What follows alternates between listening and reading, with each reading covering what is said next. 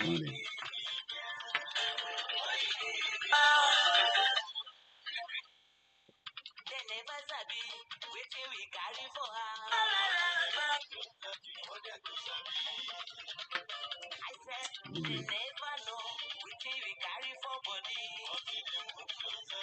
Good morning, Miss Gold.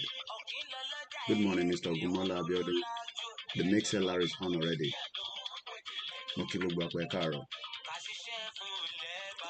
ẹ káàbọ̀ sórí ètò. Ẹ jẹ́ àtúbára wa sọ̀rọ̀ láàárọ̀ yìí.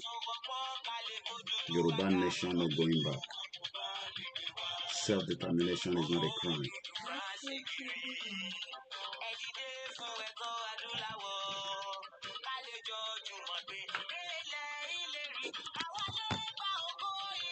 Share the program. My brother, TSG Nigeria Security.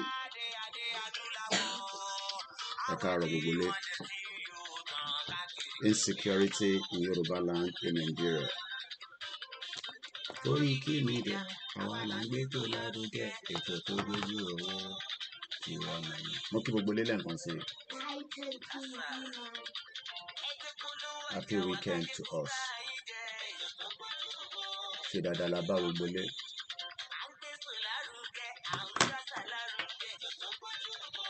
Nigeria lost the plot. It is time that we move away from Nigeria.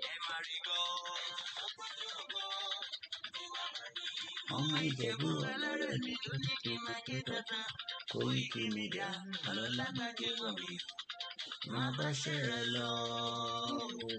Ọmọ Yorùbá nìyẹn, ọmọ Yorùbá tàtà o. Máa gbádùn rẹ, ọmọ Ìjẹ̀bú ọlọ́rẹ̀ mi. Fún mi ọmọ ìdípọ̀ tẹ̀ mọ́lẹ̀ o. Mo kí gbogbo ilé lẹ́ẹ̀kan sí. Good morning and welcome.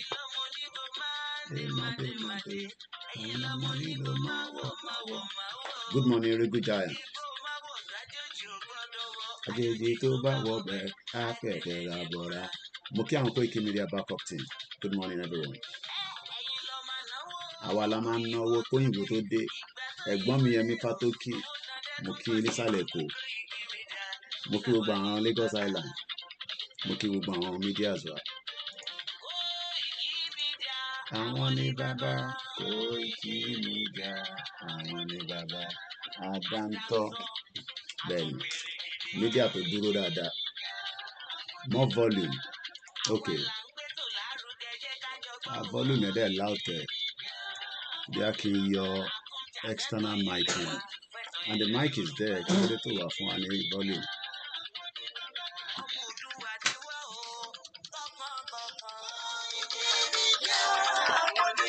Let me check again.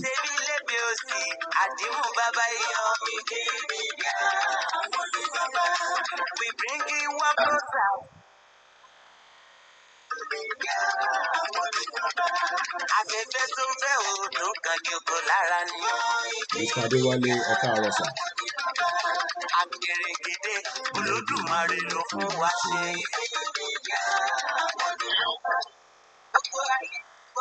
Àwa ni bàbá o. Mr. Ọláwùmí Ọmọtọ̀ṣọ́ mo kí obìnrin ti kẹ́kàn. Àwa la ní sí àgbẹ̀yìn. Mo kí gbogbo ilé nǹkan sí. Àwọn ìṣọ̀dàlẹ̀. Slim Bash mo kí yín. Mo kí ẹ Easy l'Amẹ́ríkà.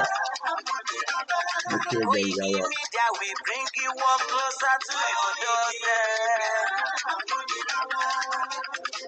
KOIKIMEDIA is around to give us latest. Mo ti wà lórí ètò, ṣé kí n pè tí bá ṣe tán mọ́ mi?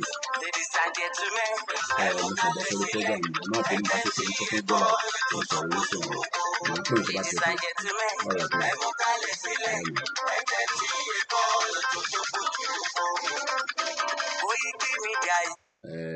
ṣe dáadáa la jí. Ismaila, bá mi check. Okay, ó ti perfect dáadáa nísìn. Okay. Keep in touch. Let me know how the mic is doing in the mix LR. Mo kí gbogbo àwọn ọmọ Yorùbá káàkiri. Ṣàlàáfíà mo tó bá yín. I just woke up not too long ago, you know.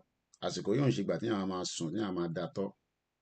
ara sùn díẹ̀ níwọ̀nba wà tètè dìde torí ọmọ tó lè ṣẹlẹ̀ Nàìjíríà Ọlọ́run economy gbogbo ẹ̀ everything ló ń ṣe wá nílùú yẹn. Mo kí gbogbo ẹni tẹ́ wà ní Ivory Coast, mo kí gbogbo ọmọ Yorùbá káàkiri gbogbo àgbáyé. Yorùbá ló máa pọ̀ nínú broadcast àárọ̀ yìí.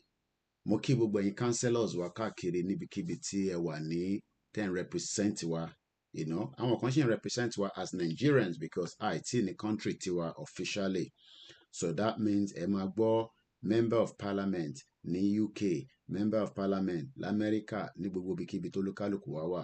Kò sí nǹkan kan tó bad níbẹ̀ because it has always been like that. Kó tó di pé àwa kan wá jáde pé Yorùbá country la fẹ́.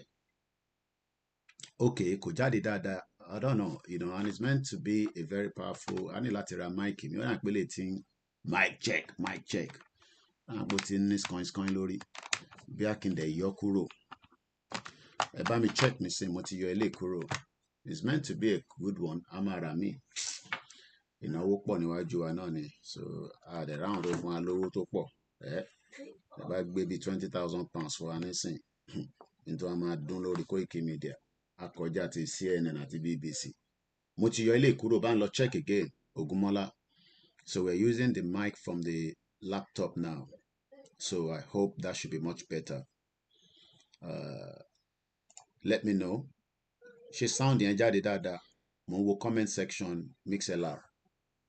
So let me know. Mo tún kí gbogbo wa, mo kí gbogbo lélẹ̀ nǹkan sí pé a kú weekend. As you all know, I'm streaming from a mobile studio. That means inú ilé ni mo ti ń stream. So there will be some noise at the background. Kò sí nǹkan tá lè ṣe sí. So this is not Al Jazeera. Ká manage ọ̀dà. Ẹ má bínú. So hopefully we will get a very good mic. Mo ti rán àwọn kan but owó ní tóun bá sínlé, má sọ fún ìyàwó ẹ kó ṣe ọbẹ̀ ẹ̀fọ́ fún ẹ. Tẹ̀ní káwọn èèyàn fún wa lówó. So ẹ má bínú ẹ má kódà MixLR yẹn gan ó ní problem lánàá, a ṣe resolve ẹ̀ quickly torí ẹ̀yin tí ẹ máa ń gbọ́ lórí MixLR láti fi save data. Èmi náà ṣì ń pín program yẹn so èmi ò kánjú. So tí bó bá ń play àwọn nǹkan tá a bá ń play yẹn, time tí ẹkẹ́yìn náà bá wa share program. Innovate, ó mà tó jọ́ mẹ́ta, my brother, ìyàwó àtọmọ ńkọ́, Great Yorùbá Nation, mo kí yín ẹ káàárọ̀ sà. So èmi náà ń pín program lọ́wọ́, ẹ̀yin náà ẹ pín program yẹn, ẹ jẹ́ ká. Kí ni Tinubu sọ? Ṣé ká gbọ́rọ̀ Tinubu díẹ̀? Dàgbọ́n tó sọ. The cost of fuel has gone up. Food and other prices have followed it. Households and businesses struggling. Things seem anxious and uncertain. I understand the hardship you face. I wish there were other ways, but there's not. Tinubu náà ń rò pé ọ̀nà míì máa wà. Ayọ̀mí kún dá méjì, mo ti jẹ́ ìta Amẹ́ríkà sílẹ̀, mo jẹ́ kẹ́ tún sùn. Èmi náà sùn mọ́jú. Ẹ má bínú, bó ṣe máa lọ náà nìyẹn. Mo kẹ́yìn ti China. A ní àwọn èèyàn ní China. Innovate, ṣàlàáfíà ni àwọn family wa. Ọlọ́run bá ń dúró tiẹ̀. Gbogbo ẹ̀yin tí ẹ̀ ń gbọ́ wa káàkiri gbogbo àgbáyé. Mo rí pé bàbá Èkìtì náà ti jáde. Kò ní sú wa, kò ní rẹ̀ wá. Tẹ́yìn kan bá ń rò kó sú wa, ìgbà yẹn la máa dìde. Ẹ̀gbọ́n mi Abíọ́dún George, mo recognize yín lánàá, ẹ má bínú bọ̀ ẹ rí pé mo comment padà sí orí message yín. Mo kí gbogbo àwọn journalists wa tí wọ́n ṣiṣẹ́ tó yẹ pé fún díkan àbí díkejì wọ́n lè sọ ọ̀rọ̀ báwa ṣe ń sọ but wọ́n ṣe gbìyànjú tí wọ́n quietly. Mo kí bàbá wa Ògúndọ́là, mo kí bàbá wa Professor Adébánjí ọmọ Akíntóyè, Adékúnlé Junior. Ó ní brother wa kan náà tájọ bẹ̀rẹ̀ ìrìn àjò yìí. Olórúkọ tóun náà ń jẹ́ nìyẹn kó tó di pé wọ́n tẹ̀lé Dúpẹ́ ní 3419. Àwọn kan máa ní káyé máa sọ̀rọ̀ Dúpẹ́ mọ́. Mo ní ó ṣì wà relevant ká máa sọ torí pé olórí burúkú olóṣè obìnrin àjẹni tó wọnú movement tó ní èmi ò kí ní ẹgbẹ́ o, mo ò kí ní ẹgbẹ́ o, wèrè. Mo rí pé media ní dárúkọ yẹn kò relevant.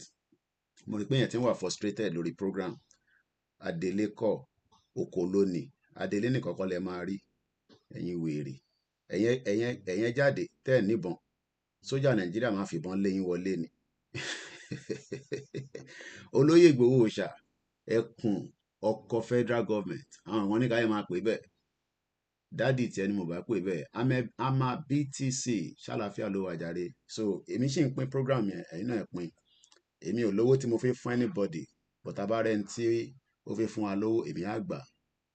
Wọ́n ṣe tún send message kan sí mi báyìí, hello sir, there's an accident along Idiroko. Ó ṣe ń dọ́wọ́ mi báyìí. Mo ní a lot of correspondent, ẹ jẹ́ ká sáré pé nìyẹn ká gbọ́ kí ló tún ṣẹlẹ̀ ní Idiroko. Ọlọ́run kó ṣàánú, ọba Elédùmarè kó má jà rí dààmú, kó má jà rí wàhálà. Mo wà lórí live program, kí ló ń ṣẹlẹ̀ ní Idiroko, because mo ṣe go live ni. Ẹ káàárọ̀, kí ló tún ṣẹlẹ̀ ní Idiroko báyìí o, gbogbo àwọn Koiki correspondent a dẹ̀ sanwó fún yín, kí ló ṣẹlẹ̀?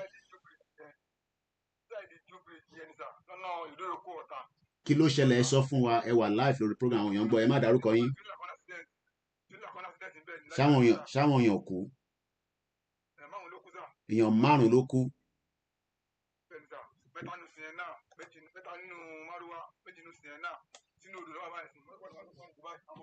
Àwọn mọ́tò yẹn wà nínú odò bá ṣe ń sọ̀rọ̀ báyìí.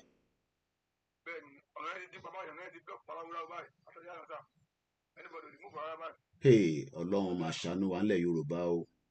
So ṣé ẹ̀yin wà lọ́nà area yẹn ni àbí báwo lẹ́yìn ṣe mọ̀ sá, àbí àdúgbò yẹn lẹ́yìn gbé sá? Ok, so ẹ jẹ́ ká torí pé information time fún wa live correspondent ni, so máa wà important ká gba details yẹn dáadáa. Bí aago mélòó làwọn tí wọ́n tó ṣẹlẹ̀ lójú wọn kó tó di pé ẹ̀yin débẹ̀, bí time wo là ń sọ ẹ̀, because aago alẹ́ àná ló ṣẹlẹ̀.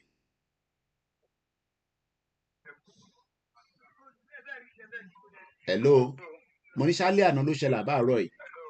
Hello sir. After 11. Kí lẹ̀yin rò pé ó fà, ṣé títì tó dáná àbí iná àbí kí lẹ̀ rò pé ó fà?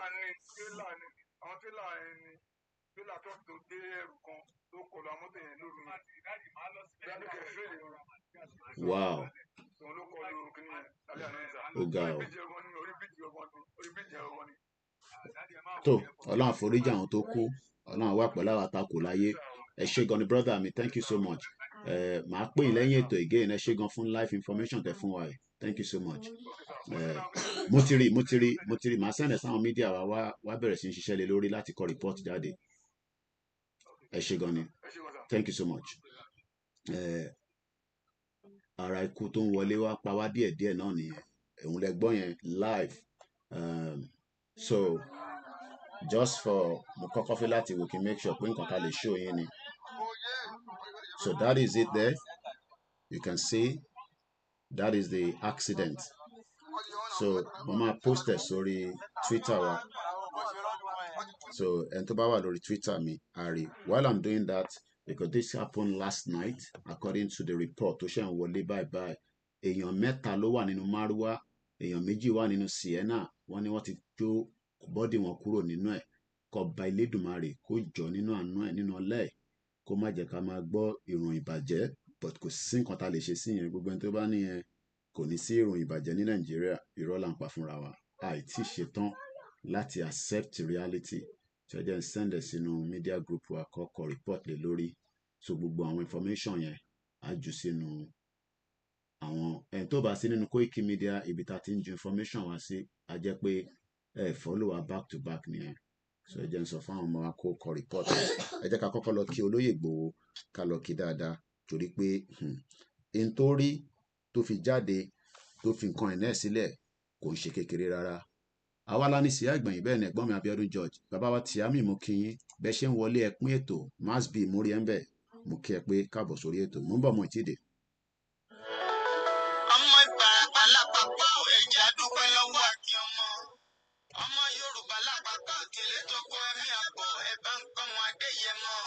Chief Sunday Adéyẹmọ Ìgbòho, orúkọ ńlá tí ń jámọ̀ láyà bí àrá, orúkọ tó ń dẹrù bó lórúkọ gan-an. Ọmọ Yorùbá ẹ má sùn o, torí pé kòrà a kò lè fojú kégbodò láyé. Títa ríro lẹ̀ dá ń kọlà, wúrà tó máa dán àlànà kọjá dandan o. Ọ̀wọ́n ẹ̀rín ni má bẹ̀rẹ̀ wọ̀nà, ẹ̀dá kan lè ṣe wá lọ́nà mọ́. Ẹjẹ́ àti mọ̀ṣọ́ kan ká lè débi rẹ̀. Ẹjẹ́ àjọ gbárùkù ti Sunday Ìgbòho, Ìgbòho ṣá. Ọmọ Ìgbòho mọ̀rẹ́ nílùú Alágbádó Òde. Ọmọ Atapẹ̀tẹ̀ wọnú omi, ọmọ Kékeré wodò Sànyà. Ìsànyà ọ̀rẹ́ rẹ̀. Ìkan náà mídíà ni màá tún pè yín nísìn, so ó máa kọ̀ fi béèrè ìbéèrè bí méjì kó lè fi kọ report yẹn dáadáa, tó máa pè yín nísìn sá. Ìkànnì mọ́ rọra àwọn iṣẹ́ tá à ń ṣe lójoojúmọ́ nìyẹn kọ́lọ́n kó ṣàánú rẹ̀. Ìgbàgede gbowó sùn wọn láláìsí bẹ̀rẹ̀. Wọ́n ní kó ní bẹ̀rẹ̀, ó máa gbó bẹ̀rẹ̀ lọ. Ẹ̀sìn òní bímọ méjì ní kó mọ̀ rẹ̀. Bẹ́sìn bá bímọ méjì ní kó. Áfíkọ̀ pọ̀pọ̀ sí. Amúkan yòókù bọ̀ sọ̀yà. Àtúmúyà rẹ̀ tí ò lọ́rọ̀ ọkọ̀. Aláfiṣẹ́rú wálé. Gbàràǹgbòjé. Ọmọ onílé ọ̀la. Àwọn àjòjì tó ń ṣe ségesège. Tọ́láwọn òní bomi kó sí mu. Wọ́n láwọn òní bomi sọ̀yà wẹ́sẹ̀. Ìgbà lójú kóbìnrin kọ́. Gbogbo wọn náà sáré bomi kó sí mu. Wọ́n sì bomi sọ̀yà wẹ́sẹ̀. Ọmọ abẹ́rẹ́ mẹ́ta òde ayé. Ọ̀kan ṣẹ́, ọ̀kan tẹ̀, ọ̀kan tó kù ní gbogbo ayé ránṣọ kiri. Gbogbo ọmọ Yorùbá Sunday Igboho onírẹ̀lẹ̀ láéláé torí àgbà lásán lè kàn dá òkúta ò ṣe pé fún wọn o. Ìmọ̀ràn lásán ni ti balùwẹ̀ bó bọ́ sí kókó dòdò láyé ń bí. Okùn díẹ̀ tí kò domi láéláé tó ilé domi. Sunday Igboho arógun má ti bí tó ń jà fẹ́tọ́ Yorùbá ní tilẹ̀ tó kó. tó ẹ má bínú mo sáré sọ fún àwọn tí mo àkọ́kọ́ report lé lórí quickly. Mo kí gbogbo ọmọ Yorùbá lẹ́ẹ̀kan sí ànírí ìbànújẹ́ bọ̀ kò sọ́gbọ́n ẹ̀ torí pé Nàìjíríà ìbànújẹ́ ni. Juliet tó sì mo kí gbogbo ẹ̀yin tí ẹ ti ń wọlé ní méjì mẹ́ta sí inú ètò tààrọ̀ tí a tó fẹ́ bára wa sọ̀rọ̀ gẹ́gẹ́ bí a ṣe máa ń ṣe lórí ìkànnì tiwa. Ìkànnì yìí ni ìkànnì tí à ń ṣe analysis in details so that kí ó lè yí ọ̀pọ̀lọpọ̀ ìdí tí a ṣe ń sọ pé a fẹ́ kúrò nínú Nàìjíríà. A ṣì wà lórí topic tá à ń bá lọ. Topic yẹn la máa sọ̀rọ̀ lé lórí for a very long time. Mo kí àwa Grace Olúṣòótọ́ ẹ káàbọ̀ sórí ètò. Bàbá mi Ṣeun Lawal ẹ káàárọ̀. Bàbá wa ọmọ Ọlábísí Mr. Ṣeun Lawal wọ́n ní ẹ káàárọ̀. Àwa náà kí n pé ṣé dáadáa ni ẹ̀yin náà jí. Ajíbóyè Najimun Sangolade mo kí yín sà. Bàbá wa Dédoyin Ẹ̀bùn ẹ pín ètò yẹn kó lè bá kárí ilé. Qualitech ṣáàdáfíà ló jí. Yorùbá la máa sọ tó pọ̀ jù but ìtorí program tí mò ń ṣe in terms of the topic ó difficult láti gbé kalẹ̀ ní èdè Yorùbá. Kò ń ṣe pé a lè sọ lédè Yorùbá but Yorùbá tèmi ìgẹ́ta sí bí ìwọ̀nba tá bá lè sọ ni. Gbogbo èèyàn ni ó ń ríran ní Nàìjíríà. Ẹja kọ́kọ́ play anthem wa ká tó máa tẹ̀síwájú torí pé a ti ṣe almost 18 minutes ká má fi gbogbo ẹ̀ ṣe àwàdà. Mò ń bọ̀ mo ti dé.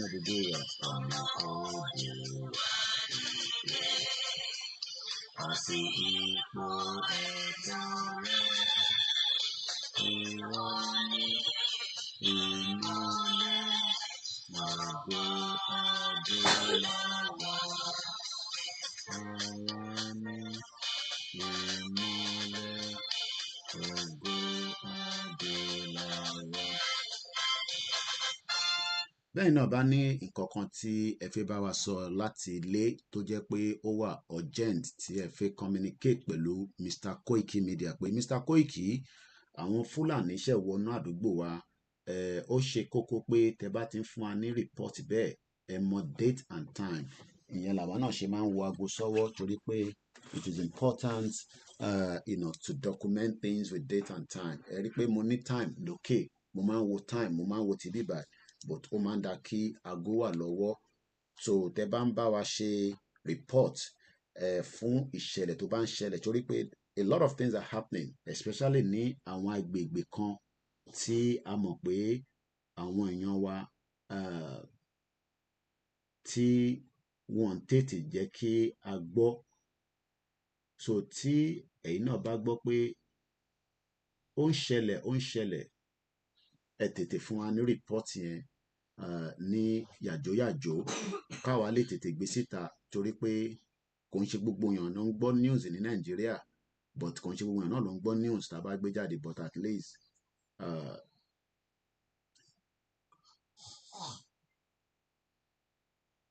so and that is the reason why we are doing our best, you know, from the media perspective. Ṣé má bínú mo ṣe ń kọ rìpọ́ọ̀tì kékeré ká fi gbé ti full report jáde. Ẹja gbọ́lé gbogbo èèyàn ló ti ń ríran ní Nàìjíríà bẹ́ bá ṣe ń wọlé pín ètò yẹn. I don't normally say that before, but you know it is just worth saying it because at the end of the day it helps to push the message out. The biggest interview of all time, ẹni tó bá ti wò ẹ lọ download the video yẹn mọ́ bẹ́ ṣe máa lọ wò Tucker Carlson àti president Russia, interview tó ní agbára tó ní kìmí ẹrù pọ̀ nínú ẹ̀. Bí mo ṣe ń bá yín sọ̀rọ̀ lénìí 10 million people ló ti wo interview yẹn. A máa sọ̀rọ̀ nípa interview yẹn díẹ̀ again láàárọ̀ èmi ti wò ó mo tún máa tún wò dáadáa. 10 million people, gbogbo oríṣiríṣi nǹkan tó sọ níbẹ̀ ni ó ṣe kókó ló ṣe pàtàkì. Bọ́ká tó tẹ̀síwájú ṣé ìwọ náà máa ń ríran? Ó ṣọ́ pé kò ń ṣe pé ibi ló ń pẹ́. Ẹja gbọ́n tí bàbá yìí sọ mo ń bọ̀.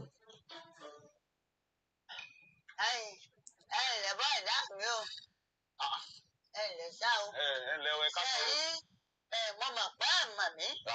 Èmi ní oṣù wọ̀nyí. Èmi táwọn òun èsè pásítọ̀ o, wọn èsì sáfà. Àmọ́ mo lẹ́bùn ràn. Ẹ máa ríran. Màmá ẹ ríran. Mo ṣe ń bọ̀ látọ̀ ọ̀kan tí mò ń wò yín. Làmú mi rí i pé. Gbẹ̀gbẹ̀rẹ̀ yín ní gbẹ̀gbẹ̀rẹ̀ kí mi. Tó sì mi. Ẹ̀rí ìgbé kí mi. Ọba ẹbí ló ń parí. Èmi náà ti ìgbà kan. Èmi náà láìpẹ́ yìí. Nǹkan tí mo ní ẹ̀fọ́ ga mi pé wọ́n bọ̀ ní very fort. Ṣẹ̀gbọ́n kan tí aláyé ẹ̀ náà sọ ó náà gan sọ fún ọ̀gá òun pé mọ́tò ẹ̀ gan ó ní fault òun náà máa ríran. Ó ṣọ́ pé gbogbo ohun tó ń sọ pé Nàìjíríà máa da ó ṣọ́ pé kò ń ṣe pé nǹkan kan wrong pẹ̀lú ẹ̀.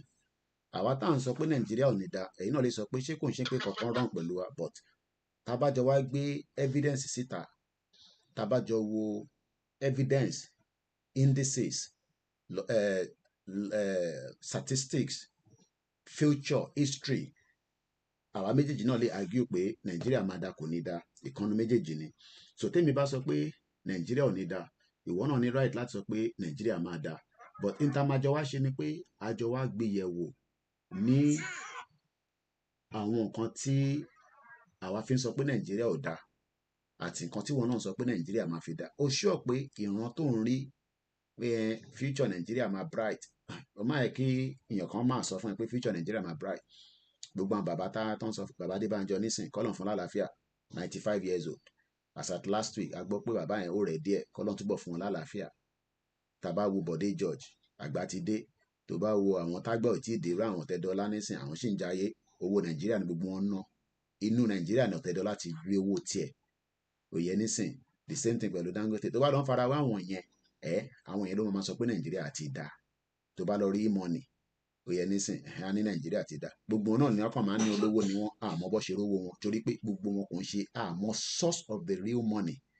Blood money ti pọ̀ nínú Nàìjíríà, drug money ti pọ̀, cocaine money ti pọ̀, but owó tó pọ̀ jù nínú Nàìjíríà òun lówó Nàìjíríà tó ń fi ń pè ní resources Nàìjíríà. Ṣùgbọ́n àwọn kan wọ́n ti ń jẹ owó yẹn ti pẹ́. So owó yẹn nísìn wọ́n ti wá convert àwọn ṣe okay 2 dead after a small plane attempt emergency landing. Ó náà pé yẹn ni Wálé ń sọ fún mi lánàá ní Florida. So kò síbi tí kò kí n sí accident mo get notification ni. So ẹ má rò pé accident máa ń ṣẹlẹ̀ nìkan ní Nàìjíríà, it happens almost everywhere around the world. Mo kí gbogbo wa lẹ́ẹ̀kan sí. So ẹ̀yin tẹ́ máa ń ríran pé Nàìjíríà máa da ẹ ṣe díẹ̀díẹ̀ mìràwọ̀. Mo kí bàbá mi Adédayọ̀ Ibrahim ẹ káàbọ̀ sórí ètò. Ọ̀pọ̀lọpọ̀ tẹ́ máa fi wá rẹ́rìn ìyẹn bí a nígbà kan mo rò pé nìkan kan fi Yorùbá Nation campaign rẹ́ni mọ́ nísìn. I don't think so. Bí àṣà system Yorùbá wo a ní ṣó ń clear ṣó ti clear ṣọ́ọ̀pù ń clear bí a nígbà tá a kọ́kọ́ bẹ̀rẹ̀. So ẹni tó bá fẹ́ wo update àwọn àwòrán tí ó ṣẹlẹ̀ ní ibi tán ó ti ṣẹlẹ̀ ẹ lè lọ sórí X mi tó ń pè ní Twitter mo ti post fídíò mẹ́tẹ̀ẹ̀ta síbẹ̀ ẹni tó bá wà lórí status mi ẹ̀yin náà láǹfààní àti rí interpost. Èmi ò lówó tí mo fẹ́ ní kankan èyí tí mo ní tí mo lè fún ọmọ Yorùbá òun ni mo gbé dání. Mr. Koiki ẹ̀gbẹ́ ń dùn mí ọmọ mi fẹ́ kú mo ò lówó èmi náà ní family tó need the support tó pọ̀. So can you switch off that light? This one, that one there. No, not this one, that one there. So okay, Mumba, I'm gonna come out. What do you want to eat? What do you want to eat? Okay, I'm coming.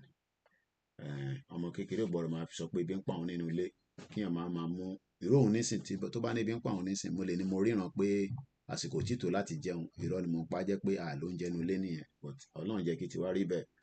I am 6,000 kilometers away just like ọmọ Yorùbá tó wà labroad, but èmi máa ń sọ pé kò sí yàtọ̀ láàrin gbogbo wa. Èmi náà lè wà Nàìjíríà kí n jẹ́ àgbèrò, mo lè wà Nàìjíríà kí n máa bá àwọn ọmọ ní mọ́tò ṣe, kódà èmi gan lè ti gba ṣe kílẹ̀ máa ń pè junction láwọn pé junction àwọn èèyàn máa ń fẹ́ gbà ẹ bá ti ráàdé lọ́kadà bíi 10 bíi 20 tó ń gba àdúgbò yẹn kọjá ẹ fáwọn náà ní junction ká máa deliver. Mo dẹ̀ lè wá Nàìjíríà náà kí n wà òkè, mo dẹ̀ lè wá Nàìjíríà, so many things would have happened. So kò ń ṣe pé torí àwa wà ní outside Nigeria àwa dàbí ẹni tí ó fẹ́ sọ nǹkan fẹ́yìn pé tó bá ti rí báyìí kò ní rí báyìí. No, ọmọ Yorùbá tó bá ń ṣe bẹ́ẹ̀ tó wà níta tó ń try láti present rẹ̀ better than ọmọ Yorùbá tó wà nínú ilé, ẹ ṣọ́ra fún ọmọ Yorùbá bẹ́ẹ̀, ẹ ṣọ́ra fún wọn. Ó kàn jẹ́ pé bí àwọn family wa kọ̀ọ̀kan ṣe rí future Nàìjíríà ó yàtọ̀ síra wọn. Bí ìyá tèmi ṣe rí future Nàìjíríà òun ló gbé mi kúrò Nàìjíríà. Bẹ́ẹ̀ náà ṣe rí future Nàìjíríà bóyá àwọn parents ń sọ fún yín pé Nàìjíríà máa dáa. Kò dẹ̀ sí nǹkan tó bad níbẹ̀ tí àwọn parents wa bá sọ nítorí pé n tó rò pé ó máa ṣẹlẹ̀ ni. As at 1980 ni pé mọ̀mísí mi máa travel, mo máa ń sọ ní gbogbo ìgbà. Kó tó bí èmi ní 1970 gbogbo iná lẹ mọ age mi ni mọ̀mísí mi ti kó tó bí mi kó tó gbé ọmọ alálàpọ̀ ọmọ lóyún mi ni mọ̀mísí mi ti travel. And that time Nigeria was okay. Nigeria was okay làwọn ìyá yẹn travel and they were moving with good money. I'm talking about serious money làwọn ìyá yẹn fi travel. No be small money. I'm talking about as at that time up to $60,000. So but ó dé stage kan after tí wọ́n ti ń ṣòwò yẹn and she was also working just like bẹ́yìn náà àwọn parents wa kan they went straight into working. Àwọn kan tẹ̀ mọ̀ pé ó yẹ káwọn ṣe business though àwọn kan set up industries. Brother mi kan ṣe kúrò ní London tí wọ́n bá mi sọ̀rọ̀ pé wọ́n kó àwọn wọ́n máa manufacture níjọ́ náà lọ́hùn ní Níjẹ̀bú, big manufacturing company, but kí ló ṣẹlẹ̀? It collapsed because ṣe rí ibi tí wọ́n bá ti ń gbé òkè ní Nàìjíríà èmi ń produce eléyìí níwọ̀nba tí mo lè ṣe bóyá 10,000 là ń ṣe ní company wa bóyá 1 million wọ́n wá allow kẹ́lòmíì máa kó lè wá láti ta automatically business inú Nàìjíríà yẹn ó máa fold up.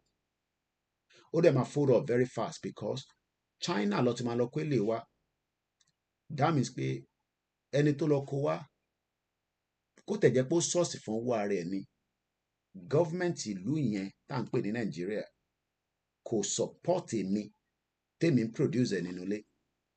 Èmi gan lẹ́ẹ̀kọ́ fún ní support. Èmi gan ṣe rí UK, mo like UK gan. Ìgbà tí mo lọ sí business summit kan gbogbo iná lè rí event yẹn.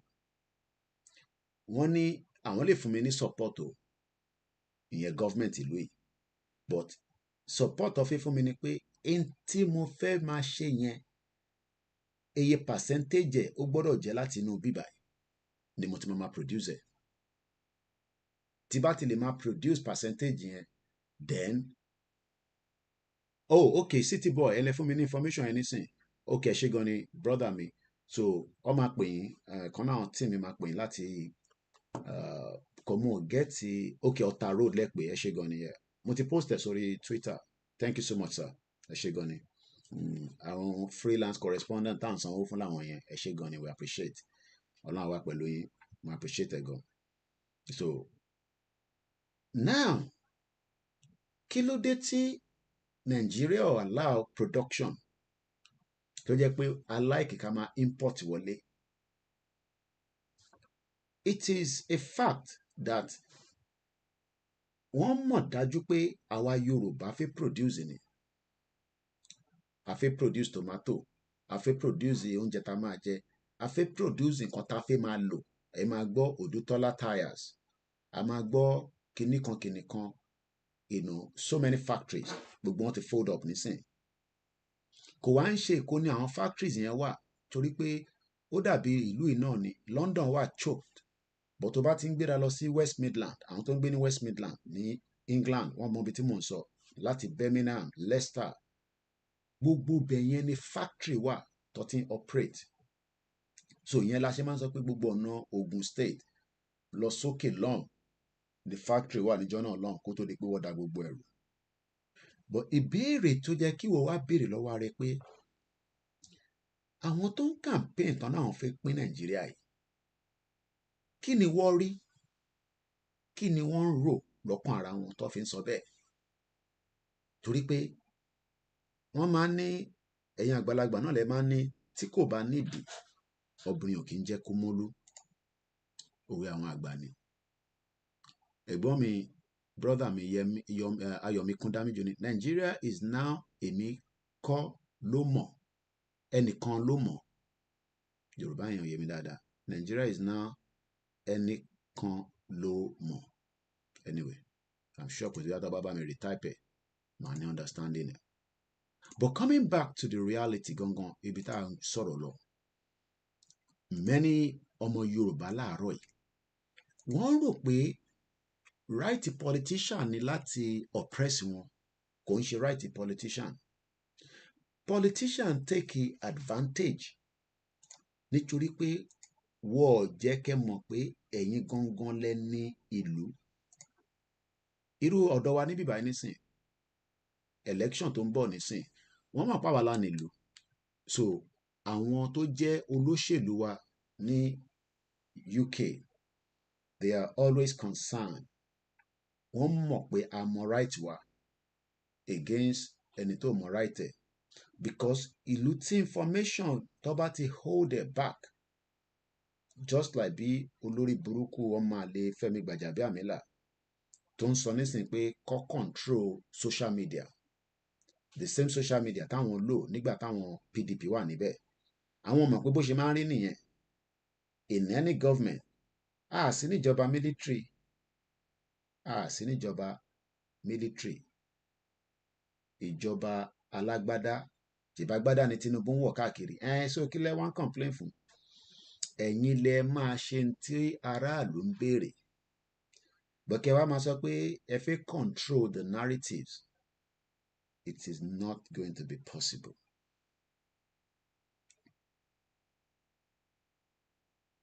Ẹnìkan ló mọ̀ means that anyone Nigeria happen to okay ẹni tí Nigeria bá ṣẹlẹ̀ sí ló mọ̀ okay alright ẹni tí Nigeria bá ṣẹlẹ̀ sí ló mọ̀ bẹ́ẹ̀ ni ẹ̀gbọ́n mi Ọmọgbọ́láwọn ọba tó tójọ́ mẹ́ta wọ́n ní Nigerian government does not support any local production from the angle of agriculture perspective let alone other sectors and this is the argument táwọn kan bá ní Nigeria ṣì máa dáa ìbéèrè wa ni pé ǹjẹ́ the current administration àti tó ti lọ àti tó ti ṣe tẹ́lẹ̀ rí títí dé Ọbásanjọ́ kátẹ̀ mú láti 1999 lóòótọ́ a máa ń gbọ́ pé wọ́n ní production máa wà oríṣiríṣi ẹ má bínú mo fẹ́ start Twitter space bó tẹ̀jẹ̀ yàn méjì mẹ́ta náà la bá mú níbẹ̀ ààrẹ náà ni àbí wọ́n ní ara àjàlẹ̀ yín wà mo kí gbogbo ẹ̀yin èèyàn wa pé ẹ tún káàbọ̀ sórí ètò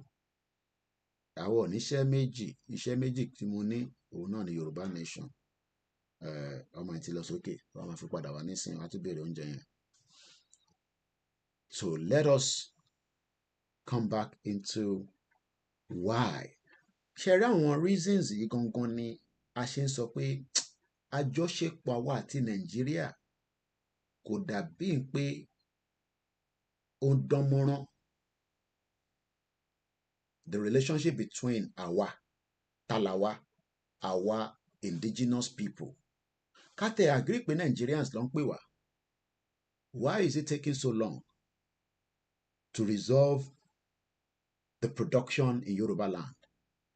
To boost more production across the 36 states. Let's even work with Nigeria. We got to work with Nigeria. When we can see the trajectory, we kakaki income grow on decline. And I'm going back to as far back as 1999. Let's work with something. Let's see this. 1999. No, 1991. In the 10th of February 2024. 1991 season títí dé 2024. How many years near Anytime Mass? Sorry if it's in the comment section. This is an interactive platform, and sometimes I know throw questions in. At least lecturers have a question. Lower on students. 1991 títí di wákàtí 1991. How many years near? Talomo. Arento Mamas. Round for that mass. I want to one in school. Round question by let's say the answer. Elomi if you look calculator. Arento mo. 1991. Latin kan ààrẹ ní kankan fi sínú comment section. Ẹ kàn fẹ́ ká máa sọ̀rọ̀, ẹ̀yin ò fẹ́ interact. Ẹ̀rọ kò easy àbí. All right. I will comment. No interaction. No engagement. That means we engage in here. How about that? Engage ká program kó kúkú lọ sùn padà. Ẹ kúkú bẹ̀ mí kí n wá sórí live. In tó bá ti jẹ́ live, tá ń béèrè. Ẹ̀yin náà bá fi sínú comment section. All right. Ọmọ tèmi ti fẹ́ sọ̀kalẹ̀ jẹ́ lọ́wọ́ kan tó máa jẹ́. You're not using the phone anymore. Are you still hungry? Or later? I'm hungry. On toast? No. Yeah. You want me to make toast? Yeah. All right. Chocolate. With hot chocolate. Okay. All right. I just can lotion your phone, no. So I just can't call lotion. More important. I just want coffee.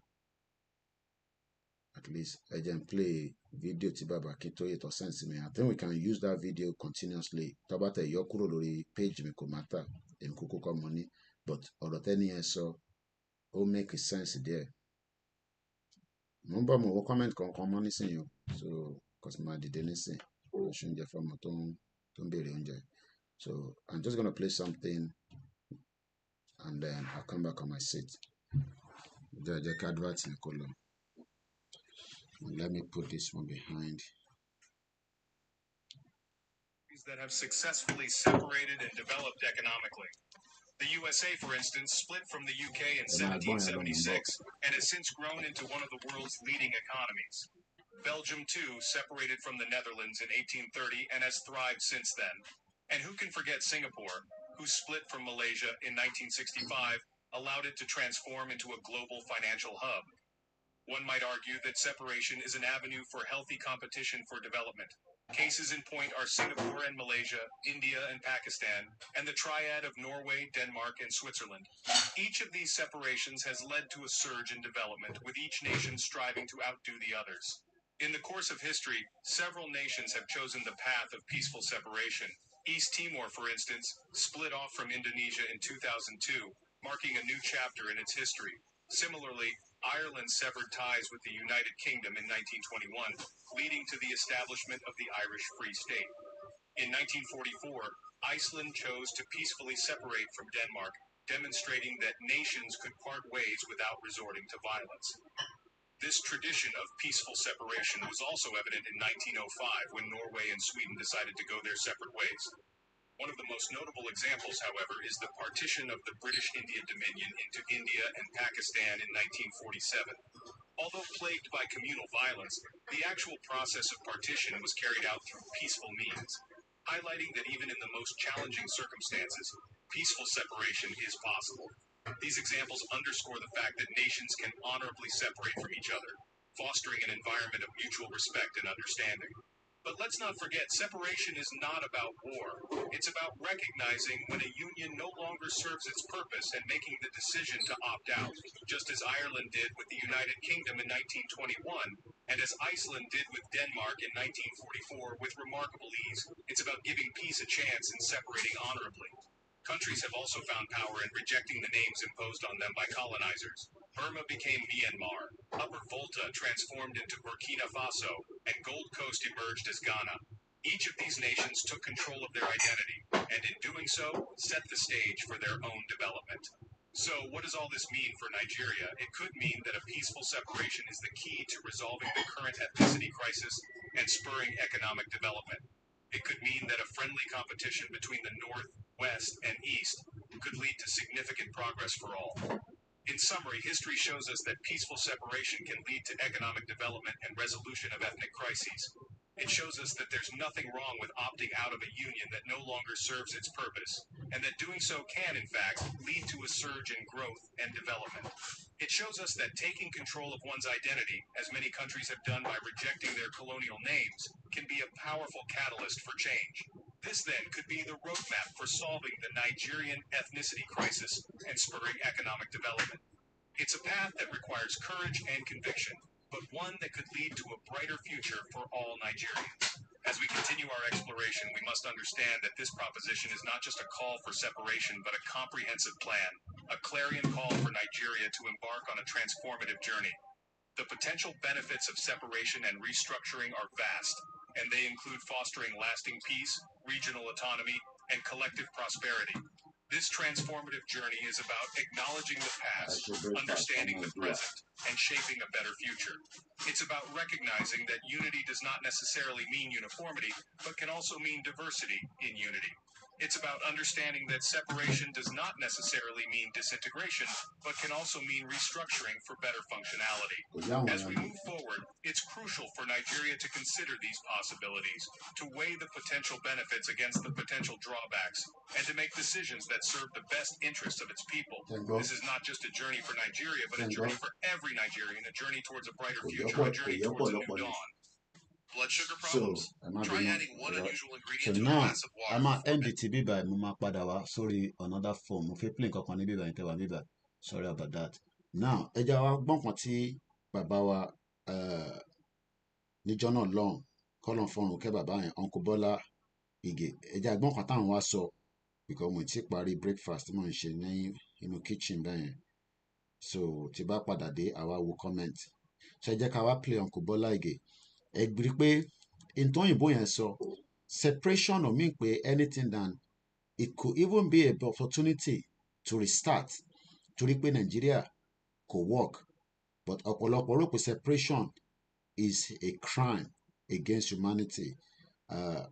Ẹja gbọ́n kan tí bàbá wa Bọ́lá Ìgè Uncle Bọ́lá Ìgè as it's called níjọ́ náà lọ́hùn in táwọn sọ lórí ọ̀rọ̀ pé kí a pín látara Nàìjíríà òun lélẹ̀ ẹja àjọgbọ̀n mú bọ̀.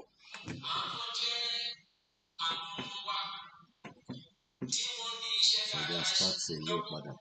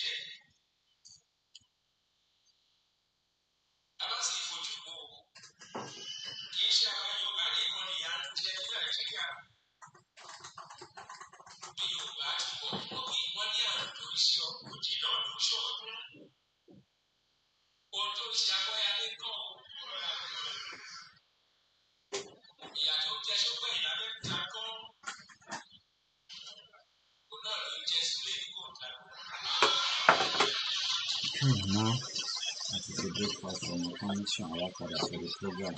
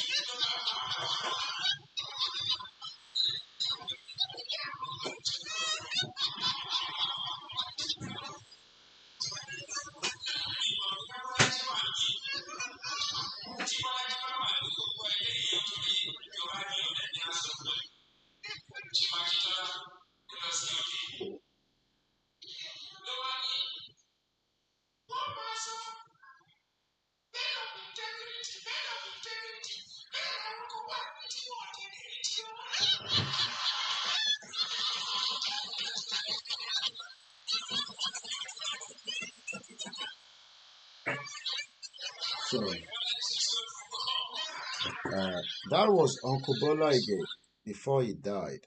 But many people still argue that Nigeria will work. Maybe we should listen to this constitution. Tiba Pada Day, we pick it from where we stopped regarding 1991 títí di wákàtí. Ẹ já gbọ́n nǹkan tí bàbá yìí sọ nípa the constitution tí we expect President Bola Ahmed Tinubu to work with. President Tinubu needs to put his best foot forward to govern the country. If he does that, in 4 years, he can turn things around. But there are certain critical things he would need to do. The first thing is to say, what's the constitution? If, for instance, me and my wife Lillian don't agree in our marriage of 45 years, then we can't do anything. So the first thing that President Tinubu would need to do is to ensure that Nigerians all agree to be one country. You recall that Bolagi asked those two questions. Do we want to be one? It's not by force. If we want to be one, how? We haven't answered those questions, which is why I told President Agbabi of the Senate that it has taken 23 years to solve the problem of the Constitution. And I urged him, in conjunction with President Tinubu, to resolve the Nigerian constitutional question now by inviting the owners of Nigeria. The owners of Nigeria, mark you, were those who owned Nigeria before Lugard brought his amalgamation in 1914. Call them in. These are the people who own the country, and ask them questions. What do you want to see of the Constitution? Because without a Constitution, we're going nowhere. And no one will doubt the fact that the Constitution bequeathed by the military in 1999 is unsatisfactory. You can't build anything out of a weak foundation. The economic development policy of President Tinubu, the political development policy of President Tinubu, and everything else he wants to do rests on a very solid foundation. So let him immediately resolve that. How can we spend 23 years looking for a foundation for building a house? Does that make sense to anybody? So that's my number one issue. We need to resolve this issue of, do we want to be one? And mark you, the flip side of the question is that we mustn't be one, because Yugoslavia which were 6 countries under Marshal Tito, when he died, decided to break apart.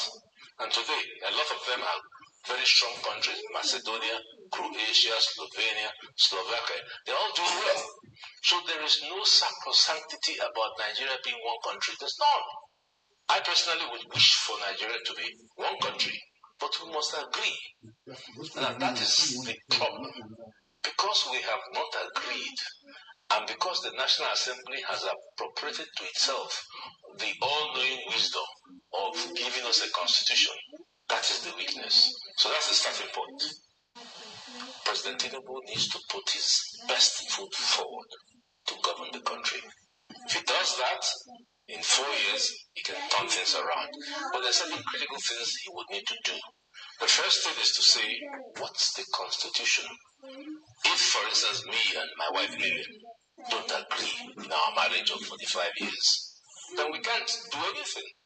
So the first thing that President Tinubu would need to do is to ensure that Nigerians all agree to be one country. You recall that Koiki asked those 2 questions. Do we want to be? We don't want to be one. It's very clear. We made a declaration saying that it's too late for restructuring in Nigeria. You remember in 1962, there was a massive problem in Nigeria when Awolowo was arrested. Our people talked to us. There was crisis for over 4 years that led to the coup. There was a Yoruba meeting of elders called the Yoruba Leaders of Thought. We relented. The thing continued. Yoruba has continued to lose ground since that time. In 1993, there was the annulment of the June 12 election. Shiju Ade, the former Oni, spoke and said Yoruba should go ahead and contest an election. We did. It led to nothing. The same thing happened in 1998, just before the handover to the democratic elected government. Yoruba did not want to go for anything like Nigeria again. But then it failed. Look at where we are. Yoruba has been losing ground since 1914, and we are just tired. We are not for restructuring. It's too late for restructuring in Nigeria. It's too late for sovereign national conference. It's too late for resource control. What we want now is to do a republic. And we are very categorical about that. We have made that very clear. We have made declarations, and we are very serious about our demands. Every region just go to its own tent. Yoruba wants to be on its own because the problem that Yoruba has is Nigeria. Nigeria is the problem, is the impediment to Yoruba development. Is the impediment to Yoruba development. Without Nigeria, we won't be where we are. 1960, we were far ahead of South Korea and North Korea. We were far ahead of China even. We had television before France. We had radio before South Africa. Now look at where we are today. I think it's a shame that even any Yoruba man can be talking about restructuring at this point in time. What are we restructuring? This country that is already shot to pieces? I don't think that's what we want. But they're always talking about giving Nigeria a chance. The patience of Yoruba with Nigeria has come to an end.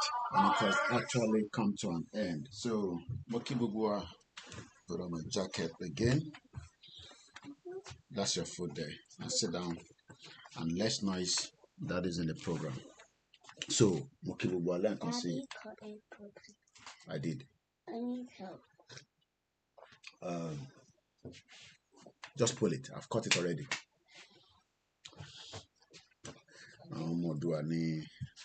One disturb but breakfast is important. So I'm back into the program. I was actually asking question. Good morning, Dizzyman 123. I think I got one answer from Mr. Kinlade Olua Fumilola 33 years ago. Thank you so much for participating and engaging in the program. It's all about engagement. Charity by engage is not even helping the program because the social media does not know that we're live. So they ban type, then comment. It is called an engagement. Yeah, we understand not everybody wants to be known that they are live with us, but putting a comment in a live transmission like this, it helps the algorithm. Comment, artificial intelligence. We are human beings. We are talking to people, and we expect ourselves to also comment. But the comment can never be in another 30 minutes. rather than not putting any comment. It also encourage our attention program. Gbogbo platform the lot man sọ kìíní, but I don't. Bí ẹn rò pé bí a máa ń fi yẹn fi make owó ni, I don't know. It just shows that we have a lot of work to do when it comes to engaging with our people, because tá a bá sọ okay tí n bá go come life nísìn, the worst okay bí a máa bí máa jáde mo ti rí pé bàbá Èkìtì mo ń gbọ́ ti bàbá Èkìtì kó tó rí pé mi jáde mo ti gbọ́ tán. Ẹni ìdẹ́n tó wà live àti tó ti ṣe tẹ́lẹ̀ is part of the engagement. Àwa tá dẹ̀ ń sọ̀rọ̀ ẹnìkan àwa campaigner ẹnìkan la lè ṣe narrative away from the narrative àwọn NTA àti all the other mainstream media and the print media in the contraction thank you Nigeria. So thank you so much for those of you that are still with us, and I say good morning. Yorùbá ló máa pọ̀ nínú program yìí, but èdè English náà máa wọnú ẹ̀ lẹ́yìn méjì. So 33 years ago ni mo sì tèmi rí vision pé bí nǹkan ṣe ń lọ nínú Nàìjíríà yìí, probability wà pé nǹkan táwọn ń ṣe àwọn wọ́n lè má láǹfààní àti ṣe bí ti tẹ́lẹ̀. Mo kí ẹ Dizzyman 123 my brother, thank you so much for your support, and just as many of you do as well. Ẹlòmíì kan máa ń send message sí wa is part of the support. Coffee lẹ́yìn mú kíní lèmi mu Milo, mo like Milo. Nàìjíríà la ti ń ṣe àwa la ní kòkó, ọ̀pọ̀lọpọ̀ ẹlòmíì ò tẹ̀lé mu coffee débi kó fẹ́ mu Milo. Mo dẹ̀ prefer Milo Nàìjíríà than èyí tí wọ́n tà nílùú yìí. Ẹ káàárọ̀ àbọ̀rọ̀ àbọ̀yè brother mi dáadáa, mo kí gbogbo yín pátápátá. Bẹ́ẹ̀ ni M1 uniform ni mo wọ̀ yìí, but a tẹ̀ fi lọ sórí M1 a fi jẹ́ kí Tinubu ṣe negotiation kó pín Nàìjíríà. Àwọn kan believe pé ó máa ṣe, èmi personally I don't think so. Mr. Femi Bright mo kí yín, Ọ̀túnba Olúwaṣínà mo kí yín sir, mo kí gbogbo àwọn ọba tí wọ́n wò wá, mo kí gbogbo àwọn baálẹ̀. A ti gbàgbé àwọn ọba méjì tí wọ́n ṣaláìsí ní Èkìtì níjọ́ òní. Má ṣe ilé ayé náà nìyẹn, bí èèyàn bá ń dún lọ́sẹ̀ mọ̀ pé èèyàn wà láyé. Àwọn ọba yẹn nísìnyí ti gbàgbé pé àwọn wá sáyé rí. Orúkọ àwọn ọba náà ni bàbá wa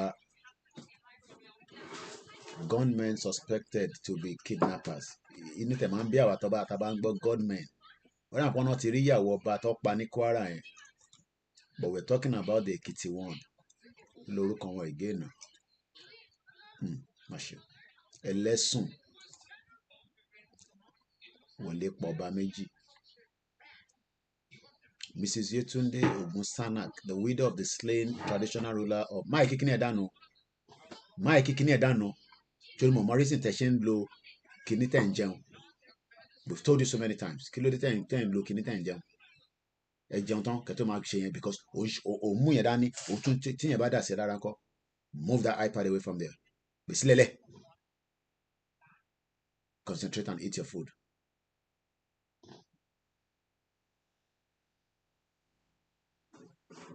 Ìyẹn ìyàwó ẹlẹ́sùn Èkìtì kí ló sọ ní Àjọní local government area of Ekiti state. Ìyẹn bàbá wa ọba Babátúndé Ògúnsákín has disclosed his husband has requested before he was gunned down by his assailant. Kí ni wọ́n request? Kọ́ waste àwọn méjì ọba, kọ́ waste àwọn ọba yẹn. Anyway, let me move swiftly. Mo kàn touch lórí wọn ni mo kàn rántí wọn náà ni pé most of us àtẹ rántí pé àwọn ọba kan gbàgbé pé problem ti pọ̀ jù. Ìlú òfò. Alẹ́ àná nísìnyí wọ́n ṣètò fún wa ní report pé truck kan ti pa èèyàn 5 sí ọ̀nà Ọ̀tà. Àkókò mọ ètùtù tó ń ṣe sílẹ̀ Yorùbá tó ń pa gbogbo èèyàn lójoojúmọ́. 33 years ago,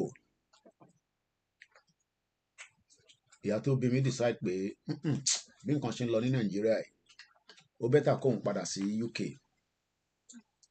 kóun lọ iná kíní yẹn ń reflect àbí ẹ jẹ́ kí n cover because ó ń reflect a lot of reflection padà, so ẹ jẹ́ ká cover díẹ̀. Èmi náà ní nínú camera, so it may not be good for the eyes, and it's a mobile studio, so ọ̀dà kò bẹ́tà bẹ́ẹ̀ nísìn. Torí ẹ̀yin tẹ́ ń wò wá kí ojú yín má lọ máa ṣe mọ̀nàmọ́ná. We consider everything, especially a broadcaster like mine. So we look into images and we look into all kind of why we should not give you, bad eyesight. Nígbà tí a máa fi wo Koiki tán lẹ́nu máa wá glasses bíi tèmi báyìí. Àti ṣe glasses ní Nàìjíríà dẹ́ wọ̀n báyìí. Àwọn tó wà nílùú òyìnbó sì lè gba discount. 33 years ago, there was a vision in our own house. Kí ni vision náà? Lálàá, anything. But we saw that bí nǹkan ṣe ń lọ, bẹ́ẹ̀ ni sad news ni everyday. Ẹ̀gbọ́n mi Àrólé, mo rí lórí big screen ní on my left hand side. Mo kí ẹ easy. Just recently, I decided to leave Nigeria finally in 1991 to 33 years ago. So àwọn set àwọn ọmọ sí mi nìyẹn. Ẹ ṣé gan ẹ̀gbọ́n mi. Mo kí gbogbo ẹ̀yin tí ẹ wà lábẹ́ ètò quietly. Àwọn kan ń gbọ́ mi báyìí, but wọ́n ní reveal ara wọn. CIA ń gbọ́ mi, MI5 ń gbọ́ mi, KGB ń gbọ́ wa. Everybody mọ̀ pé Nigeria máa laná. But we are hoping that kò ní wà too painful to have what we called a roadmap. Tá bá ní roadmap yẹn ló dájú. So pain yẹn ò ní dàbí ìgbà tó jẹ́ pé bí mi ṣe ń sọ pé ìjà máa wáyé tí gbogbo wa máa yìnbọn tá máa para wa tí tó bá máa kú ẹni máa yé. We don't know what is going to happen. But mo sọ lánàá nínú program tàná ìlọgbọ. In tó ń ṣe ìdùnnú fún yín ẹ̀yin olóṣèlú gbogbo ẹ̀ la máa destroy látòkè délẹ̀ pátápátá. And I'm not joking about that. Gbogbo ẹ̀ pátá la máa destroy every goddamn thing so that gbogbo wa wà ní square one. Ìyà tó ń jẹ mẹ̀kúnnù á lè jẹ̀yìn náà. Ó ń bọ̀ lórí stage yẹn. Gbogbo tó ń dùn mọ́ yín náà tẹ̀ ń rí yẹn. Ṣé rí yẹn òun ló easy jù àti destroy nǹkan. Gbogbo ẹ̀ pátá mo fi mọ nǹkan tẹ́ ò jẹ́ mo ní láti sọ. Mo ní láti máa ṣàlàyé FCC kankan for anybody. Gbogbo ẹ̀ la máa destroy. Everything la máa destroy. Ṣé orí bójú mi ṣe ń ṣe? Gbogbo ẹ̀ la máa destroy. Gbogbo tó ń jọ yín lójú yẹn. Gbogbo ẹ̀ la mọ ibi tó wà. Ní state kankan. We will destroy everything. Gbogbo àjọ wa wà ní square one. Ó máa affect àwa tá wà níta. Á affect àwọn tó wà nínú ilé. In tó ń jọ yín lójú yẹn. Ẹ rò pé ní security. Mo fún yín ní ratio 1,000 to 1 politician. Ẹ pa 300 láàrin wa. But 700 tó kù á gbà nǹkan lọ́wọ́ yín bó ṣe máa rí nìyẹn. Ẹ̀rọ bí bá ti wọṣọ báyìí ó máa ń gùn mí lára. Ẹ máa sọ pé ẹnu mo ní pé dey play. Ó kù díẹ̀. Ó kù díẹ̀. Ratio 1,000 ọmọ Yorùbá sí politician kan. A dẹ̀ ti calculate pé nínú 1,000 yẹn ẹ pa 300 láàrin wa. Tẹ́ bá ti pa 300 kẹ́ mọ̀ pé by the time that máa fi pa the last 300 àti dé ọ̀dọ̀ yín tán nìyẹn. So ẹ bá ṣe ń yìnbọn tó ń tà ń bọ́lẹ̀. Àwọn kan máa sá lọ́nu 1,000 yẹn but àwa 500 kan máa súnmọ́ yín dán délẹ̀. A súnmọ́ yín àti sójà àti gbogbo security tẹ́ kó dání. Kọ́kọ́ G7 ìgbọ́ dání a súnmọ́ yín. A gbà lọ́wọ́ yín. Àwa náà fi ṣe jàǹbá padà fún yín. Bó ṣe máa rí lọ́jọ́ iwájú nìyẹn. Ó kù díẹ̀ nìbọn ró. Ẹ máa ní dey play. Ṣé ẹ rò pé nǹkan tá a gbé dání ọ̀rọ̀ a máa sọ̀rọ̀ bí àwọn bàbá òfò àwọn bàbá olórí burúkú kan tó sọ̀rọ̀ títí. Ẹ rò pọ́rọ̀ ẹ̀ làwọn fi máa sọ. Àwọn ní táì máa sọ̀rọ̀ yẹn. Èmi ti sọ a máa jàgbẹ̀yìn ni bọ̀ká tó jà ẹja find solution sí roadmap. Èmi ò ní sọ fún yín pa níṣẹ́ election 2027 mo ti sọ yín ní 2023 ẹ̀yàn máa lè. Okay? Ẹ tún lọ dìbò. A máa kúlẹ̀ mo kí ẹ èèyàn ti KOIKIMEDIA kò ní bàjẹ́ fún gbogbo yín. Ẹ̀yin sisters mi. Èmi ò blame yín o. Ẹni tó bá fẹ́ ṣe prostitute tó bá yẹ pé nǹkan tẹ fi pẹ̀lẹ́ fi make owó nìyẹn. Ẹ máa ṣe lọ. Torí Nàìjíríà ti di bẹ́ẹ̀. So èmi ò ní lówó kankan tó fẹ́ fún any goddamn person. Èmi gan ní ìdówó bí ṣe wà báyìí. Mo ṣeré. So 33 years ago èmi ò ní láti ṣe máa lọ sọ tẹlòmíì. Ẹ má jẹ́ kó ẹ̀yin máa wòran.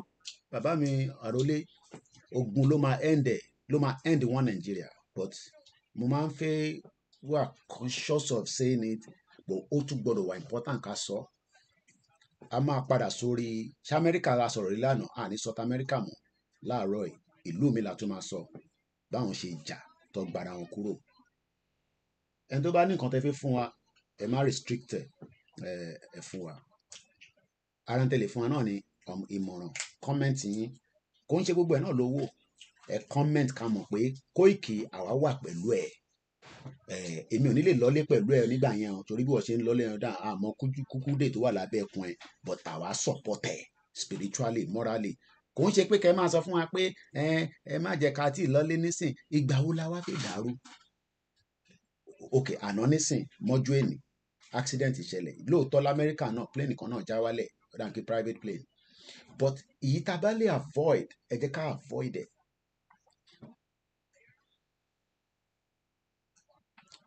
So ẹni tó bá sọ ìmọ́lẹ̀ Yorùbá mo kí ẹ gbogbo àwọn brother mi yẹn nísìn àwọn ní eyesight problem kò ń ṣe anything kò ń ṣe big deal nílùú yìí ẹ ṣe gan-an amakunlex ẹ bá ń kí gbogbo lé àdúrà wa gbà ṣe mọ̀ pé brother wa kan tó dé láti November lórí COS kò tí ì ríṣẹ́ wàhálà ẹ fún mi ní update mọ́ lórí ibi tá a sọ̀rọ̀ sí o ẹni tó dé láti November wọ́n ti ta lé ta ọ̀nà ta everything dànù wọ́n sì pè mí lánàá wọ́n ti ta every garden thing wọ́n ì tí ì ríṣẹ́ ìjọ la fi máa ṣe gbogbo ràkàtì àyẹ̀dá ìró àwa ní so ti sú mi ẹni tó bá fẹ́ replace mi ní UK ẹ̀yin ẹ máa bọ̀ kémi máa bọ̀ Nàìjíríà but Nàìjíríà tèmi máa wá yẹn Nàìjíríà tá máa jà ní ní tó bá mẹ́mi pa èmi fẹ́ wá Nàìjíríà this time around ó gbọ́dọ̀ jẹ́ pa ti rẹ́dì pa fẹ́ jà ní èmi ò fẹ́ wá Nàìjíríà tá a ṣe ń sọ lọ́ máa ṣe rálì iná ìrìn àmì ní táàmì gbòyàn mọ́ nísìn àti wà lójú ẹ pè mí ká sọ̀rọ̀ ẹ fún mi ní update kí n mọ ibi tí a sọ̀rọ̀ sí Nàìjíríà tèmi fẹ́ padà wá Nàìjíríà pa fẹ́ jà lèmi fẹ́ padà wá nísìn bẹ́ẹ̀ ni as a journalist and as a Yoruba nationalist ìgbàkigbà tó bá máa jẹ́ ìgbàkigbà tí Ifá bá sọ pé ó ti yá àá máa dífà ọmọ Yorùbá lèmi bẹ́ẹ̀ ni Ifá lèmi máa ń dì kíní kàn mí pẹ̀lú ọ̀rọ̀ Jésù àti Muhammed náà Ifá ni wàá béèrè lọ́wọ́ Ifá kí ló máa sọ á sọ fún ẹ pé báyìí báyìí ni àwa fi Jésù àtànábì àfi tì ní sẹ́yìn bọ̀ àkọ́kọ́ di Ifá bẹ́ẹ̀ ni ọmọ Yorùbá lèmi ó ṣì èrè ó rò pé Jésù nìkan mo gbé dání ni mo ní 3 wọn ni mò ń ṣe bẹ́ẹ̀ ni mo sọ òun ló ń gbọ́ lẹ́nu mi yẹn pé àníjà yẹn irọ́ lẹ pa ìgbà tí Ifá bá ti sọ pé ó ti yá àwa máa gbéra ẹlòmíín ya máa fọ́ọ̀sì yín wọnú ẹ̀ ni mo sọ fún ẹ̀yin olóṣèlú 1000 to the ratio of 1 ni ìjà tó máa wáyé láàrin wa tẹ́ ẹ̀ bá ti jẹ́ ká find the peaceful resolution road map kò ń ṣe pé kẹ́ máa sọ fún wa pé ẹ tún fẹ́ ṣe campaign èmi ò wá síbí ìbára sọ pé àníṣe election 2027 ni torí yẹn lẹ mú dání nígbà tí mo ní àníṣe 2023 ẹ̀yàn máa lè nígbà tí mo jáde ẹnu mò ń dán oníbà mo ṣe máa jókòó sáàbúrò tí máa sọ pé kò ní sí election máa wáyé ìbẹ́ election ti wáyé nísìn mo ní Tinubu ò lè rí kankan ṣe olórí burúkú ni bẹ́ẹ̀ ni mo sọ born bastard ní Tinubu but ó ṣì ní opportunity láti ronú pìwàdà èmi ò wá síbẹ̀ láti wá ṣàlàyé FCT fún Tinubu kí ni kàn mí mo jẹ́ lábẹ́ ò ń ṣe bàbá mi bàbá tiyín ni Tinubu ò ń ṣe bàbá mi he's a very very idiot man because tó bá idiot ni ó gbé Buhari lé wa lórí orí bí Buhari ṣe ṣe fún wa Buhari kó gbogbo terrorist wọnú ilé ta ló kàn nísìn ó wá gbé mo rí gbogbo àwọn military tó lọ Èkìtì mo ó pé agenda tó dalẹ̀ bá lọ tó bá jẹ́ agenda tó dalẹ̀ bá lọ our mind ẹ̀yìn bọ́n kẹ́ pa àwọn olóṣèlú àwọn olòṣì terrorist tó wà nùgbò wa lẹ́kìtì ẹ pa gbogbo wọn dànù kẹ́ sun wọn sínú bẹ̀ kẹ́ fi wọn ká fertilize wọn kó máa jẹ kó bá a máa fi yín ẹ̀yin terrorist yẹn a máa fi yín fertilize ilẹ̀ Yorùbá ni I don't have a problem with that ẹ̀ ń bi journalist mi pé ṣé mi ti wo interview Putin nígbà tí mò ń ṣe bọ́lẹ̀ kájà tí mò ń ṣe àwọn vlogger àwọn tó ń jà blogger fracas lórí social media ẹ bá tẹ̀ ń fẹ́ béèrè lọ mo ti wò brother mi mo mọ̀ bí obìnrin ló wà ń bẹ àbọ̀kùnrin mo kíyàwó Mary KOIKIMEDIA ní tí mo farabalẹ̀ wò tí bá ti ṣe program tán ní tí mo fẹ́ wò lánàá ọ̀rẹ́ mi ni mo lọ sùn tí bá ti parí eléyìí nísìnyí máa tún wò because ẹ̀ẹ̀kan yẹn kò yé mi dáadáa Putin ó ń dúró káwa bẹ̀rẹ̀ ìjà kó dá sí but òun kọ́ ló máa kó nǹkan ogun fún wa tá a máa fi jà àwa la máa lọ bẹ̀rẹ̀ ìjà fúnra wa òun àwa máa bá wa ta sí Amẹ́ríkà àti UK ní United Nations Security Council pé wọ́n fẹ́ lọ ní ẹ jẹ́ kó lọ but ọmọ Yorùbá ẹ̀ ń ṣojo mixlr is off kẹ okay ó máa off lóòótọ́ yeah ó ti off ó ní reason yeah ó ti off ẹ má bínú ẹ jẹ́ ká stick sí platform tó kù mo wà lórí Twitter tó bá jẹ́ pé yẹn ó máa reduce kìíní ó ti off lóòótọ́ ẹ fún wa lówó ká fi ṣiṣẹ́ owó ni o máa sọ fún ìyàwó ẹ̀ pé bá ń sọ ọbẹ̀ sílé. So I gotta close it. Yeah, ó ti off. So ẹ má bínú bàbá wa. Yeah, mo ti rí ó ti off lóòótọ́ yẹ. Owó ni media fi ràn ní iṣẹ́. Owó. Ìní nísìnyí gbọ́dọ̀ fún ìyàwó mi ní owó kó charge náà nulẹ̀ kó dẹ̀ ṣe one or two things. So mo kí ẹ Mr. Perry Ọlákúnlé mo kí ẹ. Èmi ò tí wá Nàìjíríà táì tí ready láti fẹ́ jà. Èyí tí bá ti fẹ́ wá nísìn mo ti mọ̀ pé yes this time around fire to fire bẹ́ẹ̀ ni mo sọ. But Ifá máa confam fún wa pé àsìkò ti tó. Ifá ò tí confam fún mi. Bẹ́ẹ̀ ni Ifá ò tí confam. Èmi ò lo Jésù àti Muhammad o. I believe in them. Quran mi wà níbí báyìí. Bible wà lókè. Ìyàwó mi ṣàìsùn mọ́jú ni. Tẹ̀sùbá mi wà níbẹ̀ yẹn. But Ifá gangan lọmọ Yorùbá confam lèmi. Ẹ béèrè babaláwo. Bẹ́ẹ̀ ni máa ń kàn sọ babaláwo. Babaláwo ẹ bá béèrè. Ẹ bá béèrè lọ́wọ́ ọ̀nà. Ìbẹ́ẹ̀ náà ṣe lọ ń bá pásítọ̀ nìyẹn. Gbogbo nonsense táwọn òyìnbó lórí burúkú tó wá make it look like pé babaláwo dàbí nǹkan tó yẹ ká máa sá fún. Ẹni tó bá sá fún babaláwo problem tí yín nìyẹn. Èmi ò sá fún babaláwo. Mo ò dẹ̀ ní babaláwo tí mo fẹ́ introduce anybody. So ẹ má pè mí lẹ́yìn pé Koiki ó dàgbà gbọ́ pé òun sọ̀rọ̀ babaláwo. I don't introduce anybody to anybody. Èmi ò ṣe introduction. Kólúkálukú lọ sí ìdílé bàbá ẹ̀ kẹ́ lọ béèrè béèrè. Èmi ti lọ béèrè béèrè ni. Mo ti lọ béèrè béèrè. Ẹ rò pé ní mo gbé dání nǹkan kékeré ni. Ní dá fún gbogbo yín. Kò ń ṣàyìn tí mò ń wo ìtẹ́ ìwò mi o. Àwọn tí mò ń bá sọ̀rọ̀ àwọn olóṣèlú ni. Àjọmọ́ra wà. Bọ́ ṣe mọ Ìgbòho lọ́ti mọ̀ èmi náà nísìn. Wọ́n dẹ̀ mọ̀ pa àṣeré. Wọ́n mọ̀ pa àṣeré. Ẹ rò pé à ń ṣeré ni. Eléyìí ò ṣe movie sẹ̀. Ìjà máa wáyé gidi 1,000 to 1 person. Ẹni tó bá mọ́ fá. Èmi ò ní kankan tí mo fẹ́ introduce anybody. But èmi ní babaláwo tá a máa ń béèrè béèrè. A ní pastor. Mo náà pastor mi ti máa ń pè. Bàbá kí ló ṣẹlẹ̀? But Ifá gangan òun lọmọ Yorùbá. I'm not here to sell religion to you. So ẹ jẹ́ ká wọnú ètò yẹn lọ láàárọ̀ yìí. A ti ṣe wákàtí kan exactly. Bá ti wọ glasses. Ṣé glasses mi ṣó nice? Méjì ni mo ní. Mo á dọ́nà kí mo prefer ilé. Ẹni tó bá ní question ẹbí mi. The Mr. Koiki. Ṣó sure pé Yorùbá nation any question phone line mi dẹ̀ ti open. Ẹ pè mí. Ẹ jẹ́ ká jọ interact. Ẹni tó bá mọ nọ́mbà yẹn á jẹ́ pé ẹ mọ̀ mí délédélé nìyẹn. Kò ń ṣe délédélé bí inú ilé mi o. But ẹni tó bá ní nọ́mbà mi ẹ pè. Kẹ́ béèrè béèrè. Prince ti pè mí. Náà ló pè. Prince Oyèwọlé àwọn tó di island mú nìyẹn. A máa di island láàárọ̀ yìí. Mr. Frank lọ mú kí yín. Òyìnbó ń lo Ifá. Google Ifá ni. Ẹ má lọ bá babaláwo. Èbí torí pé babaláwo ṣì ń lo inú ẹ̀gbẹ̀gbẹ́ ni. Ẹ jẹ́ akọ́ auditorium ńlá fún babaláwo náà kí gbogbo ẹ̀ máa dán mọ́nú mi ní ká gbé kámẹ́rà gidi. Ṣèbí mò ń rí gbogbo ẹ̀. What God cannot do does not exist. Ìbá ń rí gbogbo church lórí social media. Back. Àwọn kámẹ́rà táwọn bàbá yẹn àwọn pastor yẹn ń lò. Èmi ó worth £5,000. Because ẹ gbọ́dọ̀ rí quality sweat tó ń jáde lára pastor kẹlẹ́ mọ̀ kó ń ṣiṣẹ́. But babaláwo tó ń làágùn náà ẹ torí pé a gbé kámẹ́rà gidi sáré ẹ̀rìn. Ta ló ń béèrè pé ṣé CSI ń bọ̀ ń lé? Àbí ẹ má béèrè mo ti ní kẹ́yìn máa béèrè Joe Biden ní CSI lọ́dọ̀ tèmi. What am I missing? Ó depend níbi tẹ́ bá gbọ́ wa dé o. Ṣé gbọ́ Yorùbá mà? Mr. Glenn Carlo. I'm speaking Yoruba and I'm also speaking in English and vernacular. So I don't know which one you understand better. Kò ń ṣe gbogbo yẹn ló gbọ́ English o. So let's go to a country called, we talked about America yesterday. We're not going to talk about America today. Let's first talk about self-government. Is Nigeria a self-government? Ẹlòmíà máa wò pé ṣé bọ̀bọ̀ is serious ṣá? O rò pé serious látọdún mẹ́ta. Serious serious lọ fi wá pa Ìgbòho sínú ilé. Wọ́n mọ̀ pa serious. Ọba tó rán wọn pé kó wá pa Ìgbòho sílé Ọlọ́run ní ẹ̀yin nìyẹn. Ó kù díẹ̀ ní gbogbo yín àtẹ̀yin olóṣèlú. Kí ló ń pè ní self-governance? Do you think that Nigeria is currently practicing self-governance or self-governance or self-government or self-governance?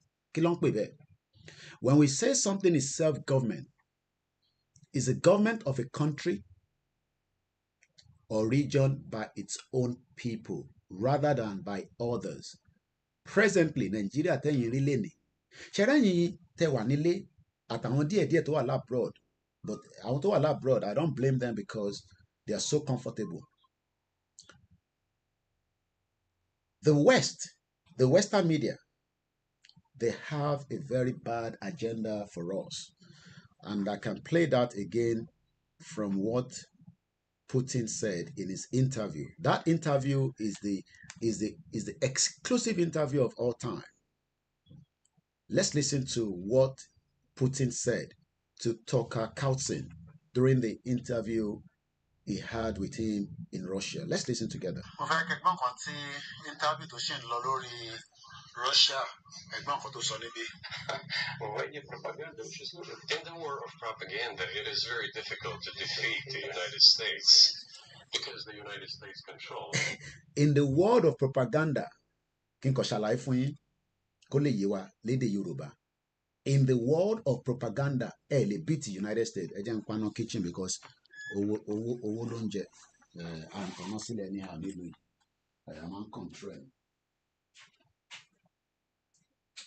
in the world of media,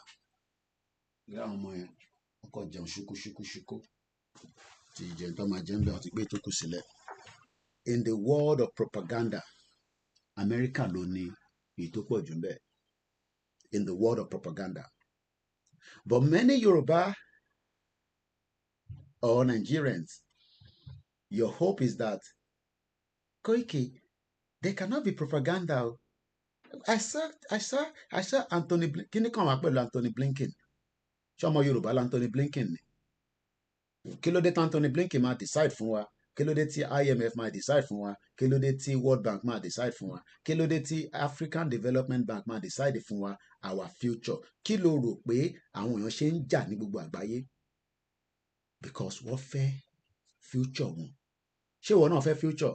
O fẹ́ future. O wá ń dúró kí APC ẹgbẹ́kẹ́gbẹ́ bí àṣà máa yegun brother mi ní Scotland. Mo ń wò lánàá. Mo ń gbọ́ analysis ẹ̀ lánàá. Very good as usual. Kọ́lọ́mbà dúró tì. Ìwọ wá ń dúró fún APC ẹgbẹ́kẹ́gbẹ́. The same corrupt politicians that have manipulated our mind and given us this hope of an illusion of a country that is never going to work. Because everybody knows Nigeria is never going to work. But we are so much feeded with lies. Iboni Lai Mohammed wà nísìn bàbá òfò bàbá tó ní kú síbi táṣọ ẹ wà. All these olórí burúkú politicians. A lè ṣe kankan fún yín ní UK. I cannot touch you in UK. The only thing I can put a camera. But in Nigeria, I'm a deep belurawa. I'm telling you that. This year, that is the message. We will destroy everything to join lójú. Gbogbo ẹ̀ pátá mo kí ẹrẹ̀ mi official. Brother mi dáadáa. Gbogbo tó ń join lójú yẹn, we will destroy it. So that nobody enjoy anything. I don't want to miss those that are also watching me from another platform. So I then lost CB by Kile mo comment because some of you are there, but I have to go into Laroy. There's a program going on, I believe, as well. Sister wa Komishola ko gbọ́dọ̀ kó pẹ̀lú KOIKIMEDIA team. When I put it live, I guess so. So let me see. I think I can see signal from KOIKIMEDIA again from Abeokuta, where there's some kind of charity work going on from Sister Sholako Bodoku. Okay, get me assume. I thought I saw a live transmission on KOIKIMEDIA again. Get me assume. KOIKIMEDIA free medical checkup. They take go live. Okay, still a short video. So there will be live later on.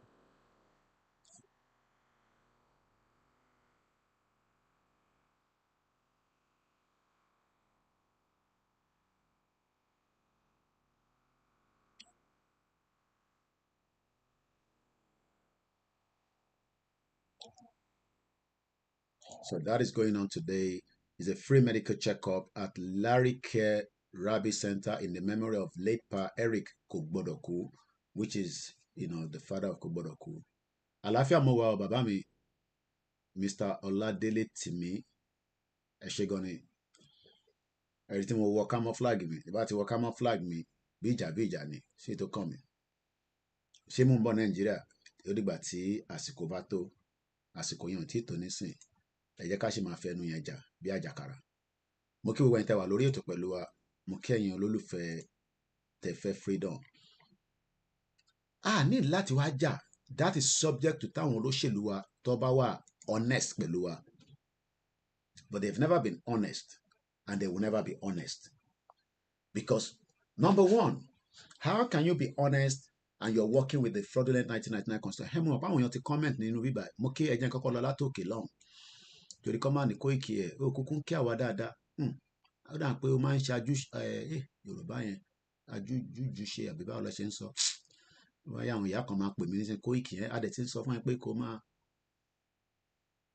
Can you say alpha anybody? What does that mean? Mr. Michael, can you say alpha anybody? What does that mean? I don't know what the meaning of what you just wrote. Can you explain further? Mr. Adekunle Jr., good morning. And also any Equator no. Yawa Babawa Ebu Yusuf Abiodun said, good. KOIKIMEDIA, good morning. Good morning to you as well, sir. Julius is watching me as well. Good morning. Mr. Ayo Ola Balogun, a very good morning. Babami Bale Dada Nuruddin, oni well done Koiki, Yoruba Nation la fẹ́ ní orúkọ Elédùmarè bẹ́ẹ̀ ni. So that is on that. So let's go and see from page àwọn àlùkà náà. Can you say it one more time? I am sorry. Say what one more time? Can you, what did I say that you want me to say one more time? I missed that. Emma Binu. It's me, good luck, my brother. Okay. Kini mo sọ tẹ́fẹ́ kí n tún sọ again? Ẹ bá mi comment ẹ máa sọ padà again. So let me appreciate you because it's an interactive platform. We are not ghost here. We are not AI, artificial intelligence. So alpha anybody. Okay. Alpha anybody. All right. I missed that line. Maybe you want to call. I can't remember what I said that you want me to say again properly. Moki OBJ. Baba. Wọ́n ti ń wọ kakí síbẹ̀ agbádá ìjọba ológun là ni wọ́n ṣe. I saw that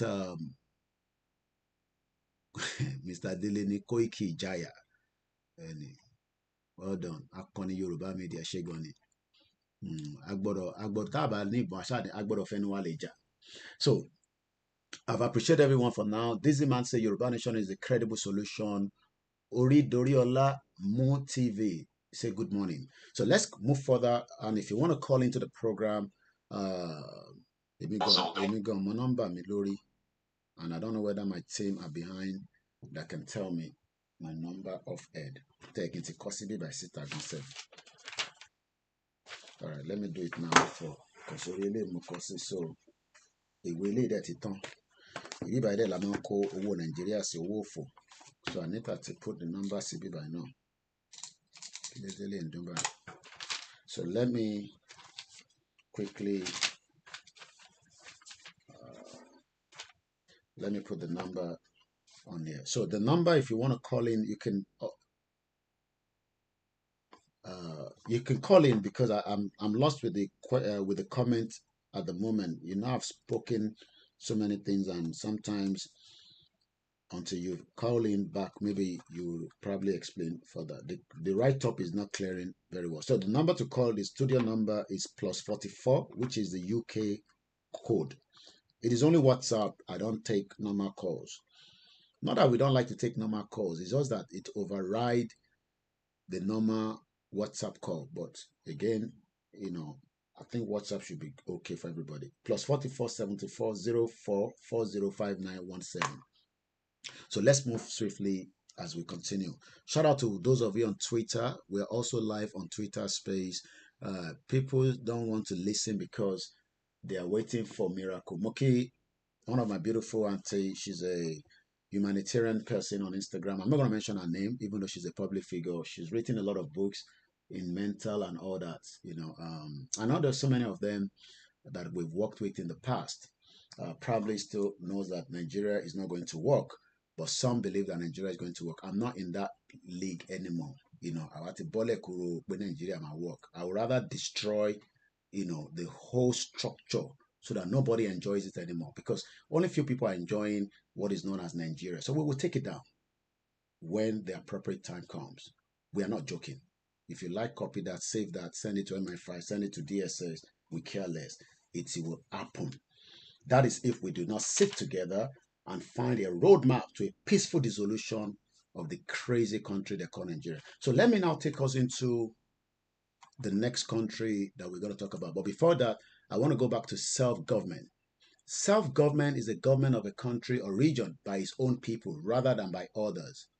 Right now, as of today, Nigerians think that they have a government, but it's a lie. Nobody has a government called Nigeria. If you think you have a government, call your embassy if you live in UK and let the ambassador, no, there's no ambassador because the ambassador has been recalled by Tinubu in October. See if any acting ambassador will help you resolve your problem.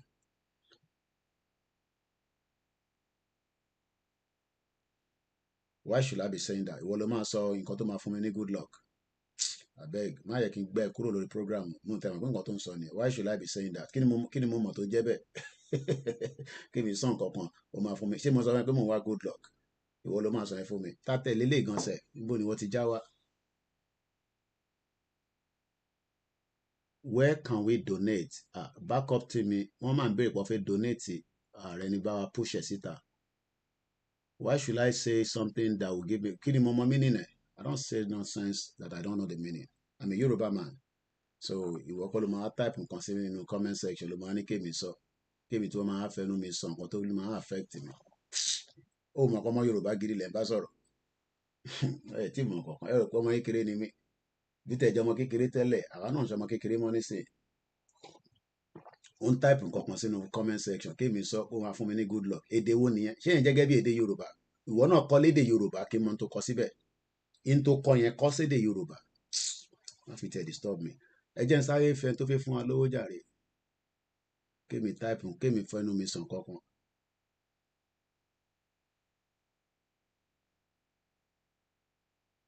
So let's go further into the program. If you want to help us, support us, go on my website, KOIKIMEDIA.com. All the details to support. More mobility backup team. I don't remember post the, maybe some of them are sleeping. They should be awake, but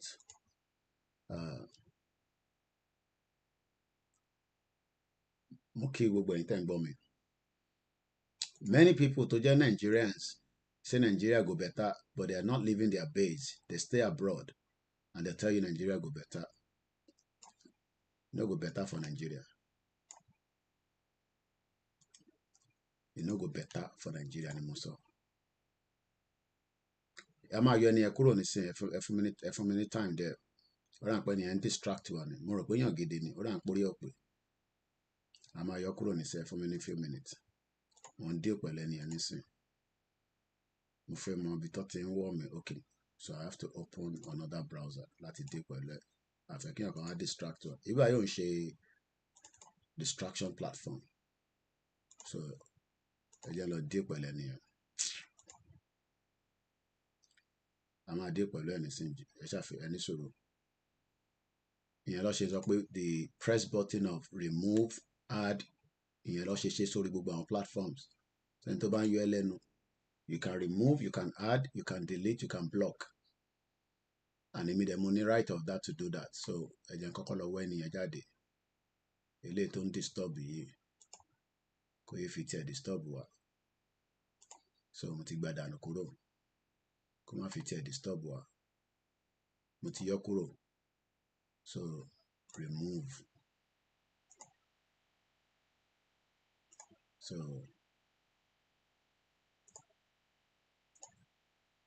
àti yọ wèrè kúrò kó má fi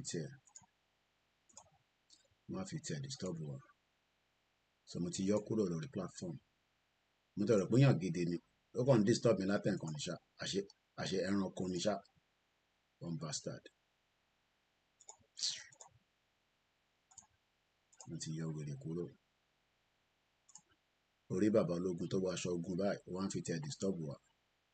Ta ló tún wà ń bẹ ẹni tó bá tó tún mess around níbẹ̀ sọ fún mi fún lé bàbá ẹ̀ kúrò lórí platform from bastard. So ẹ jẹ́ ká padà sórí program. So ẹni tó bá fi support wa officially the naira account ó easy gan 3096808848 PayPal Musa Kalam 1yahoo.com. So that is how you can put your own little contribution. There's also a GoFundMe that I set up, £50,000. Tiri 1,000. Àwọn èèyàn dúró dẹni tó máa kú tẹ́fẹ́ fún lówó. Èmi ò dẹ̀ ní kú kan tó fẹ́ pa mí nísìn. Because people want to give you money when you die. Kí ló ń pa JY lẹ́rìn? Bẹ́ẹ̀ ni mad people pọ̀ gan àwọn wèrè. So ẹ jẹ́ àwọn pé bishop ń pẹja lọ gbọ́n kan tí bishop fi bá mi sọ. Àwọn wèrè pọ̀ lórí social media. Tony Aegis mo kí ẹ èèyàn ti KOIKIMEDIA ní Belgium. Mo ń bọ̀ wá kí ní Belgium ẹ fún mi láyé ó kù díẹ̀.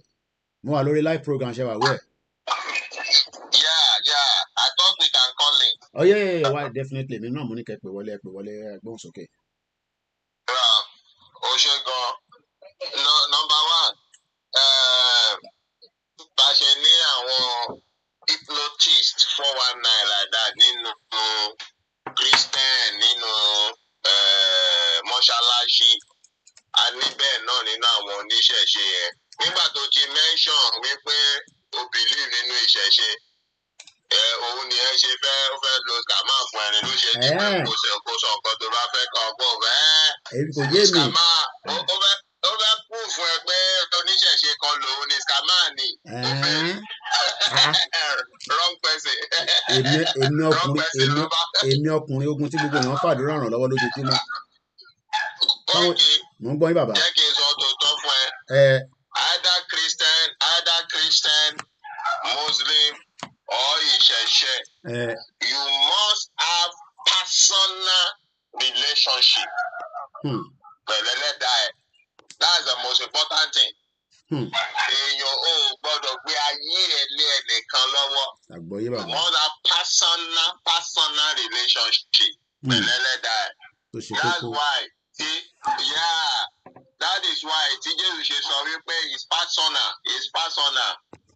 Kì í ṣe pé nìkan ló ní ọ̀la and that's the reason àwọn Jew àwọn ọmọ Israẹli yẹn àwọn Jew you see that they don't believe in all those fallacies. They are very àwọn àtẹlẹ́dàá wọn that's it. Okay. So tó bá nírò ìrànlọ́wọ́ o ní láti mọ your father in the Lord or babaláwo ẹ ọ̀fà ẹ tó jẹ́ bí bàbá sí ẹ tó jẹ́ pé a jẹ́ ẹ tó máa máa túkọ̀ ẹ tó máa máa mentor ẹ tó máa máa direct ẹ that is all. Kì í ṣe wípé o sá síbí o sá sọ̀hún o gbọ́gbọ́n ṣe kí ni mi ò lọ bẹ̀ o gbọ́gbọ́n àwọn wọ́n á gbá gbogbo ayé wọ́n ti mọ̀ pé o ní guidance. You are not disciplined. Wọ́n gbá tiwo. Wọ́n gba Saturday lọ́wọ́ wọ́n gbé Sunday lé lọ́wọ́. Wọ́n á gbé ìbẹ́ kan tó ṣe fún Áfíríkà nìyẹn. Wọ́n gba Saturday that is the Sabbath day. Wọ́n gbà lọ́wọ́ wọn wá gbé Sunday lé wọn lọ́wọ́ ní ẹ máa lọ ṣèṣe lọ́jọ́ Sunday. Ọjọ́ Saturday gangan lọ́jọ́ sí. Àwọn androko ṣiṣẹ́ kò wá ṣiṣẹ́ gbogbo àwọn lament. A ṣe ṣiṣẹ́ nígbà tẹ yí nǹkan padà sí Elédùmarè ṣe sẹ́ẹ̀tì ẹ̀. Elédùmarè ń wòye níran ni ṣe bẹ́yìn gbọ́ ilẹ̀ ṣẹ̀dá ara yín. Now nígbà tí mo lísè sí kinní lánàá àwọn tó fẹ́ kí Nàìjíríà ká ṣiṣẹ́ àwọn gan ọpọlọ wọn ò ṣiṣẹ́. That's why you don't listen to idiots that stay in diaspora or that kí ló mú fi Nàìjíríà lè lọ sí diaspora tí wàá ti pé Nàìjíríà ò ṣiṣẹ́. Bishop ẹ jẹ́ ká jọ interact irú àwọn èèyàn bẹ́ẹ̀ ṣe rò pé Nàìjíríà máa ṣiṣẹ́ bọ́wọ́ rẹ́dí láti wálé nísìn. Kí ló lé wọn kọ́ máa bọ̀ lé ó ti ń ṣiṣẹ́ náà. Irọ́ kò tí ì ṣiṣẹ́ Jagaban ó ń ṣe lọ́wọ́. Aago ni ó ti ń ṣiṣẹ́. Wọ́n ti ṣiṣẹ́ nígbà tí 1 litre jump from 170 to 700. Wọ́n ló tó kí ló orúkọ ẹ̀ bọ̀bọ̀ tó ní rìfàdà Dangote. Dangote tó ti sọ ọ́ sí wípé títọ́ òun bá jáde ẹ má rò wípé price máa lọ́lẹ̀ o. International price kìíní yẹn ló máa fi gbé ẹ máa rà ní 1,200 per litre. That is dollar. That is the international value price. 419 ní Dangote. 419 mo ń gbádùn yín Bishop ẹgbọ́n sókè. 1,200 ló máa ra lítà gbogbo ẹ̀ ó sì discuss ẹ̀ lọ́wọ́ báyìí àbí ká ṣàánú wọn kó jẹ́ 1,000 wọ́n ní 1,200 ní international kìíní gbélé ẹ̀yin tẹ̀ tí ìjà kan mọ̀. Àní pé ká má dìbò ká gba ìlú wa ẹ fẹ́ dìbò ìyá ẹ máa jẹ́ everybody. Everybody. Kí la máa ṣe sí báyìí? Mo ń bọ̀ Koiki ṣé ilé epo kan wà ní Nàìjíríà tọkọ Yorùbá nation ilé epo sí àbí ilé epo kan wà ní Nàìjíríà tọkọ PDP ilé epo àbí àìtí dé stage yẹn. Gbogbo ilé epo tó wà ń bẹ̀ fún gbogbo wa náà ni either you are Yorùbá nation APC or PDP or kìíní ẹjọ́ máa ra níye yẹn náà ni. So torí ẹ̀ ò bá pé tó bá rò pé wà á dá aṣọ́ra wípé kò kàn ẹ́ ó ti ń kàn ẹ́. Ó ti ń kọ́ ẹ̀ṣọ́ ṣọ́ra ẹ̀ ń gbọ́ nǹkan tí Cardoso sọ torí gbogbo owó yín tẹ lọ kó sí dọ́là ní Nigerian bank wọ́n máa gbẹ́sẹ̀ lé. Wọ́n fún yín ní February ni ìwọ tó rò wípé o ní dọ́là ní Nigerian bank domiciliary account wọ́n máa gbẹ́sẹ̀ lé wọ́n nídìí dọ́là yẹn. Ayé àlẹ́nu ṣe bá ń sọ pé ìrọ̀kúwẹ̀ kúrò lọ sí rúbà bọ́ àti ẹ̀ lọ síbẹ̀ ibi yẹn kọ́ ni wọ́n á sọ̀rọ̀ lé lórí wọ́n máa gbẹ́sẹ̀ lé. So GTB ti polówó fáwọn customer ẹ̀ ń ṣe wípé please we can help you convert your dollar to naira easily. O tètè jẹ́ kọ́bẹ̀ kó kúrò sí náírà kó tó di pé Central Bank gbẹ́sẹ̀ lé wọ́n nídìí gbogbo ẹ̀ because United States Federal Reserve since December has give memo to all the central bank of countries. By January 1st, they stop any excessive short loans in dollars to any country. Now, gbogbo dọ́là àwọn tó wà lọ́wọ́ àwọn countries tó jẹ wọ́n lówó wọ́n ní kó máa dá padà. So, United States has started dollar recovery program. That is what we've been shouting since last year. Dollar máa scarce. Dollar máa scarce. Because the BRICS have started the dollarization program. So they have started spending yuan. Òun náà fi ń ṣe kátàkárà àwọn ìlú yẹn yuan náà fi ń ṣe kátàkárà. So ó dín influence dọ́là kù because dọ́là ní gbogbo ayé fi ń ṣe kátàkárà tẹ́lẹ̀. So now tó ti dín influence dọ́là kù àwọn Amẹ́ríkà ti ń jẹ gbèsè lórí estimate dọ́là tó ti tẹ̀ sílùú. So now they are calling all their money back home. So they are not giving any dollar out. Tó bá fẹ́ sẹ́ndì gbogbo àwọn áàpù tó máa ń sẹ́ndì dọ́là sí ilé ìṣẹ́ ẹni wọ́n ti ń close gbogbo pọ́tà pé o fẹ́ sẹ́ndì dọ́là lọ sí Áfíríkà wọ́n ti ń close ẹ̀ o ò lè rí bẹ́ẹ̀ mọ̀ èyí tó bá ṣèṣì rí bẹ́ẹ̀ àwọn ṣì ní owó ni wọ́n tí get up pay. So Nigeria cannot work. Owó tí wọ́n ń jẹ Cardoso ti sọ $7 billion. Wọ́n sọ 2.3 billion níbẹ̀ as at last year. Wọ́n sọ $2.3 billion níbẹ̀. Ohun kan tó jẹ́ kí náírà fọ́ọ̀lù wálẹ̀ nìyẹn o. Now wọ́n rí àwọn tó jẹ́ pé wúruwúru Nigeria politics tí wọ́n jí 2.4. So wọ́n ti pè wọ́n wípé ó yá ẹ dá padà. Irú àwọn company Dangote gbogbo ẹ̀tọ́ ń kó dọ́là fún ẹ ó yá ẹ dá padà àwọn ti agree bọ́n ṣe máa dá padà. So Central Bank ń sìn ó gbé ìgbésẹ̀ láti wá $2.3 billion not say million Bishop billion. Torí àwọn èèyàn wa. Ẹ wá ní náírà tó ní fall. Náírà will fall this year tí ó bá wọ 2,500 to $1 kó tó di end of this year. Bishop but they have to go for that 2.4 billion. Ẹni sọ̀rọ̀ Bishop torí àwọn èèyàn wa mọ̀ pé tẹ́yìn bá ń sọ̀rọ̀ báyìí mo rántí pé ní last year ẹ̀ ń sọ pé dọ́là máa ṣe nǹkan kan ó máa rìn jìnnà ju bá ṣe ń rò lọ but àwa Yorùbá a máa ní adọ́rùn mọ́tọ́ ni wá Ọlọ́run má dẹ̀ ká adọ́rùn ká tó mú tọ́ kí ló ń fà gangan tí Nàìjíríà fi ń struggle láti má rí dọ́là fi operate ṣé àṣàna dọ́là ní Nàìjíríà Bishop kí ni nǹkan tó ní ṣe pẹ̀lú dọ́là pẹ̀lú ìyá tó ń ta bread ẹni tó ń ta pure water ń sọ fún mi pé ẹni sùúrù Bishop ẹni sùúrù ẹ̀jẹ̀ má bínú sà torí pé ẹ̀yin mọ̀ èmi ò mọ̀ àwa òpúùtù la wà lórí program àwa dọ́rùn mọ́tò la wà lórí program èmi dẹ̀ ní $200 kan tó kọ̀ra wà ní àkáǹtì mi tí mo wá fi ṣe máa gbà báyìí kó tẹ̀ tó di pé ó di gbùrùgbùrù but ẹni tí mo fẹ́ béèrè ni pé Bishop ṣé dọ́là lẹ́ná láàárọ̀ ṣé ti ná dọ́là láàárọ̀ yìí. ṣé ní owó tèmi ò sí nínú Nàìjíríà my money is in Ruba blockchain that's all so tí bá fẹ́ ná dọ́là á jẹ́ pé Ruba ni mo convert. tí mo fẹ́ béèrè ni pé nígbà tẹ jáde láàárọ̀ tẹ lọ ra bread ṣé dọ́là lẹ ná kí ló ń fà á tí dọ́là kí ló wá ń fà nígbà tá à ná dọ́là nínú Nàìjíríà Tinubu kan ti nẹni tó bá ná dọ́là báyìí ní sìnkọ́.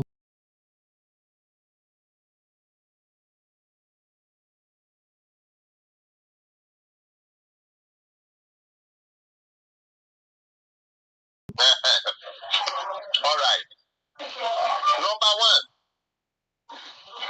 Nigeria ò ní business pẹ̀lú dọ́là mọ́. I will explain that. But wọ́n jẹ gbèsè in dollars. Wọ́n láti clear gbogbo gbèsè wọn in dollars. Okay. Nigeria ti sign currency swap deal pẹ̀lú China nígbà Buhari.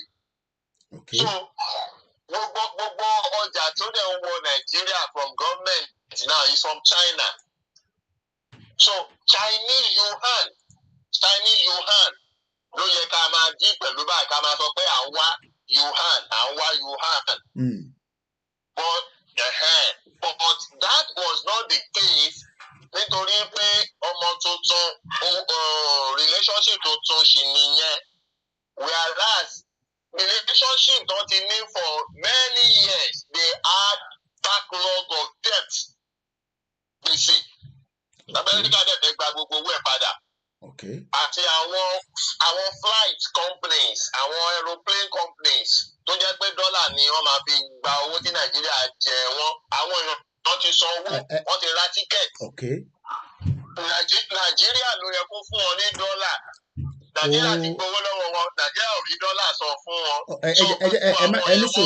ẹni sùúrù ẹ má ká sáré púpọ̀ torí pé ẹ má bínú Bishop àwọn tẹ́ ń bá sọ̀rọ̀ yìí gbogbo àwọn táwọn bá ṣàtẹ̀mí àmọ́ kankan so tí bá ní kẹ́ ní sùúrù ẹ má fi ṣèbínú oyè yín sà. So ní tẹ́ ń sọ nísìnyí pé mo ríyàn tó fi lọ Cairo ṣèbí òun ti sọ tíkẹ́ẹ̀tì ó ti ra tíkẹ́ẹ̀tì kí ló wá dé tí Nàìjíríà ò rí owó fún airline padà ẹ bá mi ṣàlàyé bẹ́ẹ̀. Now that is the corruption that Nigeria find itself from the public administration side. There is a lot of corruption going on there, and they are not ready for accountability. They are not ready for accountability. Many of these people are illiterate. I'm sorry to say that. Forget even the people in the House of Assembly. It's not when you can speak English that you are educated. When you don't know the rudiment requirement, the nitty-gritty, the importance of what to stand for. Okay, for example, House of Assembly pé Governor Central Bank, àwọn Senate. Níṣe ni mò ń gbọ́ program ara ń rí mi, wọn ò lè béèrè rí kí lè pè yàn wá fún tẹ́lẹ̀ lè béèrè reasonable question lọ́wọ́ ẹ̀. Wọ́n kàn ní kí ni dọ́là fi wá. Kí ni dọ́là fi wá? Is it hard? Is it rocket science? If you don't know anybody to ask, go and Google. One of the programs tí Mayegun ṣe lánàá, ọmọ kan béèrè question kan bẹ̀. And I even wrote some of the question down. Number one, àwọn question tó yẹ kó béèrè lọ́wọ́ governor is number one, how much is the foreign reserve that you met? Owó tí ẹni this thing works, it's not a rocket science. You have a company which is KOIKIMEDIA. Benisa. All right? Benisa. Now, KOIKIMEDIA in UK has a UK pounds account. Yes. Now, KOIKIMEDIA in Nigeria has a Naira account. Yes. Now, if KOIKIMEDIA want to do transaction with Channels Television, okay, in Nigeria, yes, you will pay Channels Television from your Nigerian Naira account. Definitely, yes. Now, if Channel Television want to do transaction with you in UK, Channel Television will have the UK pounds account. Okay. Channel Television will pay you from their account in UK in pound sterling. Not in Naira. Torí pé mo lo Naira ní bíbá. Not in Naira because you reside in UK, you will collect it in pounds. Okay. So that is relationship that one country need pẹ̀lú àwọn. Nigeria have foreign reserve. In America, they have dollar account. Okay. Account tó ṣẹ̀ṣẹ̀ lọ ó kò sí China nígbà Buhari in Yuan. Wọn ò tí ì fún ẹ̀lẹ̀ dáadáa, wọn ò tí ì máa ní good relationship. Àwọn China ò tiẹ̀ lè gbà kọ́ jẹun lówó. So káṣàǹkarì ní China fi ń bá wọn ṣe iye tó wà ń bẹ̀ wọ́n fi rajà fún wọn àfikún wa bí dáàzọ̀ tẹ bá tún ti lówó epo síbẹ̀. Okay, ẹni sọ̀rọ̀ bishop ẹni sọ̀rọ̀ níbẹ̀ yẹn sà. Ìyẹn fún ti government but èmi nísìn tí mo kàn wá jẹ́ individual mo wá tún wá fẹ́ lọ rajà ní China yẹn nísìn. China ò ní gba náírà lọ́wọ́ mi àbí àbọ̀ máa gba náírà lọ́hùn. No, Yuan náà máa gbà. So mo láti ṣẹ́ ìyẹn láti inú Nàìjíríà kí n tó máa lọ sọ́hùn àbí ṣé Nàìjíríà lè garanti pé because à ń gbọ́ pé àwọn ìlú kan náà wọ́n garanti mọ́ bàbá kí tó yẹ sọ nígbà yẹn pé àwọn ìlú kan náà wọ́n lè garanti business people mọ́ kò ń ṣàwà small business àwọn business tó ń ṣe up to billions or millions of dollars ẹgbọ́n sókè à ń gbọ́n sà. Ó máa yẹ ẹni sìn now gbogbo transaction tí àwọn bá ṣe nínú Nàìjíríà. Gbogbo transaction tá a bá ń ṣe nínú Nàìjíríà. Kí àwa ayọ̀ tó kẹ́ ẹ̀ káàbọ̀ ẹ bá pín tòyí mò ń gbádùn yín bishop. Gbogbo transaction tí citizen Nàìjíríà bá ń ṣe nínú Nàìjíríà pẹ̀lú outside country another country outside. Nàìjíríà ló ń ṣe. Okay. Do you understand that? Yes. Gbogbo transaction tí citizen Nàìjíríà bá ń ṣe nínú Nàìjíríà pẹ̀lú outside country any outside country Nigeria government ló ń ṣe. Okay. That is the reason nígbà tí Nigeria government yáwó tó jẹ gbèsè tó lè sọ. Kàkà kí the law kó hold on Nigeria. Nigeria devalue owó wọn kí owó wọn kó lè wà multiple láti fi owó díẹ̀ tó ní kó lè fi san owó tó jẹ á wá pọ̀. Then aráàlú Nàìjíríà tó ń transact ló máa sọ gbogbo gbèsè yẹn lọ. For example, èmi àti à ń ta igi, ẹ̀yin ta igi, èmi ń ta epo pupa. Now, 1 tuber of igi lọ́dọ̀ yín, òun ni 1 keg of epo pupa lọ́dọ̀ mi. Okay. Ṣé ń gbọ́ mi? Loud and clear, sir. Now, that is currency. That is currency now. Now, èmi wá jẹ yín ní owó. Ẹ wá ní owó tí mo tẹ jẹ kí n san. Mo á ní mo ò ní up to that. Okay, kí ni ká ṣe? Ṣé káwa ká sọ 2 keg of epo pupa ká sọ di 1 tuber of igi ọ̀dọ̀ yín. Okay. So that excess 1 keg of epo tẹ́yìn bá ti ń gbà tẹ́yìn bá ti fún wa ní 1 tuber of igi tó bá ti pé the number of owó tá a jẹ yín yẹn then we revert it back to 1 tuber and 1 keg. So the country signed the agreement through the central bank, then they devalue. So wọ́n kọ́ announce aráàlú ni pé 1 tuber of igi ó ti di 2 keg o. Àwọn aráàlú a máa pariwo kí ló ṣẹlẹ̀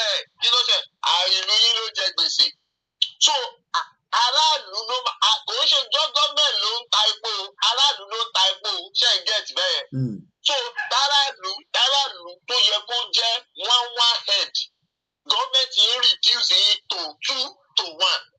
So táràlú bá ti ń ṣe transaction yẹn tí ìlú tí Nàìjíríà jẹ lówó yẹn tówó yẹn bá wá ti pé, instead of them to revert it to 1:1 bó ṣe jẹ́ yẹn, Nigeria have progressive backlog and debt. Gbèsè ń bá gbèsè. Ìjọba kan ò tí ì sọ gbèsè tán, ìjọba míì dé, ìjọba míì tún ti lọ ń yá gbèsè. Ẹ̀rí Tinubu tuntun lọ ń yáwó. Tó báwo náà ṣe fẹ́ san owó tí Buhari jẹ tán? Báwo náà ṣe fẹ́ sọ tán tí Tinubu for argument's sake. How do you want Naira to grow? Bishop. Naira will never grow. Okay, Bishop. That's it. I just give you a simple analogy from there. But àwọn tó ń yáwó nísìn, wọ́n náà fẹ́ fi ṣe development tí a máa fi tètè ní rapid economic growth láti fi make mò ń gbọ́ yín sà. Koiki, ọjọ́ wo ló rí UK kó wá yáwó ní Nàìjíríà? Ẹ mọ̀ káwa ti pẹ́ ní civilization tó máa ń sọ tiẹ̀. Wọ́n ní Nàìjíríà ṣe bẹ̀rẹ̀ ni. Mò ń gbọ́. No. UK as at nígbà tí ìjà Russia àti kìíní bẹ̀rẹ̀. UK went to a bit 23% recession in the economic figure. Wọ́n gbé jáde. Wọ́n nílò owó. Now, nǹkan tí UK ṣe wọ́n ní kàkà káwọn gbé pound sterling wálẹ̀. Àwọn máa increase owó àwọn ọmọ tó wá gbé ìlú wọn tó ń ṣe ọmọ UK. You said it in your program that time. Ara àwọn foreigner tó wá gbé UK náà ti yọ owó yẹn. Ìyẹn health charge, subcharge àti àwọn nǹkan bẹ́ẹ̀ bẹ́ẹ̀ lọ. Ẹ̀yin tẹ́tẹ́ ń wọlé ẹ káàbọ̀ sórí ètò. Ọ̀rọ̀ Nàìjíríà máa pín làwà níbí báyìí o. Tẹ má jókòó síbẹ̀ pé Nàìjíríà máa da kò ní da fún Nàìjíríà o. Ọlọ́run jẹ́ kó da fún Nàìjíríà o. Mo ń gbọ́ yín Bishop. Ṣó get me now. Àwọn ìlú tó nífẹ̀ẹ́ ọmọ ìlú wọn àti orílẹ̀-èdè wọn nìyẹn. Nigeria doesn't care. Nigeria government doesn't care. Okay. They don't care. They have seen the citizen as a slave to work táwọn jẹ. But ẹ jẹ́ n béèrè ìbéèrè kan Bishop. Àwọn tó ń jáde tó ń complain pé ẹ bá a sọ fún Bọ́lá Tinubu ìyẹn Jagaban the bogu of kinní kan pé kó bá wa tún Nàìjíríà ṣe. Kí ni expectation wọn? Ṣé Tinubu lè tún Nàìjíríà ṣe bí nǹkan ṣe ń lọ? Mo kí gbogbo ẹ̀yin olólùfẹ́ àtẹ̀sẹ̀ wọlé. Dizima mo ti rọ́wọ́ yín nínú GoFundMe wáyé tí bá wa náwó síbẹ̀ nítorí tí náwó sí ẹ bá wa náwó sí. Tabaréyàn 300 tó ń fún wa ní £1 $2 owó yẹn á tètè grow. Ẹ má dìgbà tí a bá ní ẹgbẹ́ Koiki ń dùn báyìí o, ẹ bá dáwó ìgbà ilẹ̀ máa dáwó ẹgbẹ́ ò dùn mí báyìí a ní ìdòwú láti fi operate. Bẹ́ẹ̀ ni Bishop dẹ̀ ti máa ṣàlàyé àwọn ìgbésẹ̀ kan tó túnṣe jáde nípa rúbà because àwọn tó ń wà skeptical nípa rúbà ó dà ń pé ó ti ń yé wọn ju tẹ́lẹ̀ lọ nísìn nígbà tí wọ́n ti rí pé ó dà ń pé náírà ti ń crash. Àárọ̀ yìí Bishop láàárọ̀ yìí kò ń ṣe pé mo send owó kan láàárọ̀ yìí kò ń ṣe pé mo ní tó pọ̀ but ẹ mọ̀ ọlọ́run àìkárí emergency ti pọ̀ jù Nàìjíríà. Emergency bá dẹ̀ dé nígbà míì kò sí nǹkan tá a máa ṣe sí kò ń ṣe owó tó pọ̀. Bishop mo send £10 sílé láàárọ̀ yìí ó fún mi ní 18,000 naira. Owó ni ẹ. Irọ́ lẹ pa o. Owó yẹn 18,000 naira ẹ. Bó ṣe dún 18,000 naira ẹ. Kò lè ra kankan. Irọ́ lẹ pa kí ló dé tó lè ra kankan. Màá ní kó bá mi ra ẹja kó ra ata kó ra gàrí kó ra ẹ̀wà kó dẹ̀ ra gbogbo ẹ̀ sílé lórí 18,000 yẹn. 18,000 yẹn ó lè ṣe ọbẹ̀ tẹ máa jẹ fọ́jọ́ mẹ́ta 18,000 naira. So lẹ́yìn ọjọ́ kẹta nǹkan kí ló máa tún ṣẹlẹ̀ wá tún padà wá bá mi. Irọ́ ìyẹn lè máa wọ̀. Èmi gan £10 per hour ni mo ti ṣe 2 hours nísìn àti rẹ̀ ní fún £20 nísìn. Kí ló ń pa Bishop lẹ́rìn náà? Ẹni sùúrù Bishop ẹni sùúrù ẹ máa ti sáré èyí tó ń dè mí lọ́kàn mọ́ sọ. Èmi gan ti jókòó 2 hours nísìn mo ti rẹ̀ ní fún mi ní £20. Bí a grandma àwọn bàbá mi àwọn ìyàwó ní nǹkan kan lọ́ máa ní Koiki wálẹ̀ tó ń ṣe ti pọ̀ jó ìyàwó náà gbà kankan níbẹ̀ yẹn. Olú ẹ ti ṣe 2 hours nísìn lórí ìjókòó èmi rẹ̀ ti send 18,000 sí Nàìjíríà èmi gan ì tí ì pa £20 bí ṣe bá yín sọ̀rọ̀ báyìí mo ì tí ì pa £20 lórí ìjókòó báyìí èmi dẹ̀ ti send 18,000 sílé ẹ tún wá sọ pé ọjọ́ mẹ́ta ló máa fi ṣe ibẹ̀ lẹ́yìn kan ya divide ọbẹ̀ yẹn sí ọjọ́ mẹ́fà mo gbẹ́rùn sókè mo bá rí Bishop ọjọ́ mẹ́ta bíi ti báwo. Èyí tó bá wọn kàn tó bá tẹ̀ ní náà ṣáàtì gbé sínú fridge but on a serious note Bishop mo fẹ́ ká lọ sínú rúbà mo fẹ́ ká lọ sínú rúbà èmi ò bẹ̀rù rúbà àwọn tó ń bẹ̀rù problem wọn nìyẹn there is always even try and fail katuari try dáadáa kí ni even if we do we can still revert and look at it ṣé mo reason mo ṣe sọ bẹ́ẹ̀ ni pé ṣé mo pé Iran started their drone project in the 80s nǹkan kan ló mú wọn bẹ̀rẹ̀ ní 1980s lẹ́ni Iran ní drone tó lè travel distance mile kó ju bọ́ǹbù síbì kan kó dẹ̀ crash síbẹ̀. bẹ́ẹ̀ni kó dẹ̀ crash ẹ wo common Yemen Yemen ní ìsàlẹ̀ sábẹ́ ń bẹ̀ wọ́n ní flying kìíní tó bọ́ǹbù kìíní Amẹ́ríkà wọ́n dẹ̀ ní ẹyọ̀kan péré ni wọ́n ní and it is old time kò ń ṣiṣẹ́ at least wọ́n dì pẹ̀lú Amẹ́ríkà náà mọ̀ pé Yemen ò kì í ṣe ìlú yẹpẹrẹ Yemen tí kò tó jẹ́ pé kò tó Benin Republic Yemen. now kí ló dé tí a ṣe gbọ́dọ̀ advice àwọn èèyàn wa pé tó bá tẹ̀ náà wọ́n fi múùfù 20 million ọlọ́run jẹ́ káwọn kan ní 20 million lákàùn ní náírà tí wọ́n ní àwọn fẹ́ fi sílẹ̀ níbẹ̀ kí ló dé tí a ṣe ń advice wọn pé ẹ má jẹ́ kí gbogbo 20 million yẹn kó wà ní náírà mọ́ nísìn ẹ múùfù díẹ̀ nínú ẹ̀ kẹ́ tọ́jú ẹ̀ pamọ́ sí ibòmíì tá à ń pè ní rúbà àwọn kan ní ṣòwò Yorùbá country ní ṣé Yorùbá money ní ṣé kìnnìkan èmi sì tún sọ Ọláyọmí Kóìkì ni mò ń jẹ́ it is our template prototype tá a fẹ́ lò ó máa ní amendment mo sọ pé 1958 ni wọ́n set up CBN Act 2 years ká tó bẹ̀rẹ̀ Nàìjíríà ẹ lọ Google ẹ̀ màá dẹ̀ ṣàlàyé ẹ̀ láàárọ̀ again 1958 2 years kan tó ná pọ́ máa fún wa ní independent ni wọ́n ti ń prepare CBN Act so ilé táwa náà ń ṣe nísìn à ń prepare act kan triple DRS ní kí ẹ a máa gbowó ọ̀gẹ̀dẹ̀ lọ́wọ́ ẹ̀ láàárọ̀ yìí Bishop why should Yoruba people láàárọ̀ yìí láti bẹ̀rẹ̀ sí think about investing their money away from the naira lọ sí rúbà àbí kó ra gold àbí kó ra silver bọ̀ rúbà là ń polówó láàárọ̀ yìí ẹ bá ń gbóhùn sókè. Okay kò sí nǹkan tí fẹ́ sọ tó new ju. mo ti rí busy man 1 2 3 mo ti kí n lẹ́ẹ̀kan pé mo ti rí signal yín ẹ ṣé gan ni fún donation lórí GoFundMe ẹ gbóhùn sókè Bishop ẹ má bínú fún interruption. kò sí nǹkan tí fẹ́ sọ tó new ju statement Professor Banji Akintoye when he came out on Yoruba World Media and announced Ruba and he called me out on it also nígbà yẹn la ẹ̀ṣẹ̀ ń ṣe lọ́wọ́ àti ẹ̀ tí ìgbésí tàǹgbà yẹn à ń ṣe sáìtì wa lọ́wọ́ but Ruba ti rẹ́dì nígbà yẹn àwa wá ń build báńkì wa lọ́wọ́ nígbà yẹn. Now the fourth purpose is to save the financial assets of our people at home against the valuation of Bishop ṣe ń sọ̀rọ̀ lọ́wọ́lọ́wọ́ I'm sharing the link of the Ruba www.rbebanking.org bá ṣe ń sọ̀rọ̀ báyìí mo ń share link yẹn sí inú comment section. wọ́n dẹ̀ lè download mobile app wa lórí Google Play Store Android. ẹ máa sọ̀rọ̀ là ń gbọ́ yín sọ. Tọ́mátì tẹ RBE virtual bank app máa download máa ti rí lego now so that's the first for the to save the financial asset of our people in homelands because naira keeps the value and will keep the value as Nigeria economy is dead and there is no wasting of time tí Tinubu ṣe yẹn they were advising kì í gbọ́ràn bàbá ní Tinubu be difficult to advise. Difficult to advise tó o bá ṣe ìfẹ́ inú ẹ̀ kó kú lọ́wọ́ kó mọ̀ he learn by personal experience doesn't listen to advice doesn't listen to gbogbo tó ń kó gbogbo ọmọ Yorùbá jẹ́ ìyá yìí is not necessary how do you want to build economy tó ti kú tí Fúlàní ti fi gbogbo everything ìyàwó leave the debt and everything for them and let us have our own country. Why did you go and put our ọmọ Yorùbá into unnecessary why are you troubling people? You want to build an economy that is there. Òun ló wà lẹ́nu ẹ̀ nísìnyí tó ń pa fà gidigidi. Àwọn ẹgbẹ́ darandaran threatening president ìlú gbogbo fi kú ṣeré. Ìlú tó nọ́ba tó ní joyè tó ní military tó lẹ́bìtì. Àwọn ẹgbẹ́ darandaran threatening ni ẹ̀. Kò dẹ̀ sí DSS kankan tó gbé kankan nu wọn. And you call that a country?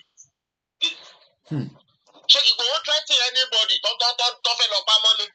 Ó ní ẹ má pa àwọn èèyàn mi mọ́. Ó dẹ̀ ṣe rally. Wọ́n dẹ̀ fẹ́ lọ pa mọ́lé.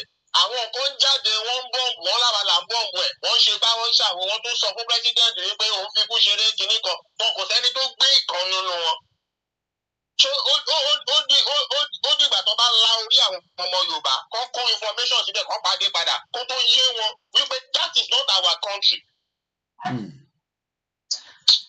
So the second purpose is to help our people in diaspora to be able to transfer their money without restriction, because at the information wípé at the very close range àwọn western world máa block àwọn èèyàn láti gbowó wọn jáde, especially Nigerians nílé gbowó yín jáde mọ́ wọ́n ti òun l'Amẹ́ríkà ń ṣe yẹn wọ́n ti sọ fún yín lè gba more than so amount of dollars nínú àkáǹtì yín lè withdraw more than so amount of, in fact tó bá fẹ́ send South Africa báńkì yẹn máa sọ wípé for what purpose, even ní UK ó fẹ́ nǹkan tó fẹ́ send owó tí ó sọ pé for what purpose, what is the relationship between you and them tó fẹ́ send owó sí gbogbo kinní yẹn jágbàjàgbà owó ẹ fẹ́ gbà ó dọ̀ràn. So restrictions máa wà but tó owó ẹ bá ti wà nínú rúbà is in the blockchain and we control it. You can move your money and convert it to any money, SEPA, pounds or wherever you think you want to live your life and collect it and continue to live there. But tàbá gbàdó dèdè wa náà tí House of Assembly wa bá ti sign wípé rúbà la máa máa ná tí central bank wa establish wọ́n máa print rúbà fiat currency wa jáde, then you convert it straight and collect in the banks and then you start using your money.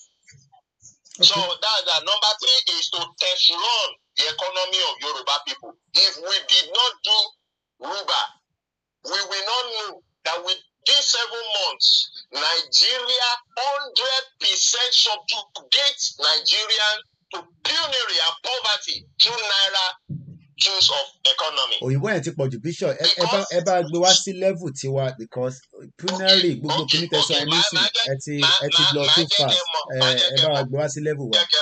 Okay. Now as at April last year 2023, Ruba came out on the market. Our bank méjìlá bẹ̀rẹ̀ RBA àti Ruba Cash. Okay. Àwọn yágbóyájú ló ní Ruba Cash. Okay. Bàbá àwọn yẹn náà ń ṣiṣẹ́ ní Dubai wọ́n ń ta Ruba there. So Ruba started with 10,000 naira equivalent, which because Ruba is $12. Okay. And it's stable. It's still $12 till today. For fall, the naira is a stable currency like dollar. So it was 10,000 naira nígbà yẹn. Tẹ́bá wo value dollar nígbà yẹn sí kìíní 10,000 naira. Now ẹ wo July sí February tá a wà ní 2024. Ruba is 20,000 naira now equivalent. Ẹ ní sọ̀rọ̀ Bishop kí lẹ fi gauge ẹ̀ tẹ́ fi rí pé $12 ni mo kí bàbá wa Ayuba mo ti rọ́wọ́ yín lórí GoFundMe wa ẹ tún bàbá wa fi ọwọ́ sínú GoFundMe yẹn so báwo lẹ́yìn ṣe gauge ẹ̀ tó fi di pé ẹ mú $12 lọ sí 1 ruba. Okay, nígbà tá a bẹ̀rẹ̀ question tá àwọn kan náà béèrè so now as an economist you understand that but let me now explain it. Now a ṣe ọ̀pọ̀lọpọ̀ microeconomic analysis láti 2021 dé 2022-3 tàbí ṣiṣẹ́ ọdún bíi méjì sẹ́yìn la fi ṣiṣẹ́ tápadà ọ̀dọ̀ bàbá Akíntóyè tá ń padà wá. So a ṣe microeconomic analysis lórí economy ilẹ̀ Yorùbá in naira. Àdẹ̀ṣe ní Benin náà àwọn ọba àǹkó táì gbogbo wọn bá wọn ṣiṣẹ́ yẹn àwọn bálù iye tí wọ́n ń rajà àti gbogbo nǹkan ìwé compare. Now nígbà táwa ṣe ìyẹn tán a wá rí i pé the lowest amount tí náírà lè rà as at that time o kì í ṣe sí o as at that time o the lowest amount tí náírà lè rà is 50 naira. Okay. And 50 naira dẹ̀rẹ̀ nígbà yẹn ó máa ra ẹ̀pà dídì ṣúgà dídì too sweet fáwọn ọmọdé. Okay. So and nígbà tí Ruba tó wà designed Ruba is Ruba and Dua. Ruba is the paper, Dua is the coin. Just the way you have pounds and pence. So the Dua is like pence, is a coin. So 100 Dua make 1 Ruba. And the Dua was gotten from Oduduwa, the Ruba was gotten from Yoruba. So the Yoruba is the Ruba is a paper, the Dua is a coin. And 100 Dua make 1 Ruba. Now we have half Dua, so that be half kobo, half coin. Then we have 1 Dua. Then we have 2 Dua, 5 Dua, 10 Dua, 20 Dua, and 50 Dua. Then after that you have 1 Ruba, which is paper. Now, if the lowest that Naira could buy is 50 Naira, according to the analysis, the lowest of our new currency will be equal to 50 Naira, which is half Dua coin. Okay. Are you getting it? So half Dua, which is like half pence or half kobo, it was now equal to 50 Naira. So we'll base the analysis on that. So one Dua will now be what? 100 Naira. And 2 Dua, 200. So if 100 Dua make 1 Ruba, and 1 Ruba, and 1 Dua is 100 Naira, so 100 times 100 is 10,000. That is why 1 Ruba was 10,000 Naira as at that time. So we submit it to the blockchain company, network. So nígbà tí wọ́n analyze yẹn, wọ́n pe àwọn agent wọn tó wà ní Nigeria to confirm if what we submitted is evaluated to be true. And the report went back to them that it is true that even a downplay price yẹn díẹ̀ wípé nǹkan tó wọ́n jù yẹn lọ because agent wọn Calabar lòun wà àti ilẹ̀ Yorùbá làwọn àti ṣe analysis nígbà tá a ní lowest Naira could buy 50 Naira. Àwọn sọ pé ní Calabar lowest Naira could buy 700 Naira lọ́hùn. Pé nǹkan tó wọ́n lọ́dọ̀ ṣe wọ́n lọ. So they accept our document, approve it. Nǹkan tó wá fi ṣe iye owó táwa máa kó sí exchange account wa lọ́dọ̀ tí wọ́n lọ́hùn nìyẹn in dollars. So owó tá a kó síbẹ̀ is much, is millions. So I don't want to talk much. Okay. So, let me ask this question. Just yes. Okay. Let me finish it. You are not ask question. Okay. Now,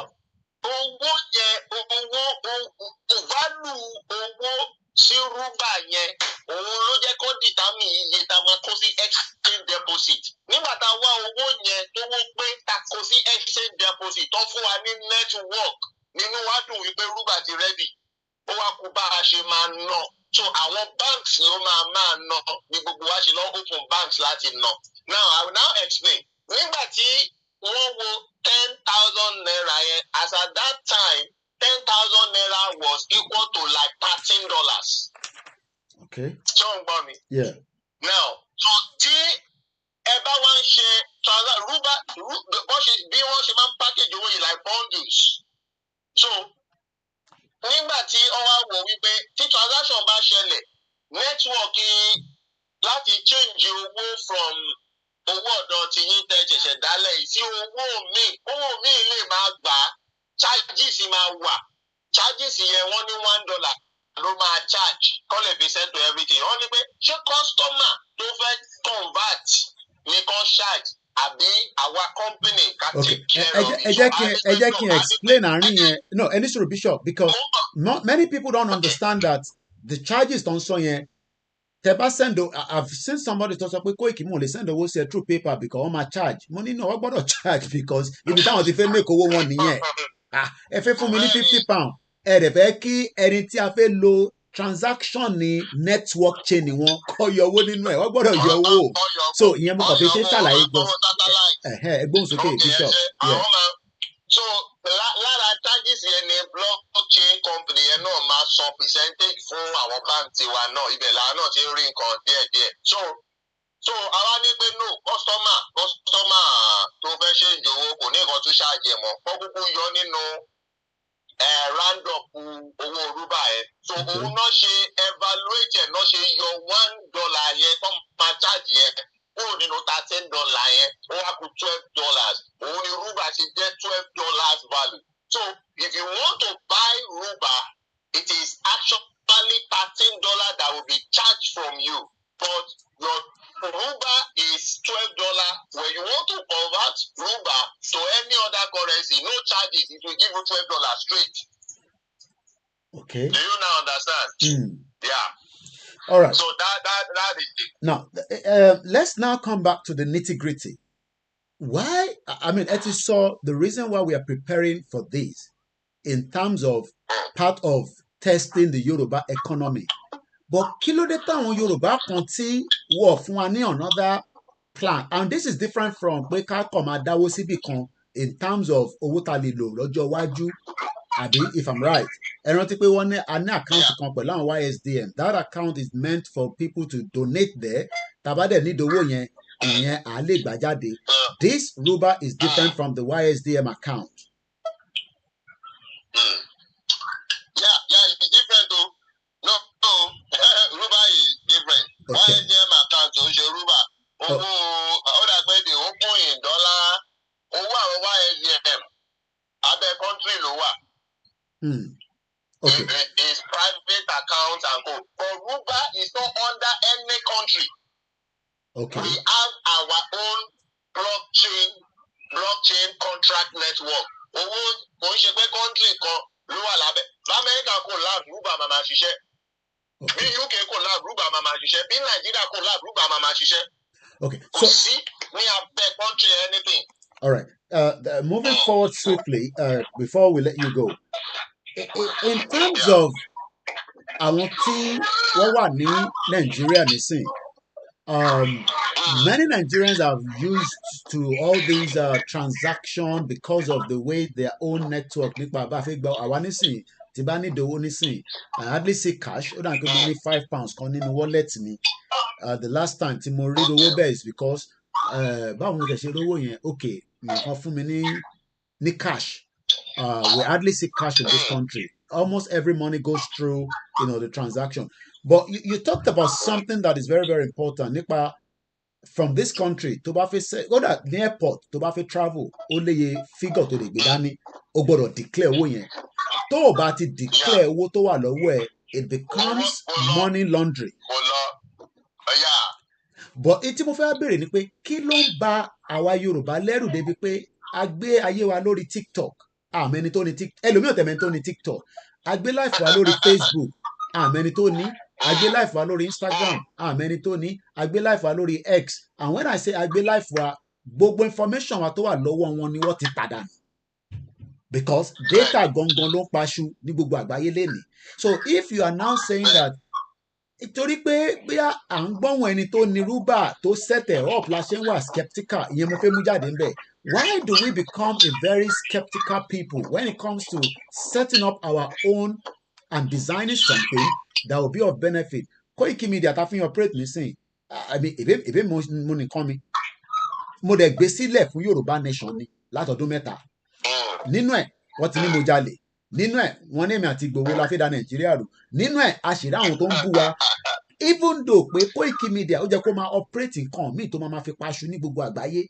Which is true because money kan tí mo lè ṣe pẹ̀lú KOIKIMEDIA.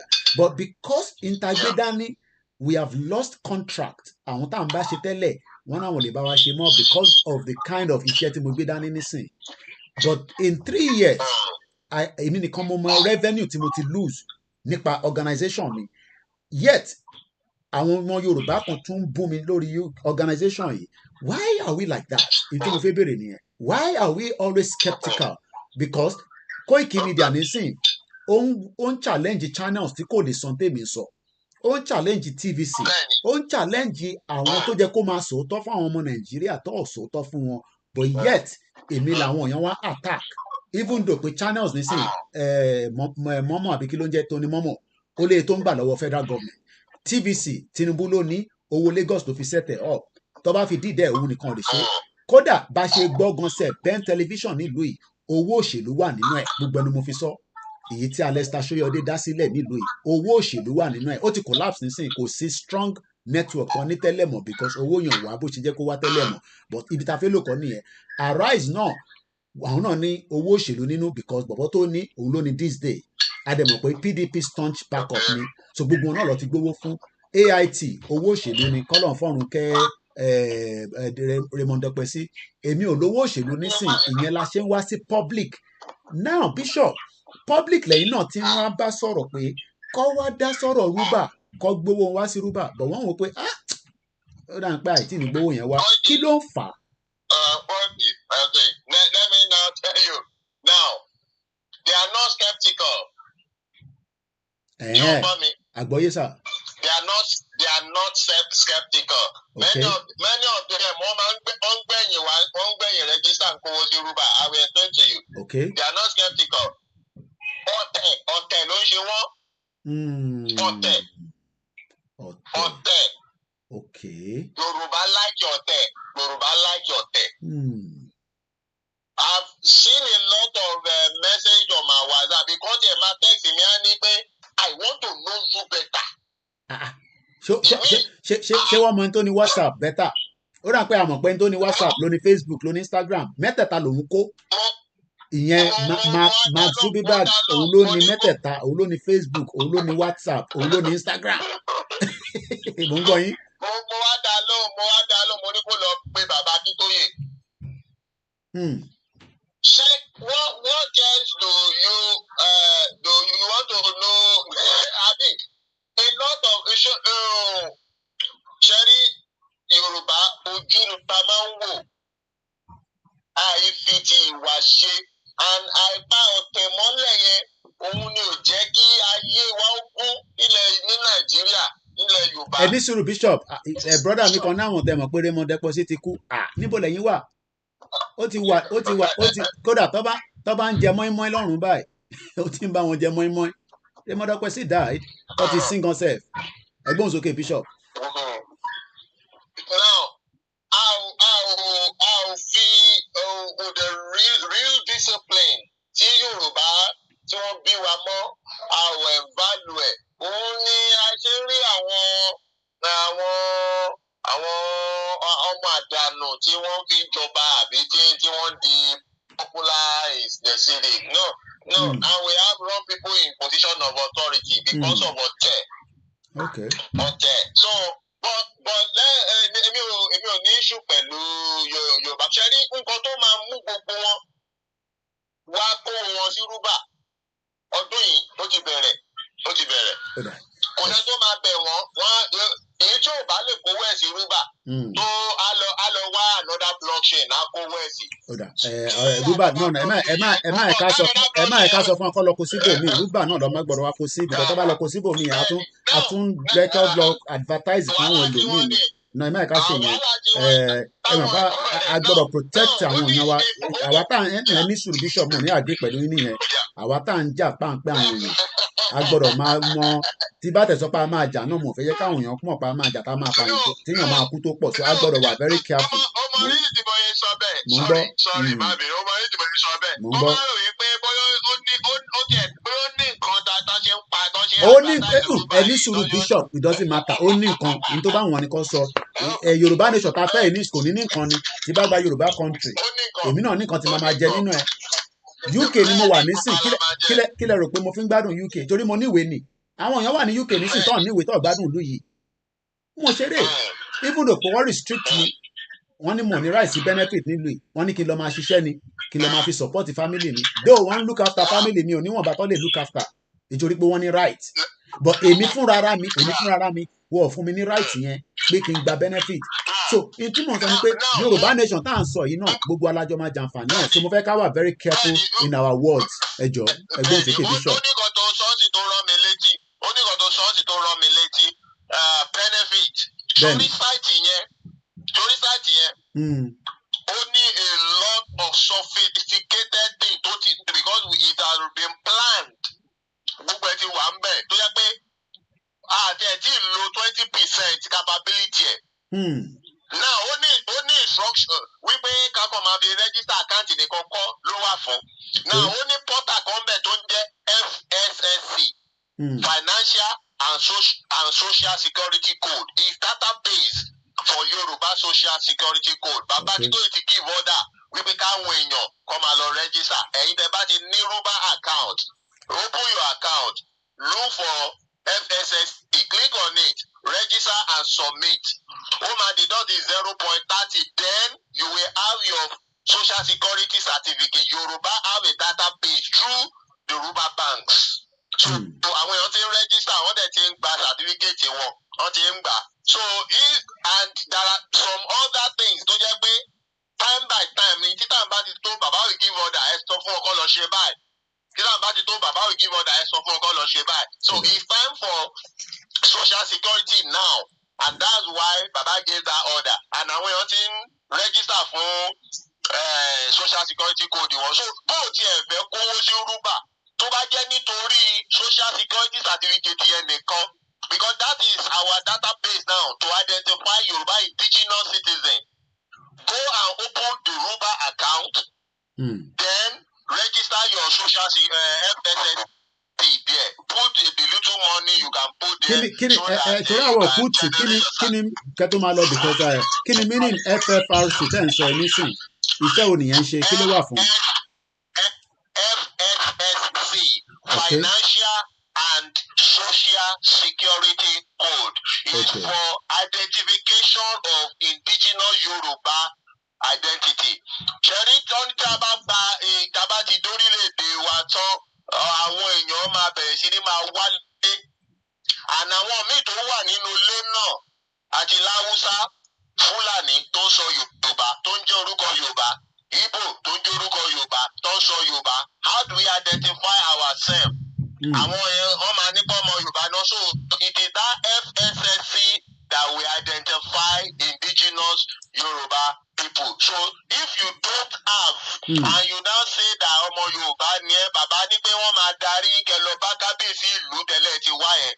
So kábíyèsí bí yẹn ló máa fún yín ní letter of identification. Bóyá béèrè ní pé ọmọ bo ní ẹ nílẹ̀ yìí, agboolé wo ló ti wá. Tó o bá wá lágboolé tó ọmọ bàbá ẹ nílùú yẹn, tí kábíyèsí ò fún ẹ letter, you cannot blame Yoruba Nation administrative government from not accepting you as indigenous. You will just be ordinary citizen.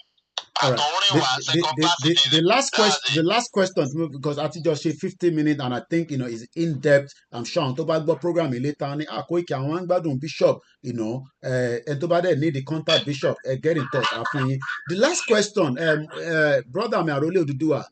Says Koiki, have you had is away from the entertainment discourse, just so that we can just move into something slightly. Go to the Bishop Malo. Please ask Bishop, what is the estimate to set up a Ruba account? Okay, your company, what is the estimate to set up a Ruba account? Go to www.onshore,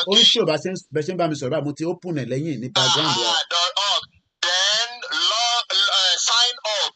Yoruba Nation is there after Yemen. If you are Yoruba citizen, you take Yoruba Nation. If you are a Nigerian, there is no problem. Take the country that is your choice. The account will open. But the when you now open the account, you will do your KYC. Once your account is open, you will look up. You will see those buttons, KYC portal. Click on it. It just requests of your ID information. Put your ID number, the ID card type name. Then the country that gives you the ID, then submit. Then that's one. Within 10 minutes, your account will be approved and verified. Then you can now call our customer care +234 90 670 50000. It's 40 that ended. +234 90 670 50000. Well, you call WhatsApp only. If you call direct line, because you are in Nigeria, nobody will pick it. It's called WhatsApp or chat. It's a customer care WhatsApp line. People will respond to you once you can. So why you will call the customer care is if you know how to use cryptocurrency, you can use I think the banking going along so any Bishop. You have to call. I think this individual is talking about opening the bank itself. Anyone open banking as well. I think that's what the person is talking about. You want to have your Yes. Ruba Bank. Yes. Call me.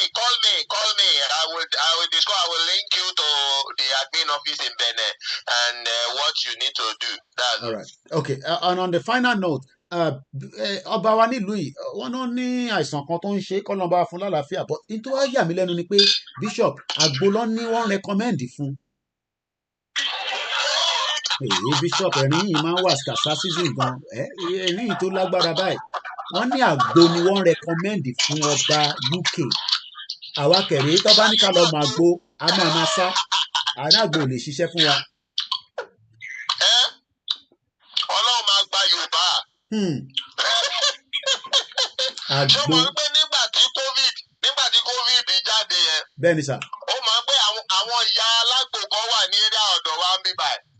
Tó ní pé wọ́n ní ta ló ń jẹ́ ọmọ akú wárápá níwájú ọmọ akú yányán. Bá bèsè lédùmarè. Wọ́n ní ewé àdégbò náà máa fi ṣe àgbo fún kínní ẹ̀. Ó ní COVID máa sá lọ ní láàrin ọjọ́ méjì. Wọ́n ní kí ló jẹ́ COVID. Mo wá ní ìyá.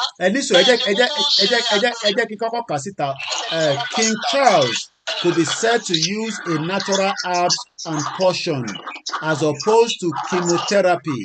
A royal expert has revealed that King Charles has reportedly always argued against chemotherapy and is in fact an advocate of things like natural herbs and potion.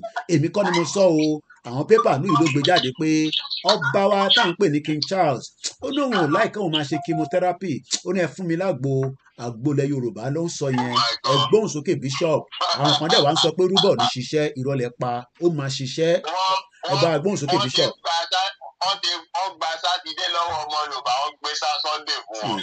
báwo la ṣe máa gbà padà báyìí bishop. Bàbá ti gba Yorùbá nation àtún ayé wa tò. Bishop, thank you so much for the time spent with us this morning.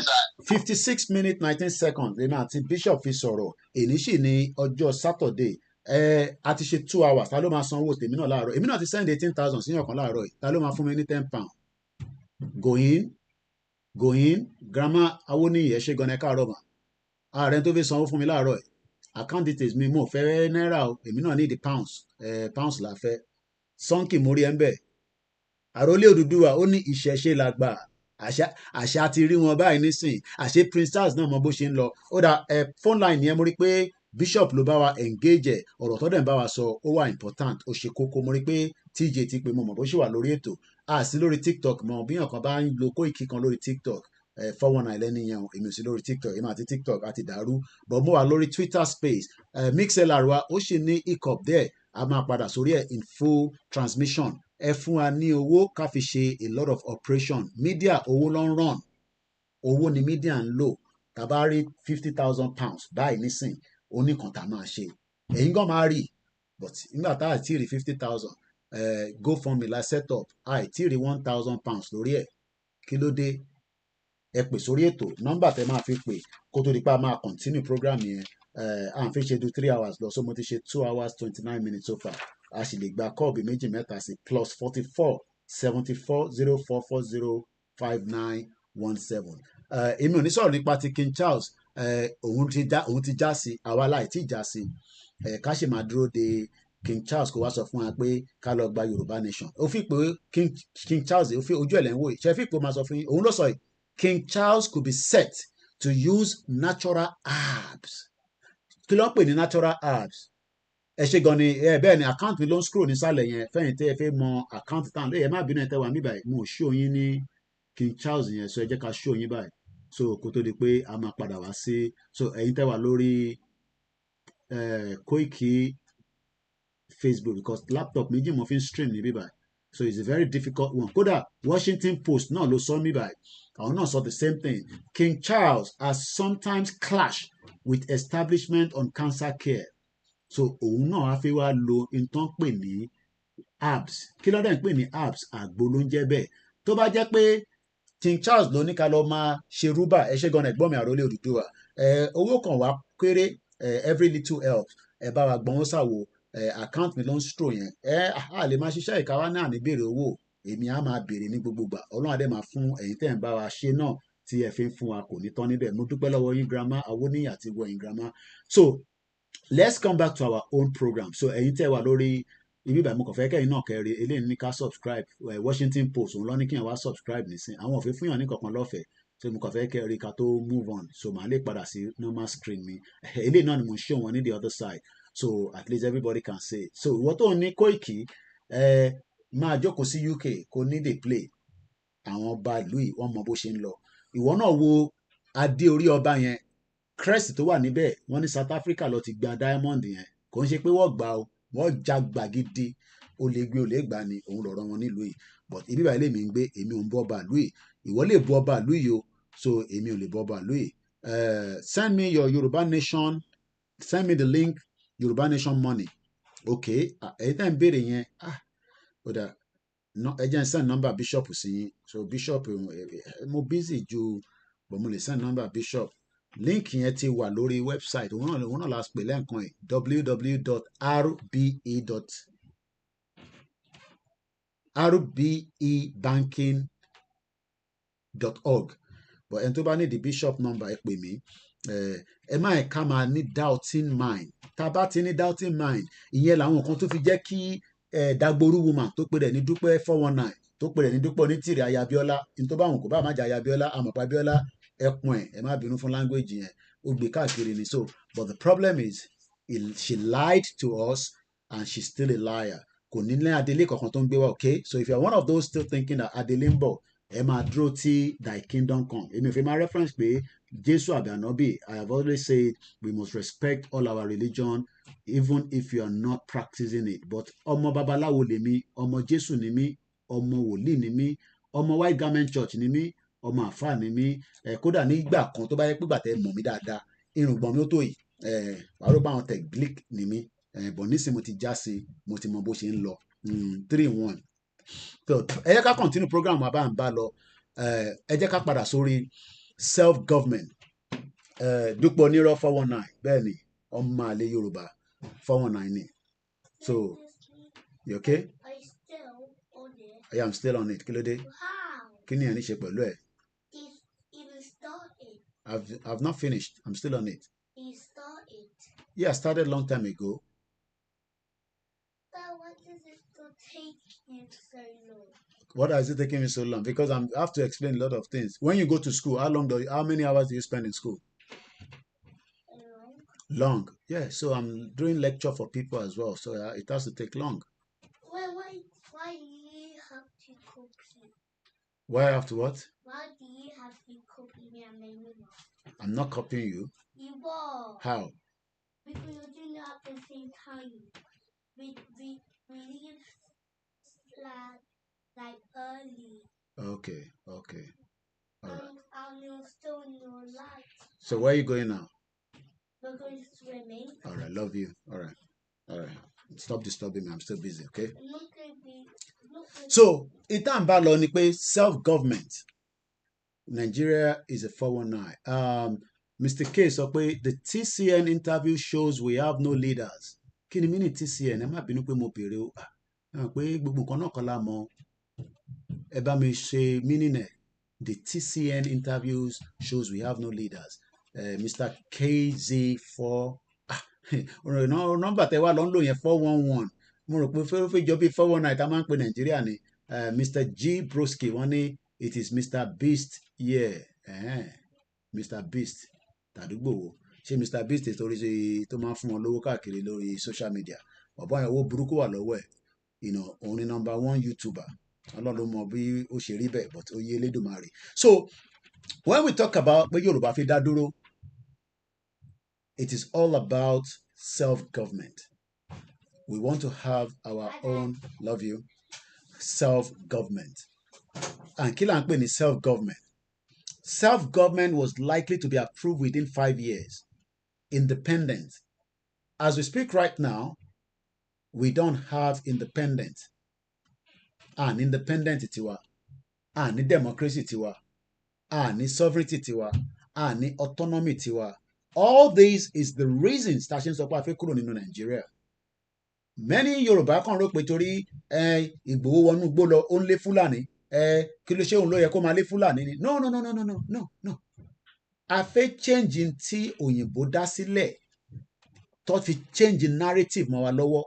Mo kí bàbá Boboye, mo kí wọ̀nyí grandma àtẹ̀yìn tí ẹ̀ ń wò wá ní gbogbo àgbáyé.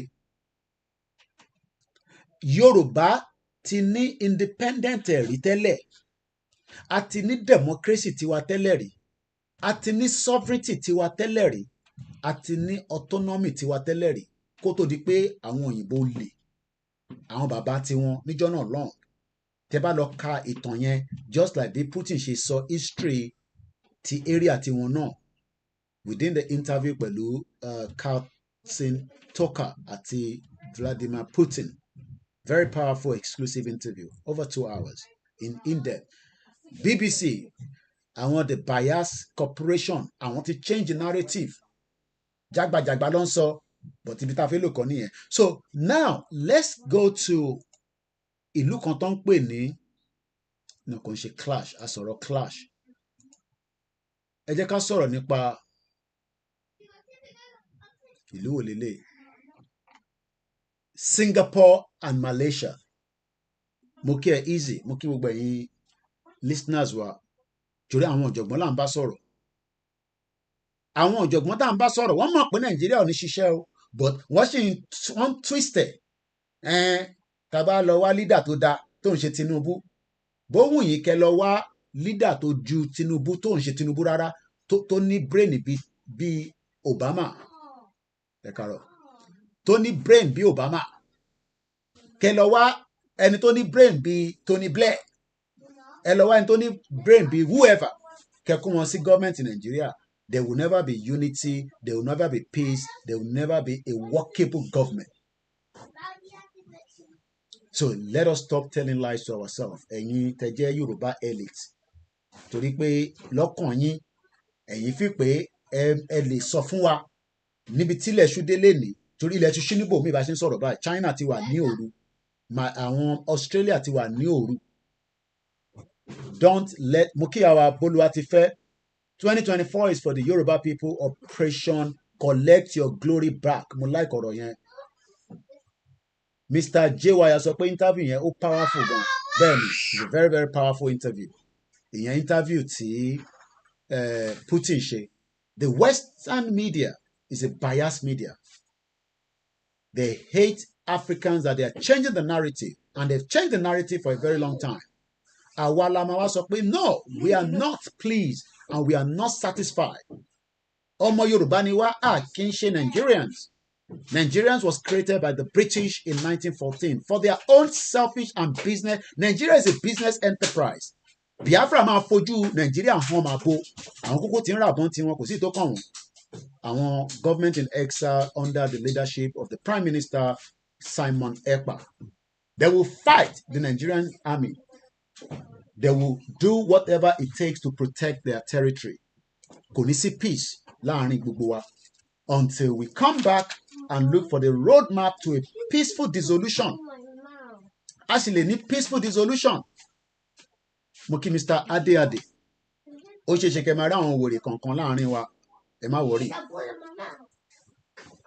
So, ẹ jẹ́ ká lọ wo ìlú kan tó ń pè ní Singapore. Ta ló mọ Singapore? Lẹ́ẹ̀kan sí King Charles ó náà máa lo àgbo ṣé o ti gbọ́ mama ó mọ̀ pé àìsàn tó ń ṣe yẹn cancer yẹn ó náà òun lo chemotherapy ó náà àgbo lòun máa lo herbs kò ń wò tẹ́ láìkí chemo yẹn rárá láti ilẹ̀ ó mọ̀ pé cancer kìíní ni ó máa ń ṣe lot of charity fún cancer so ó ti sọ nísìn pé King Palace ti sọ pé kìíní ló máa lo herbs bàbá tó já sí. Ta ló mọ̀ ìlú tó ń pè ní Singapore? Bàbá mi Adébánjọ ní Mr. KOIKIMEDIA. Nigeria is not a country o. Nigeria is an organization by the British Business Center. Bẹ́ẹ̀ ni bàbá mi. Pastor Mo ẹ káàárọ̀ ẹ ti jí. Ṣé dáadáa la wà? Àjọ wà lórí ètò lánàá ni. We all need to start reading about the history of Yoruba people. Àwọn èèyàn fẹ́ yẹn. Wọ́n fẹ́ ká máa wá irọ́ fúnra wa. Ẹ jẹ́ ká lọ type ìlú kan tó ń pè ní Singapore. I'm not going to show their any YouTube video as much but kákọ̀ wo Singapore Singapore ìlú tó dùn lánàá a sọ pé life expectancy Singapore bẹ́ẹ̀ ni ẹni tó bá ti ra ìwé bàbá Kítóyè ẹ ṣe gan ni grandma tẹ̀tún rán mi létí orúkọ ìwé yẹn PDF ẹ wà lórí bọ̀ tó máa ń da kí a ní hard copy ẹ mọ̀ ó máa ń da kí wọ́n ní hard copy is very very important ó máa ń da ká ní hard copy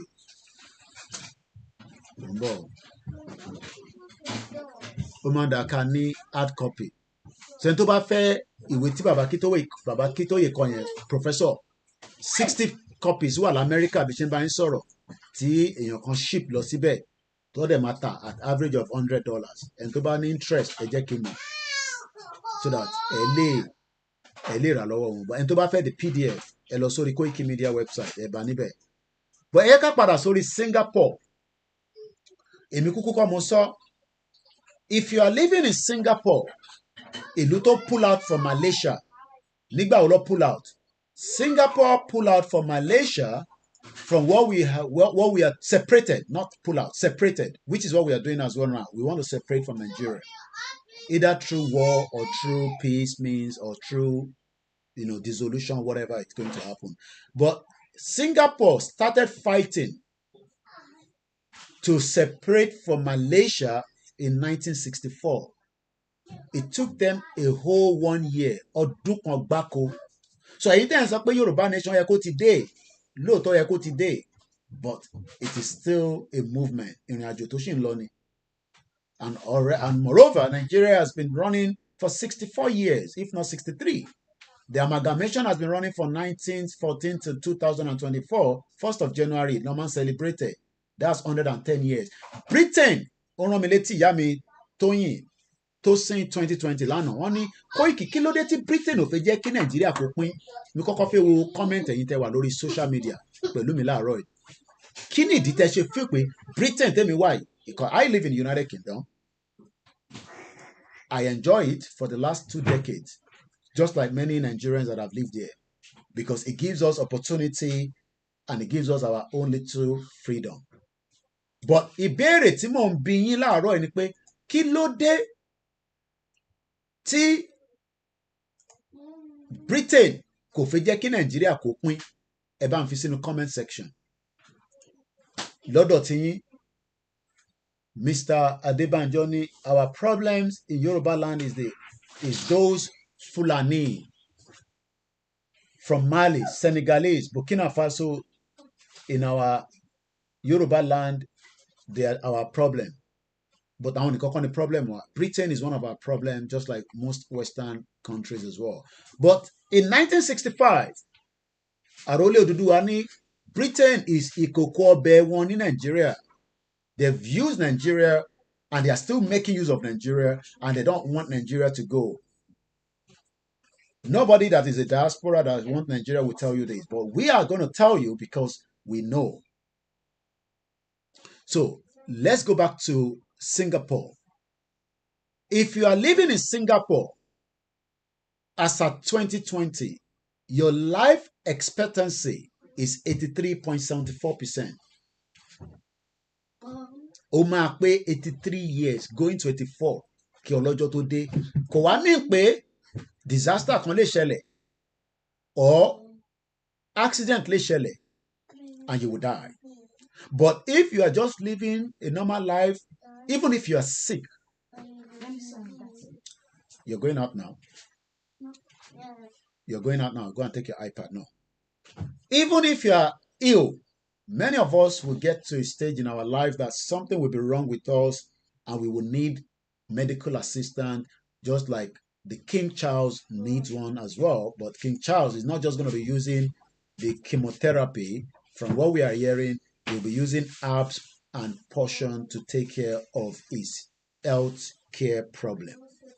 Now, let's start breaking it down quickly before we go to how Singapore separated from Malaysia.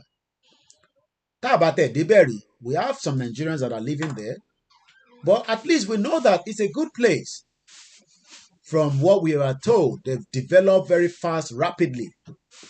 They've prepared themselves that after they pull out from, I think this is in Singapore, what I will tell you, Mutilori fún Bakinimi. This hotel. What is Singapore best known for?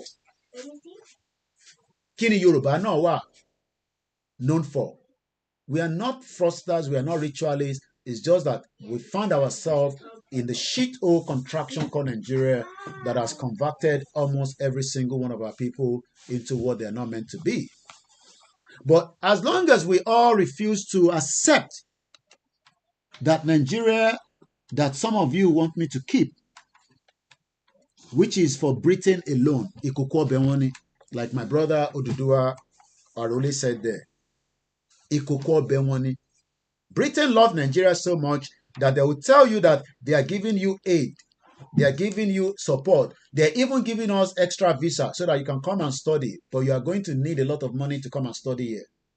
Oh, they'll tell you to come on the COS so that you can become Ogumala. So Nigeria is Britain's milk. You know, breast milk is even better. So like Nigeria is like a breast milk for Britain. So we're not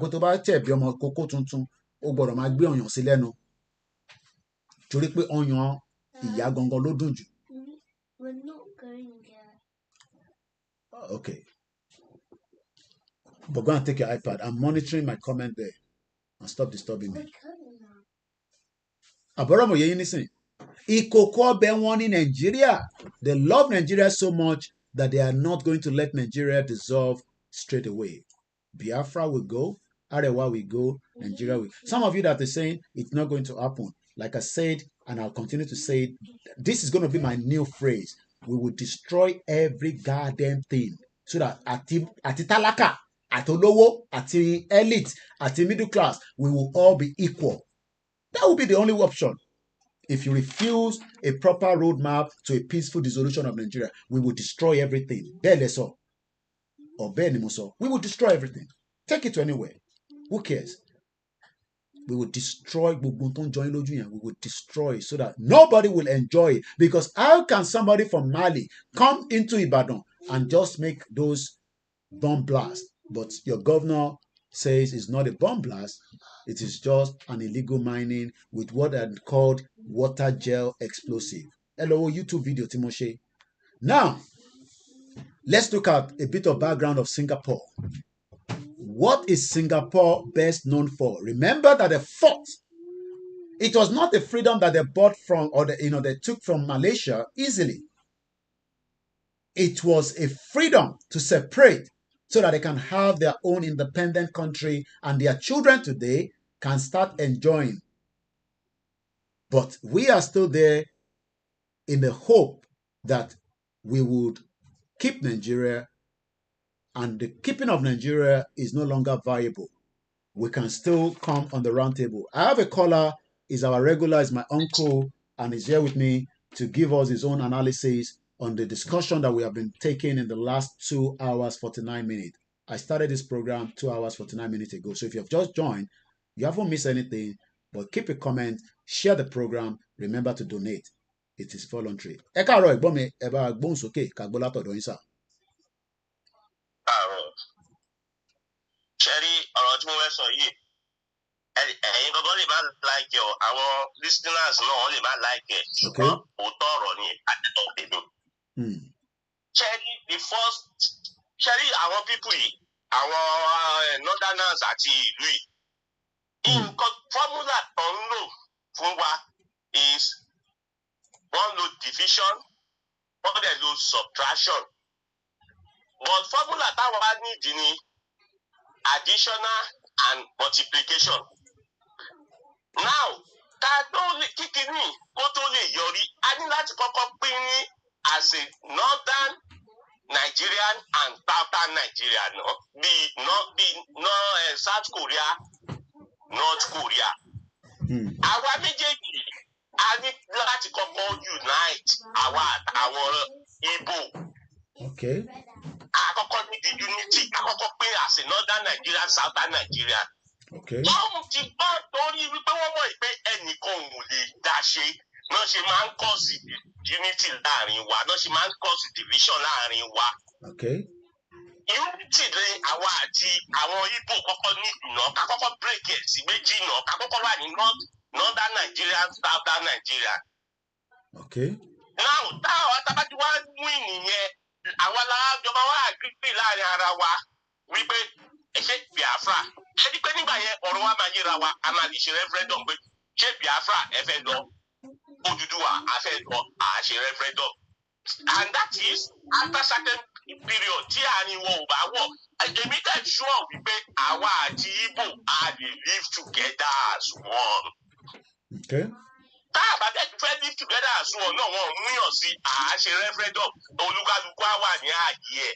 But pẹ̀lú àwọn ìwèrè ìtọ́hún yẹn kò síbi tá a lọ tá a bá sì ń sọ pé à unite láàrin ara wa pé a fẹ́ ṣe pé kí kíní yẹn break lẹ́ẹ̀kan náà kí Odùduwà àti Biafra kan break lẹ́ẹ̀kan náà kó a lè reach to a lè achieve aim that objective wa. A ní láti kọ́kọ́ unite together náà ká fi fight àwọn àkọ́kọ́ lé ẹlẹ́yọ̀rọ̀ wọn jìnnà náà. Ṣùgbọ́n tá a bá tí ò bá ní unity láàrin àwa àtàwọn Igbo a lè fight northerners. A ní láti kọ́kọ́ unite láàrin ara wa náà. Ká kọ́kọ́ pín sí méjì náà. Tá a bá wá pín sí méjì làá ṣẹ̀ṣẹ̀ wá discuss láàrin ara wa pé ó yá Biafra o. Ẹ wá ẹ fẹ́ lọ àwa Odùduwà náà fẹ́ lọ lọ́tọ̀. Ṣùgbọ́n ní pé ká ja ìjà yẹn ní wọ́n torí ẹ̀ náà ṣe ń lo division fún wa torí ẹ̀ náà ṣe ń cause èdè àìyedè láàrin àwa àtàwọn Igbo wọ́n mọ̀ nǹkan tó ń ṣe. Contribution tèmi nìyẹn o. Ẹ ṣé gan ni bàbá wa. That is a very powerful one, and I guess I also align with that. We need to unite with the Igbos. Not unite that we want to set up a government together. Not unite because we like each other. Not unite because, but for the argument's sake, to pull out of Nigeria alone.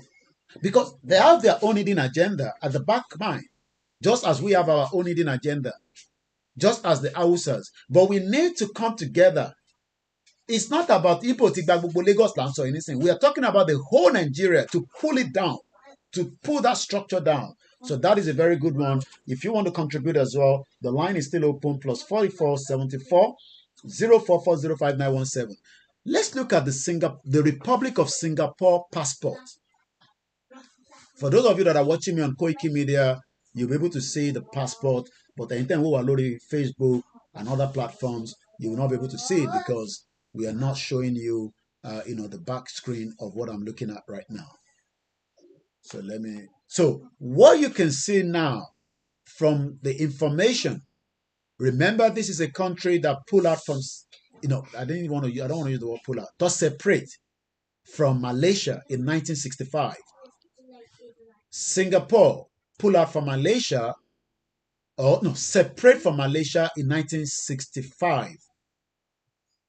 August 9. Singapore separated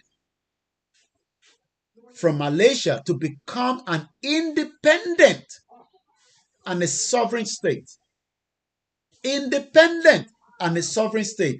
That is what Babaki Toye, under his leadership, is asking for Yoruba people. We don't want an independent under Nigeria because we are not independent and we don't have the autonomy and we don't have a self-government.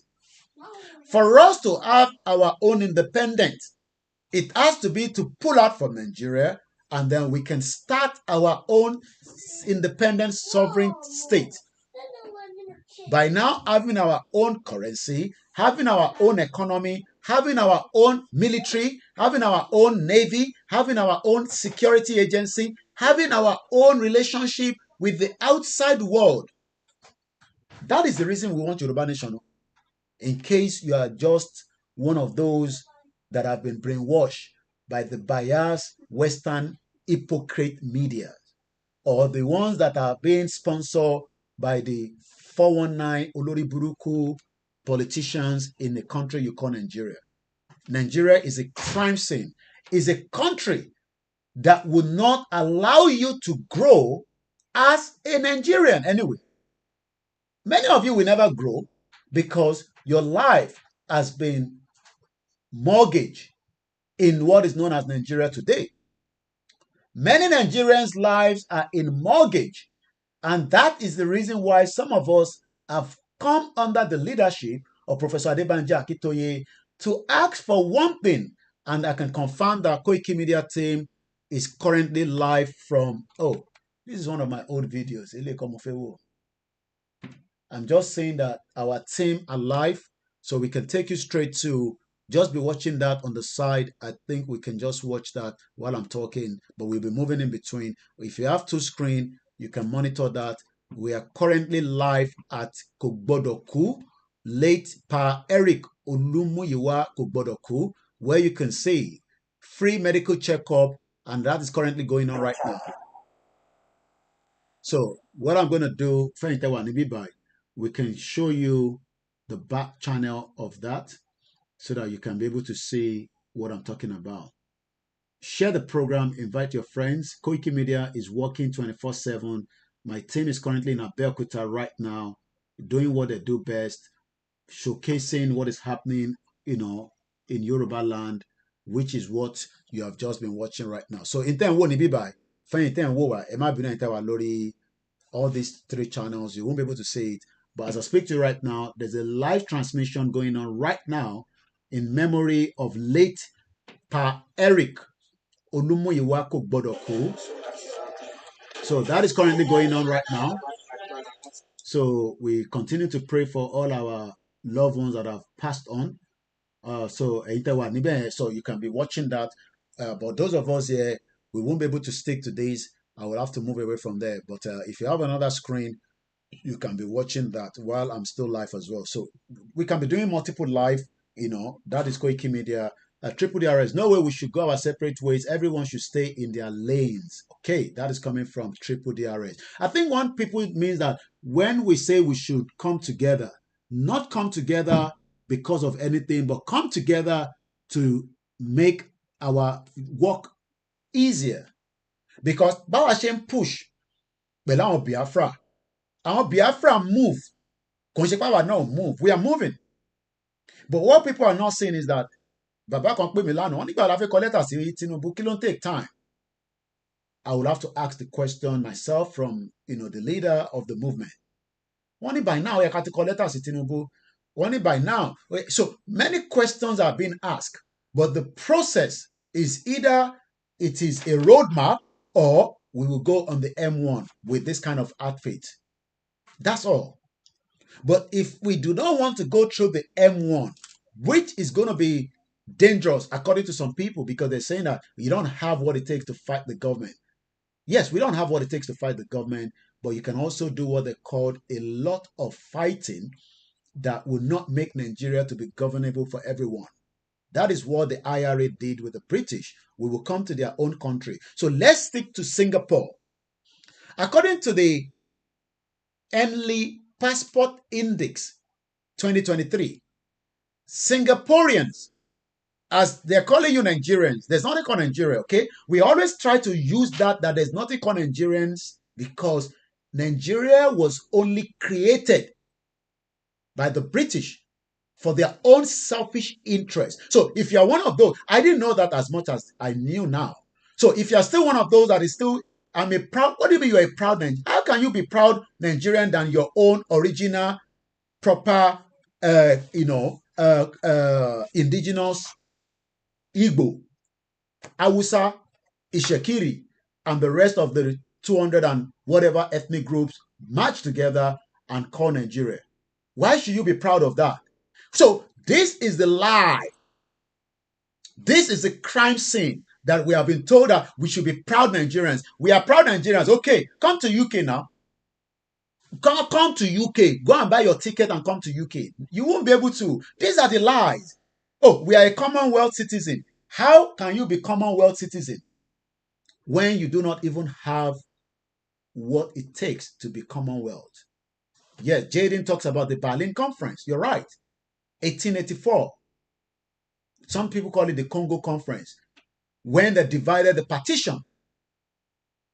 So when we are sitting here and saying that we didn't know that before, because we were told in a book that I read that Mungo Park founded River Niger, the River Niger that has been there for a very, very long time. We were told lies. But we find out later that Mungo Park himself did what they called exploration into our territory.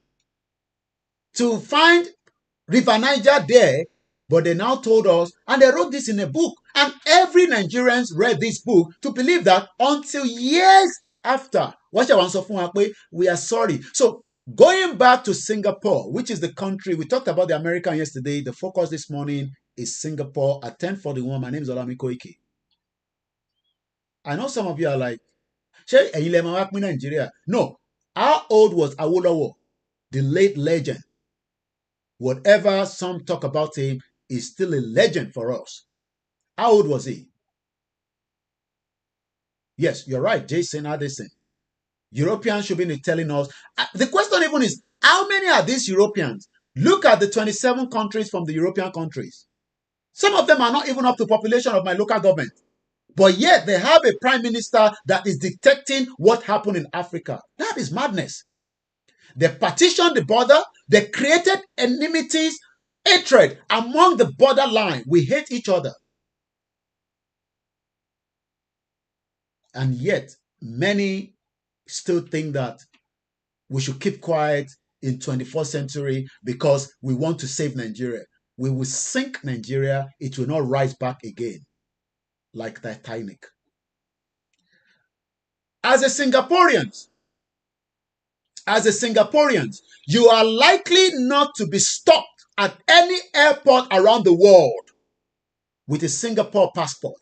I, as a Nigerian, I have traveled not to so many countries because I didn't have the privilege to have been to so many, but the few countries I've traveled to, you will go with a Nigerian passport and automatically you are already indicted for a crime that you did not commit, but your country has committed it because we have all kinds of criminals. From the Yoruba, they are criminals. The Igbos are criminals. The Hausas are criminals. But we are also saying that let us now identify the real criminals among us. Let us identify ourselves as the indigenous people rather than as Nigerians. This is where we are having clash with the idiot that call themselves Nigerians that are waiting for the... My mom doesn't like me to use the word the white people. So Tiban Lo Oyinbo is because my mom say white lo. So the Oyinbo people created Nigeria, and you still want me to believe the Oyinbo people that lied to my forefathers and pull out the best out of the territory that belongs to me. We will collapse it on your head. You, these politicians. It's a matter of time. As someone that has a Singapore passport, or known as a Singaporean,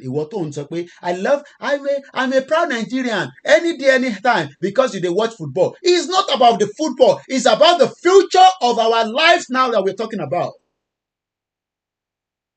A Singaporean would travel to 192 countries. I hope I'm right. Yes.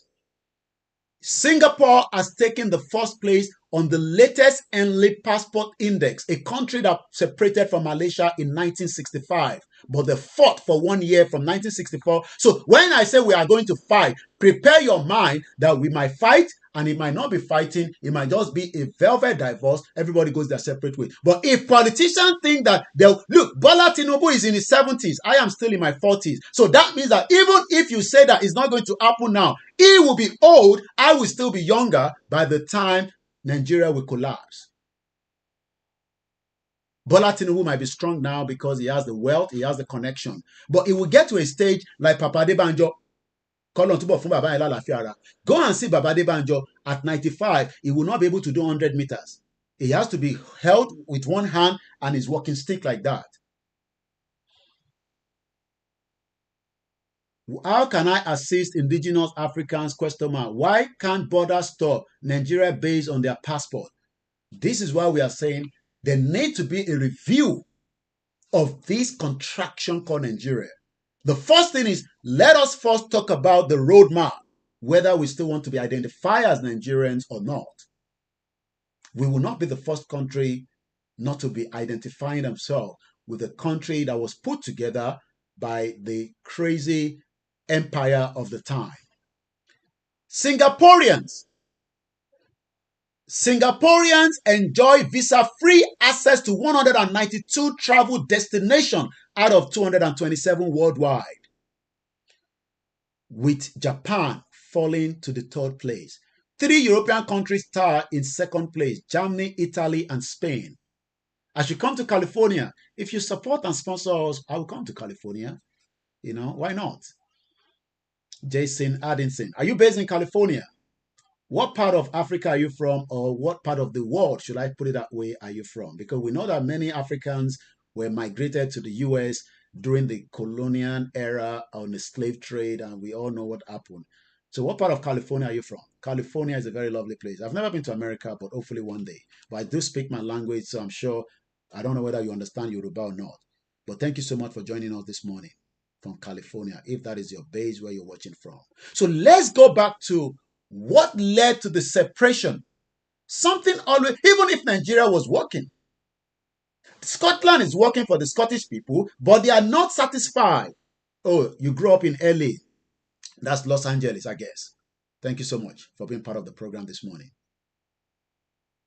Malaysia was together with Singapore, but at 1965, now, can somebody quickly tell me 1965 to date?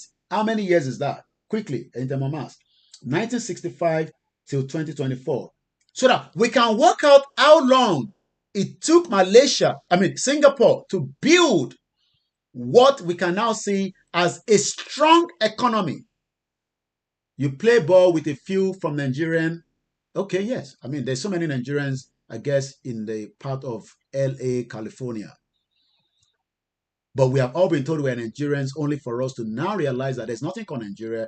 Is what the British created to call Nigeria. It was created in 1914, known as the fraudulent amalgamation. If you want to know much about what I've been discussing, because you might probably still be catching up, you can go on my website. There is so much details, KOIKIMEDIA.com. And if you need any questions, you can ask questions from the comment section. But I'll still appreciate as many of you that are watching that are not even from Africa, or they are not from our own territory. 1965, and we've done just 3 hours. 59 years. Thank you so much. So in 59 years, if you are Singaporeans, their forefathers fought for them to be enjoying today. So what we are doing presently, we are preparing the next generation not to go through, have to run to UK for visa, for COS, Japa, to America, to Libya, to wherever around the world. We can build our own Yoruba government where we can have a strong relationship around the world, strong economy, have our own self-government, because Nigeria does not have what is going to give you.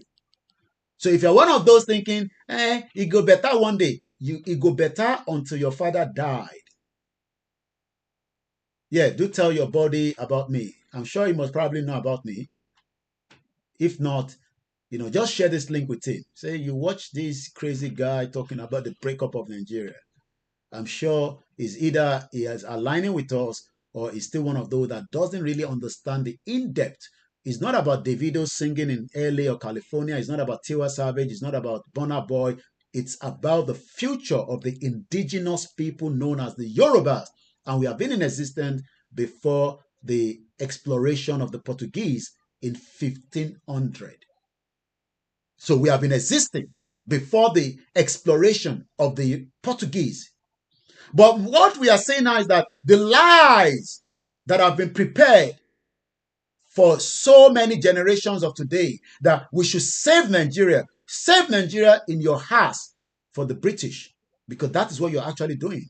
Why some of you will never even be given opportunity to travel like a Singaporean that can move around with their visa, with their passport, without needing a visa to travel to anywhere in the world. I am still OLAYOMI Koiki, known as Koiki Media, bringing the world closer. We should be winding down because I've done 3 hours and I think I need a short break.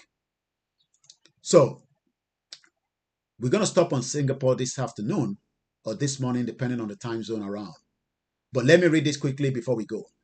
On the 9th of August 1965, Singapore separated from Malaysia to become an independent and sovereign state. Take those 2 words. Independent. Some of you say, we have independent. We got independent in 1960. Who gave you the independence? The British gave the North to rule over the other ethnic groups because they knew that we are much important. They knew that we are much intelligent than the northern part of Nigeria. I thought the British were the biggest threat. Well, maybe before, but they are no longer, because their empire continued to fold up and collapse on there. The last empire is Nigeria. We will fold it up and collapse it on their head if they do not find a lasting solution to it as quickly as possible. The separation was the result. I want us to listen to this area. It was a result of a deep political, economic differences between the ruling parties of Singapore and Malaysia. Why are we having problems in Nigeria? The northern part of Nigeria think that they own us. Kò ní dá fún wọn. Wọ́n ní ṣoríire. Kò ní dá fún gbogbo àwọn northerners yẹn. Tinubu, deal with them. We might not line in the same sense, but deal with those idiots. Take it back. Deal with them. If you like, you are from the north. Cry from now till thy kingdom come. Tinubu is still the president and he can do and undo. If you like, let him move everything back to Lagos. Who cares? Idiot. You were in power for too long. You manipulated every single one of us. You enjoy Nigeria more than any other Nigerians around the world.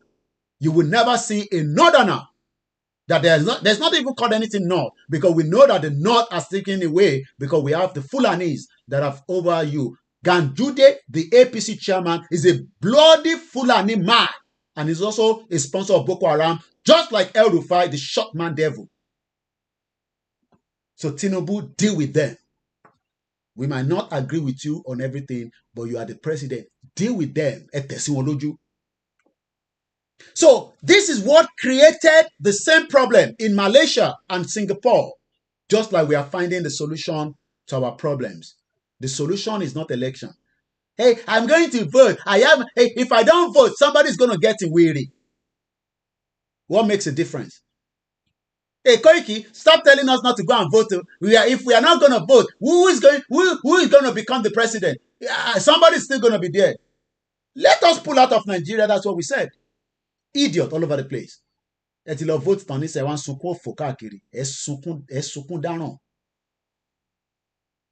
What led to the separation of Singapore from Malaysia is what I'm discussing before the end of this program in the next few minutes. Some of you say, Koiki, they don't bring any tension, no, which created communion tension that resulted in a racial riot. There was a racial riot in July and September 1964. There will be a tension in Nigeria if you refuse to let Nigeria go, or we will collapse it on your head. Tell who needs to know about this.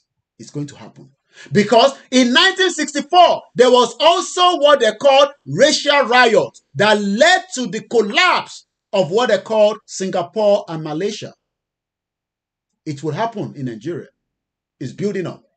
Even if the Yoruba people are not ready, Nigerians will push and they will do what needs to be done and everything will fold up. And that is why Showore is asking for revolution. Everybody knows the end game.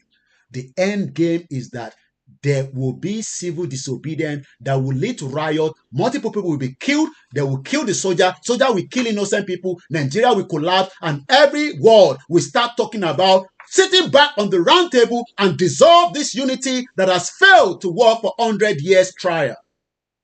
That is what is going to happen.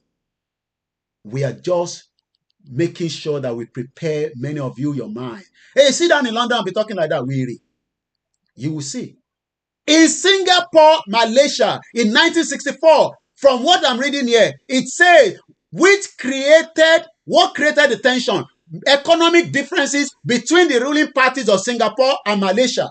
Today, the Northerners are not comfortable with Tinubu. They forgot that they were in power for 8 years. Nobody could talk to the idiot, sadist, bombastic person called Buhari. Dead or alive, like I always call it. Because I don't know whether he's dead or he's alive. So everyone sọ fún mi pé kò ní sí tension. Tension ti wà nínú Nigeria already. What we need to do now is push that tension out and pull it down so that everybody goes their separate ways. Ẹni kò ní sí tension. There has always been tension in every world that people separate. Kò sí ìlú tẹ́ fẹ́ jáde tí kò ní sí tension. Tension máa wà. Bomb bastard. Telling me, many of you now are crying. They are crying. I have evidence. Let me show you this one. When I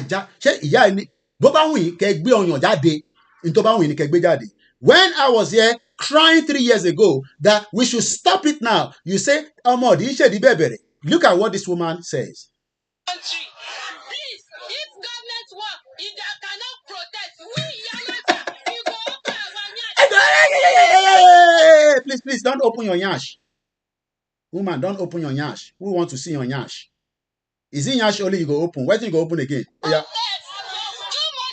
Did you say you go open your breast as well? Did you see? Did you see what they've turned our people to? The woman said we go open our nyash. Do you know what nyash means? Bottom, ed, and we go open our breast. Why are you going to do that? I think we need it to go a little bit louder.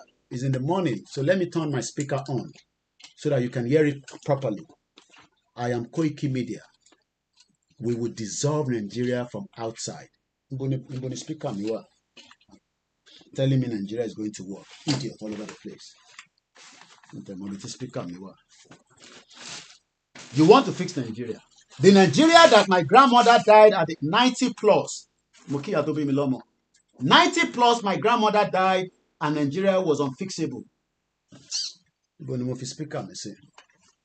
My grandmother died at the age of 90. Walata is my Oloriebi. He came here yesterday and he did a lot of jobs as usual when it comes to this house.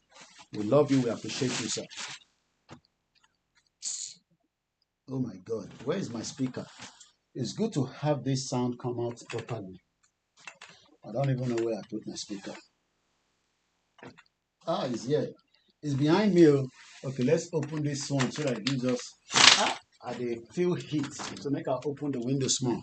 That's all. Shefe ko loud dadabi. Keke Okus mokin simple Rahim Salafia. Ẹ fọkàn balẹ̀ ẹ̀yin ọ̀dọ́ tẹ́ wà nílé. Ṣé rí gbogbo jìgìjìgì tó ń ṣe fún yín tó ń dẹ́rù bà yín sójà. 1,000 to 1 or 3 or 5 or 10 of them. They will kill 300 of us, but the remaining 700 will do what we need to do. Let's listen to this woman. Country. Please, if government work, if they cannot protest, we Yaloja, we go open our nyash, we go open our press, we go protest. Too much stubbornness, too much for this country. But before you will sell, you go suffer. The stubbornness is too much. Please, man, they find solution for this things. It's too much. Gary 2,000 naira. Since when my father bought me, I now buy 1,000 naira pence of Gary. There's selling it 2,000 naira now. It's too much. The savannah is too much. Even the rice, the Rika one rice up to 1,200 naira. For what reason? It's too much to buy meat. With the even the commerce dry rice up. Two fish for Chicago, 1,200 naira. 3 of pieces of it. It's too much.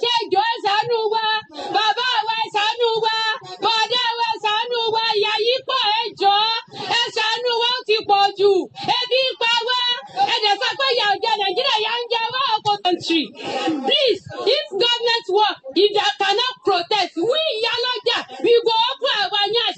Hey, don't open your nyash, please. Maybe we should listen to a man, because this woman is talking too much. Let's listen to another man, because I think this my brother is saying his own from another angle. Oh yeah. Àtúnmọ̀ pure water báyìí pé kó lọ ra pure water wa pure water ń sìn ó ti di báàgì méjì 500 kí ló tún ṣẹlẹ̀ èwo ló tún ṣẹlẹ̀ báyìí kí ló tún kọ pure water omi tá fi ń dáná omi tá fi ń dáná kí ló dé pé gbogbo nǹkan báyìí ìnira ti pọ̀ jù Lagos State yìí kí ló ṣẹlẹ̀ nígbà tẹ́ ń ta pure water láti inú mọ́tò méjì 500 méjì báàgì méjì 500 láti inú mọ́tò àwọn tó máa tún tà á kọ́lé ló máa tà kí ló pé ìnira á pọ̀ jù ní Nàìjíríà ìnira ti pọ̀ jù àtìgbà tí Buhari ti bọ́lẹ̀ báyìí ni Buhari ti gbé lọ́ọ̀fù ló ti gbé ìfẹ́ lọ kò sífẹ̀ẹ́ mọ́ ìnira ayé ti pọ̀ jù epo wọn àsọ̀rọ̀ gàrí wọn àsọ̀rọ̀ gbogbo nǹkan wọn àsọ̀rọ̀ ṣé bí ọ̀tà ṣé bí ọ̀dà omi dààmú lẹ́tún jẹ́ kó wọ́n omi jọ́sọ omi tọ́lọ́run dà tó ń ṣe pé bóyá pé kínní òun lẹ́tún jẹ́ kó wọ́n. Ibo là ń lọ lórílẹ̀‐èdè Nàìjíríà, ibo là ń lọ báyìí, ibo là ń lọ. Tó bá yẹ pé ogun la máa jà tí gbogbo wèrè yìí máa fi sọ̀rọ̀, tó bá yẹ pé ogun la máa jà tí gbogbo ìyà tí àwọn mẹ̀kúnnù jẹ yìí láti ní jẹ mọ́, ẹ jẹ́ ká kúkú jagun, ẹ tó bá máa kú kó kú, ẹ tó bá máa yè kó yè. Ìnira àdé ni wọ́n lára yóò ti pọ̀ jù, ẹ̀yin nìkan lẹ̀ ń gbádùn. Kí ló ṣẹlẹ̀ gan? Ṣé ilẹ̀ gbéra ìwọlé síbẹ̀ ni? You did hear that word? Ẹ̀yin nìkan lẹ̀ ń gbádùn. Ṣé rí ìgbádùn yẹn? We will destroy that ìgbádùn fẹ́yìn náà. Ẹ̀yin náà ní gbádùn. Ó kù díẹ̀ ni mo sọ. Ẹ ní gbádùn.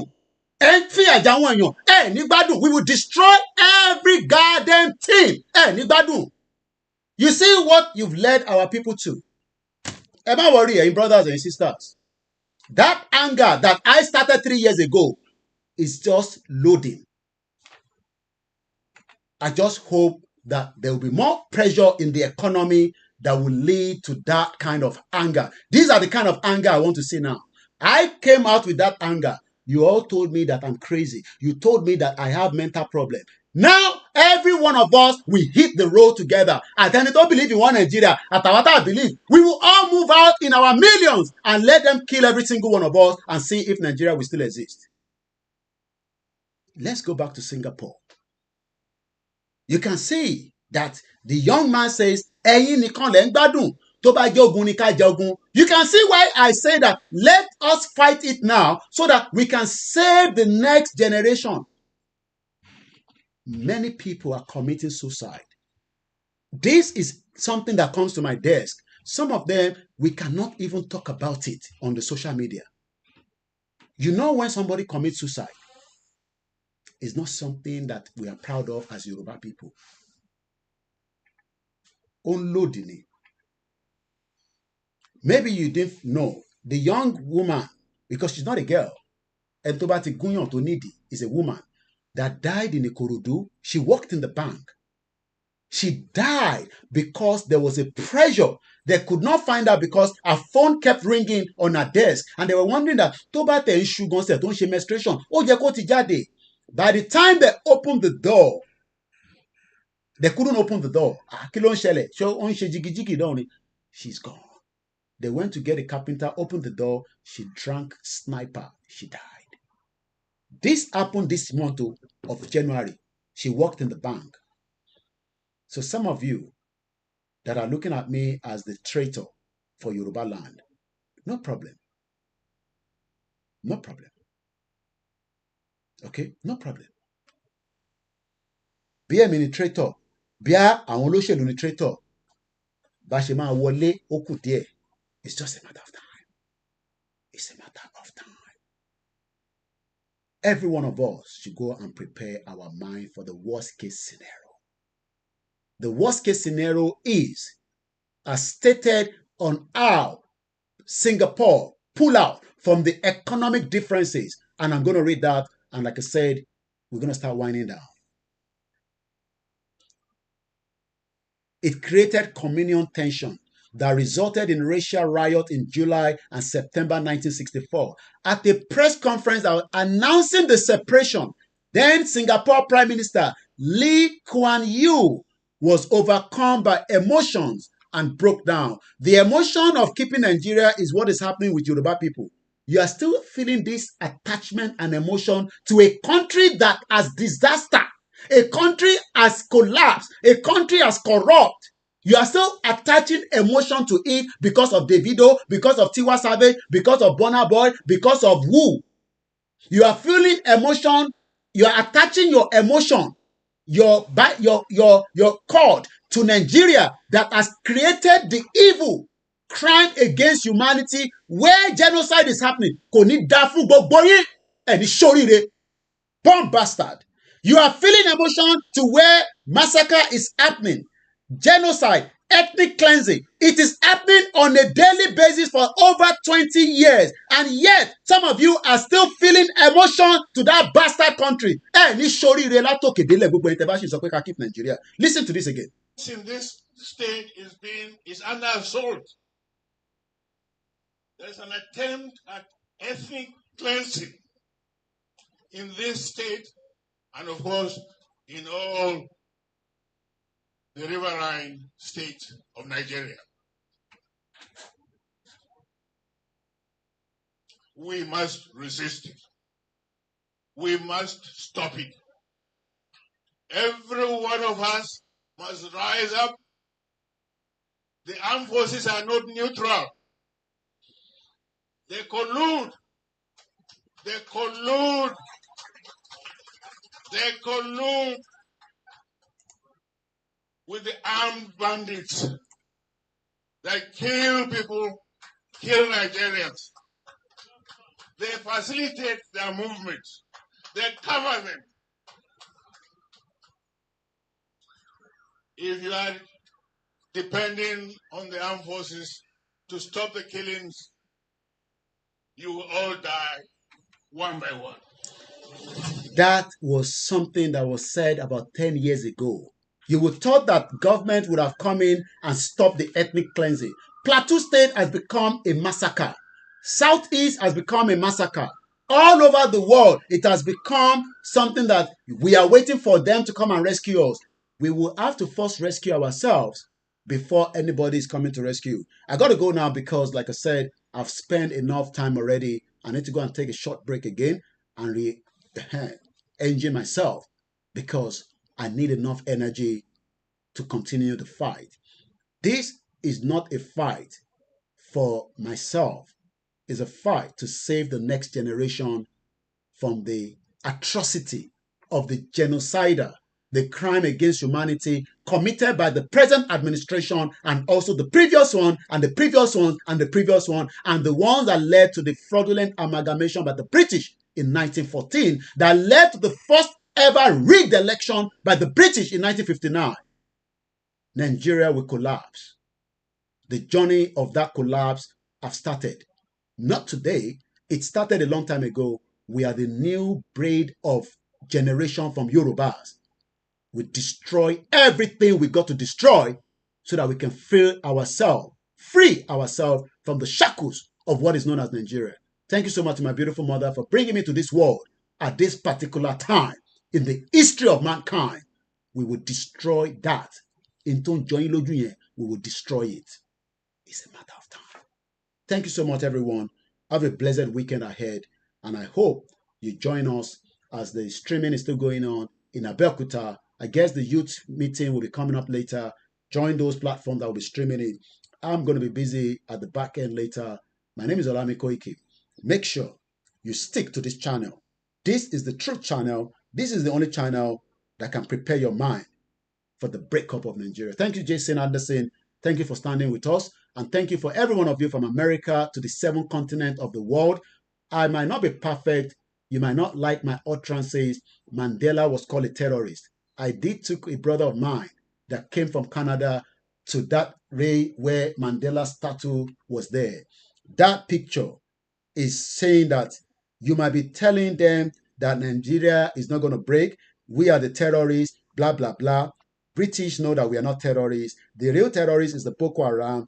We know that. I know that. You might not know that. But one day, history will remember every single one of us for the task and the job that we've put out, even though it has taken a lot of my financial resources. But I will manage for now. That resources, bó ṣe ń drain, ni máa drain Nigeria pẹ̀lú gbogbo agbára tí bá ní látẹnu mi. It will happen. Thank you so much. Bye for now.